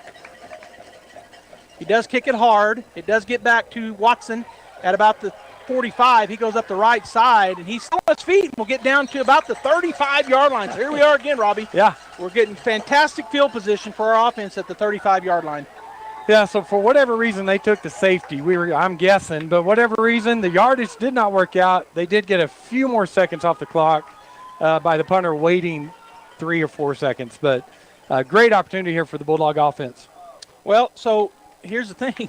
I mean, our kicker, we can kick a game-winning field goal if we had to now, whereas before it would have just been a tie. Yeah. They were up by 3, and now we're going to have the Bulldogs with the ball on the near hash. They're going to go trips to the wide side. Barrera will be to the right of Taylor in the backfield, and it looks like they're in that man-free again, Robbie. So we might see that seam route again. We'll see what the Bulldog coaching staff does. The safety's cheating this way. They got man coverage on the trips on the far side. Snap is back. He's going to look that way. He steps into it. He's got a man deep. Can he get to it? Oh, just overthrow him. He was wide open, and Taylor just put it over the outstretched arms of, I think, Greathouse. Once again, that's who it was. Whew, that was close. Yeah, it's that deep route we wanted, a seam route. It's been open all night long. It really has, just unable to connect on it. Offensive line, great job that time, giving him time to throw. Yeah, when they're walking up in that man free, and the safety is actually cheating to the short side of the field.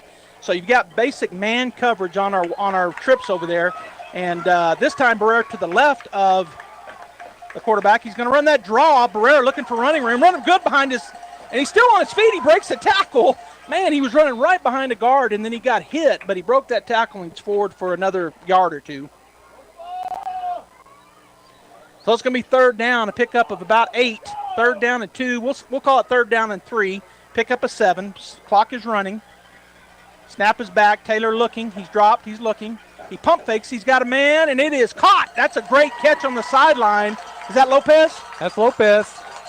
Good job getting his feet down, Robbie. Yeah, offensive line again, no penetration at all from the front four, and Nathan even to pump that, pull it back in, and then hit Lopez. Great throw. He threw it on a rope. Lopez right on the sideline, puts both feet down. First down, Bulldogs, gets out of bounds. We have 1 minute and 7 seconds. We're down by 1 point. Well within field goal range right now, but we want that touchdown. Go ahead and get that bigger lead. And so the Bulldogs come out with the ball on the near hash, trips to the far side. Taylor with Barrera to his right. They bring a blitz. He's going to throw it over the middle. On the sideline. Oh, and it goes off of the hands of the wide receiver. Goes off his chest, actually. Looked like it got through him and bounced off the shoulder pads for an incompletion. So I think, was that Lopez again on this short side? Yeah, Lopez, and it just got through his hands and hit his shoulder pads as he tried to go up and catch it, and it bounced off of him. So incomplete pass. Second down and 10. This time we're going to go A formation, slot and wide out on each side. Barrera to the left of Taylor in the shotgun. Snap is back, going to run the ball. Barrera breaks up the middle, still on his feet. He's going to power forward inside the 5-yard line. What a great run, great blocking at the point of attack. And Barrera with the first down. So they were getting no penetration, just rushing those fours. So they started blitzing. So what we did is run the ball against that blitz right up the middle. Hurry up offense here. 56 seconds to go and counting. Now they'll slow it down. Taylor looking over the defense. Snap is back.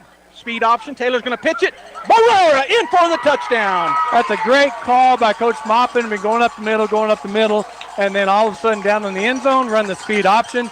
Taylor really didn't have to pitch that. He could have run that in himself, but he went ahead and gave it to Barrera, who just bursted upfield into the end zone, untouched. There was a man coming down from behind. Taylor didn't know he was there, and I don't know if we'd caught him or not. It looked like, you're right, Taylor could have got in. But right at the last minute, he pitches it, and there's nobody going to get Barrera because nobody was around him. So touchdown Bulldogs. There is 44 seconds to go in the ball game, 40-35, and it looks like we're going to go heavy and try to get 2 here and go up by 7. They're calling for somebody. 5-point lead right now, and somebody wasn't on the field. They're hustling out there now. And now timeout. Coach Maupin doesn't look like he's happy having to take that timeout. Oh, no. Yeah. All right, so the Bulldogs now with the 5-point lead in this back-and-forth game, 40-35 is our score. And we'll go down the sideline one more time here, Jeff. Just a great job there. Bulldogs set it up with a great return on the squib kick, get it to the 35, and then just march down the field. Yeah, great effort by Jake Barrera, huh? Couple of really hard-nosed carries there, broke a few tackles, got down inside the 5-yard line, and then one of my favorites, I like to see that speed option right down here around the end zone. It paid off. So great finish by the Bulldogs there. All right, we're going to go for 2, it looks like, on that power-heavy backfield, and so thanks, Jeff, for that. We're going to go for 2, Robbie, and if we get this, we'll be up by 7, which will even put more pressure with only 40-something seconds left. But either way, we have now the lead. Well, it really does put pressure on because their extra point team has missed 3 tonight, and so much so that they went for 2 last time. He doesn't trust his kicker. So up by 7 is huge. Okay, so Peyton Dean's in the backfield. He's got a linebacker on either side of him, and he's going to look to run to the left side, and he's looking, and he will get in, I think. He does get in just by the head of the football. He does get in. So the Artesia Bulldogs, with 44 seconds to go in the ball game, go up 42-37. Let's make sure before we go to break, we've got a big scrum down there in the I want to make sure there's no penalties thrown or anything. That looked like there was a lot of Wildcats and a lot of Bulldogs talking it over. and a couple of officials in there. All right, so no penalties. The Bulldogs lead the Deming Wildcats 42-37, 44 seconds to go. We're going to take a timeout. When we come back, we'll have those last 44 seconds. Talk about local color. Your trees are supposed to be green, not yellow. Hello, this is Jim Gill from Roswell Seed Company. While we've been talking about our colorful geraniums, I've been noticing a lot of yellow trees around town, particularly those globe willows. It may come as a shock to you, but those trees are supposed to be green. If you have yellow trees, come see us at Roswell Seed Company. We have a fix that's fast and easy and doesn't cost very much. Remember, it's okay to have yellow flowers, but not yellow trees. Okay, Bulldog fans, we're back. Greathouse to do the honors as he lines up the kick in the middle of the field. And Bulldogs need to get a tackle here, Robbie, and then just hold the Wildcats, and we'll get this win tonight. Hard fought. Good kick, deep kick. It's going to be fielded back at the 6-yard line. And the Bulldogs stay in their lanes. They go down, and they will tackle him inside or right about the 30-yard line. So that took about, only 3 seconds off the clock. 37 seconds to go here in the ball game, and they'll have 1st and 10 at their own 30. And that's Lopez going all the way down the field on the right side, flattening out and coming in from the side and making that tackle. And it looked like that was a solo tackle. So good job by Lopez. All right, so like I said, 37 seconds to go here. Now we know he has a good arm. We don't want to let him get behind us here as they got some speed out there. The quarterback, Tony Aguilar in the backfield, he is going to roll to his right, and he throws it to the right side. It goes through the hands of the intended receiver, and boy, a big hit in the backfield. And he hit, that was Aguilar that took that was the running back, Razor, that took the spill. Seth Johnson and Armendariz over there in coverage for the Bulldogs. Even if he had made that catch, they were there. So 2nd down and 10, 34 seconds to go here in the ball game. The Bulldogs lead by 7, 42-35. Deming's quarterback, Tony Aguilar, has Joey Reza to his left. They got trips to the wide side of the field. Bulldogs do not have a man out here on them. Now they're going to back up. He's going to roll this way. Going to try to put some pressure on him, and they do. Come up and throw it up, and it's going to be intercepted by the Bulldogs, and that's going to end the game. I think that's Pondo. That's 1st down, Bulldogs. No flags on the field, and that will end the ball game, Robbie. I'm looking. Everybody's hitting him in the head and the helmet. I believe it's Pondo, but yeah, it is Pondo. Just a great job. He came back to that ball, steps in front of the receivers. Yeah.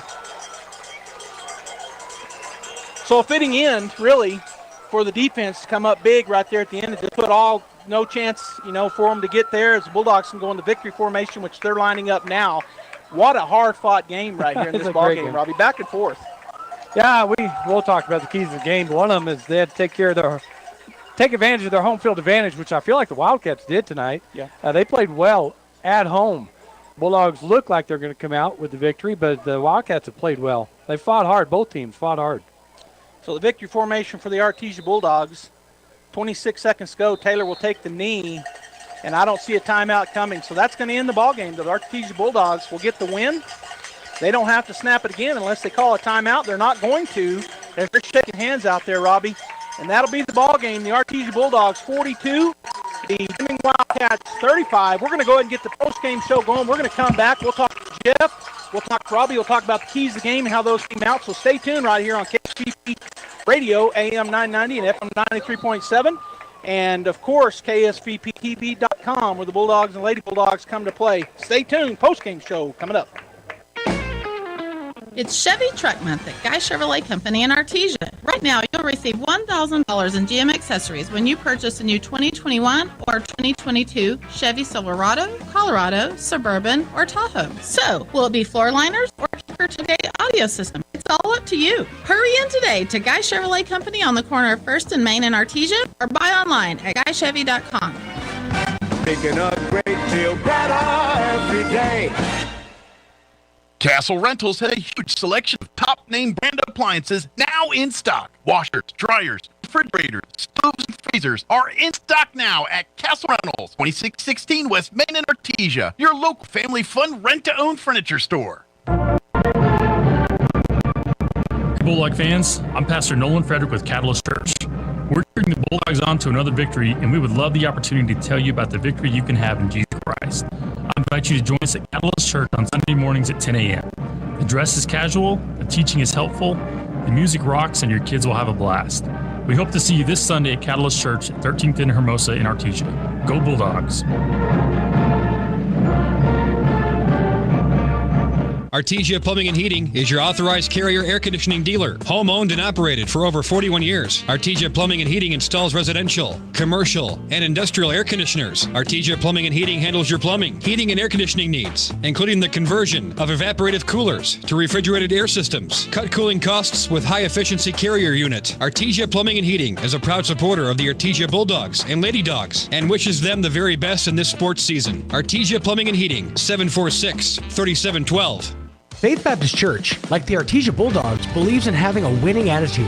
We cannot be defeated because God is for us. While we hold strong to the Bible and its teachings, we recognize that we have a biblical mandate to reach people with the gospel of Jesus Christ. At Faith Baptist Church, they help take people from where they are to where God wants them to be. Join them at 10:30 a.m. Sunday mornings as we strive to fulfill our purpose for God. And to all the hardworking and outstanding Artesia Bulldog athletes, thank you for going above and beyond and for proving that character counts. Your pet is an important member of your family. That's why at Artesia Animal Clinic, we strive to provide complete care for your pet. Our services include dental, lab, preventative medicine, surgery, and ultrasound, along with herd health for our livestock friends.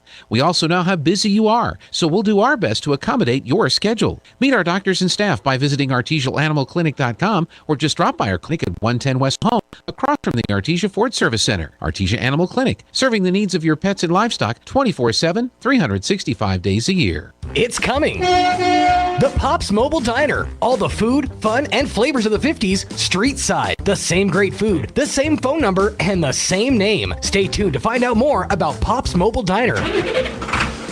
Coming soon. All right, Bulldog fans, welcome back here to KSVP Radio and KSVPTV.com as we're in the postgame show. The Artesia Bulldogs get the big win tonight over the Deming Wildcats. And Jeff, why don't you give us your wrap-up of what happened this evening? Well, no doubt it was a great game, back and forth, really good for the fans, I thought. What a night for football here in Deming, but got to take our hats off to the Bulldogs. This is the kind of game, guys, that I think every coach would probably want at this point in the season. You're going to find out what you guys are made of. You got to get off a long bus ride, then you got to get out and battle for the whole game, and got to get big stops when you need them, and we did that tonight. Overcame some bad turnovers there with the offense, but same thing as the defense, came through in the clutch right down there, got the ball in the hands of the playmakers there at the end to get us a touchdown. So I think it's a good win for the Bulldogs and a good test, and certainly good preparation for the rest of the season as we head on down the stretch. All right, Jeff, thanks. That's a great wrap-up from you, and we appreciate all your insight from the sidelines. Robbie, you got a few scores from around the state? I do, and I'm going to throw this one out there because we have them next week. Cleveland 42, Las Cruces High 7. Deming, that was us. Farmington 54, Aztec 0. I think that was over at halftime. Goddard defeats El Paso Austin 36-14. Hegerman 18, Deming 12. That's final. Hobbs 46, Lovington 0. That's final. La Cueva 38, Volcano Vista 16. Los Lunas 35, Roswell 20, and that one's final. So just get our district all in there. Well, I didn't get Alamogordo. I don't see an update on them. So trying to get our district in there and anybody we've played so we can kind of see how they're doing also. And you mentioned that Cleveland next week, that's going to be a tough test for the number one ranked team in the state, regardless of class, biggest school or one of the biggest schools in the state. So that'll be a tough one. All right, Robbie, so we get the win tonight. We had some keys to the game. Let's run through those right quick and see how both teams fared. Well, for Deming, we thought they needed to take care of home field advantage. Talked about that a little bit at the end of the game. Felt like they did that. They had a great crowd over there. It was a good feel for them. They were in it the whole game, and they fought hard. I think they did take care of or take advantage of home field as much as they possibly could. We had down there stop Jake Barrera. First half, they did.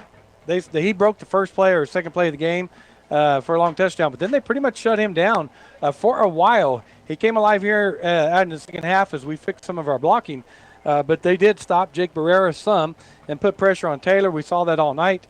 I had a coach point out to me, I think it's a great idea with that stand-up defensive line. And, if our offensive line will walk up there and point out who they each have and take their assignment, I think that would help them out greatly. I know our coaches will probably get on that and talk about that this week. That's what film does for you. So keys for Deming, they hit some of them they did, but I kept them in the game. Right. And then the Bulldogs, they get the win, and although we had some turnover, we talked about we got to limit those. We ended up with 4 turnovers again, but we do get the win, even though that was one of the keys that we didn't quite handle. Yeah, and 2 other ones cut the offensive middle errors down. I think we did. The receivers did a good job catching tonight. We saw a few drops, but, you're going to see some. We're not going to 100% catch the ball all the time. And Nathan threw the ball well for the most part. That deep ball, we still need to get it up a little bit.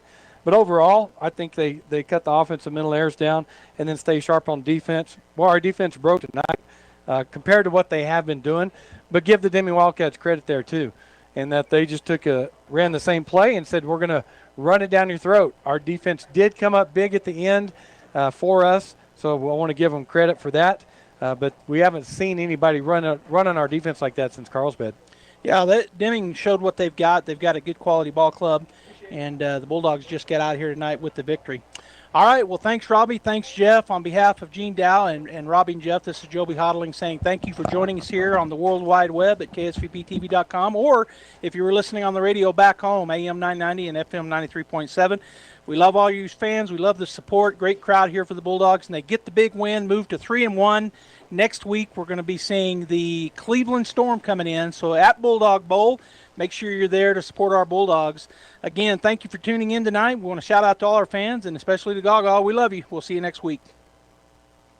That concludes this broadcast of Bulldog Sports on KSVP AM and FM and at KSVPTV.com. Bulldog Sports on KSVP AM and FM and KSVPTV.com is presented by Eastern New Mexico University Roswell, Artesia Animal Clinic, Artesia Ford Sales, J.S. Warden Sun Insurance, La Fonda, Sandy Stockton, and State Farm of Artesia, Smile Expressions, Artesia Family Healthcare and Presbyterian Medical Services, Artesia General Hospital, Roswell Seed, Guy Chevrolet, KFC of Artesia, Maupin and Brown Dentistry, Pop's Diner, Forest Tire, Western Bank of Artesia, Artesia Credit Union, Pecos Valley Equipment, Oasis Computers, Eastern New Mexico University, Catalyst Church, Brandon Williams and Farm Bureau Insurance, Cisco Equipment, Artesia Plumbing and Heating, TMJ Auto, New Hope Baptist Church, H&R Block of Artesia, Castle Rentals, Kane Electric, Frost Mortgage, Incredible Printing, Bobcat Auto, and Tate Branch of Artesia. Thanks for joining us for this presentation of Bulldog Sports on KSVP AM and FM. We now return you to your regular scheduled programming.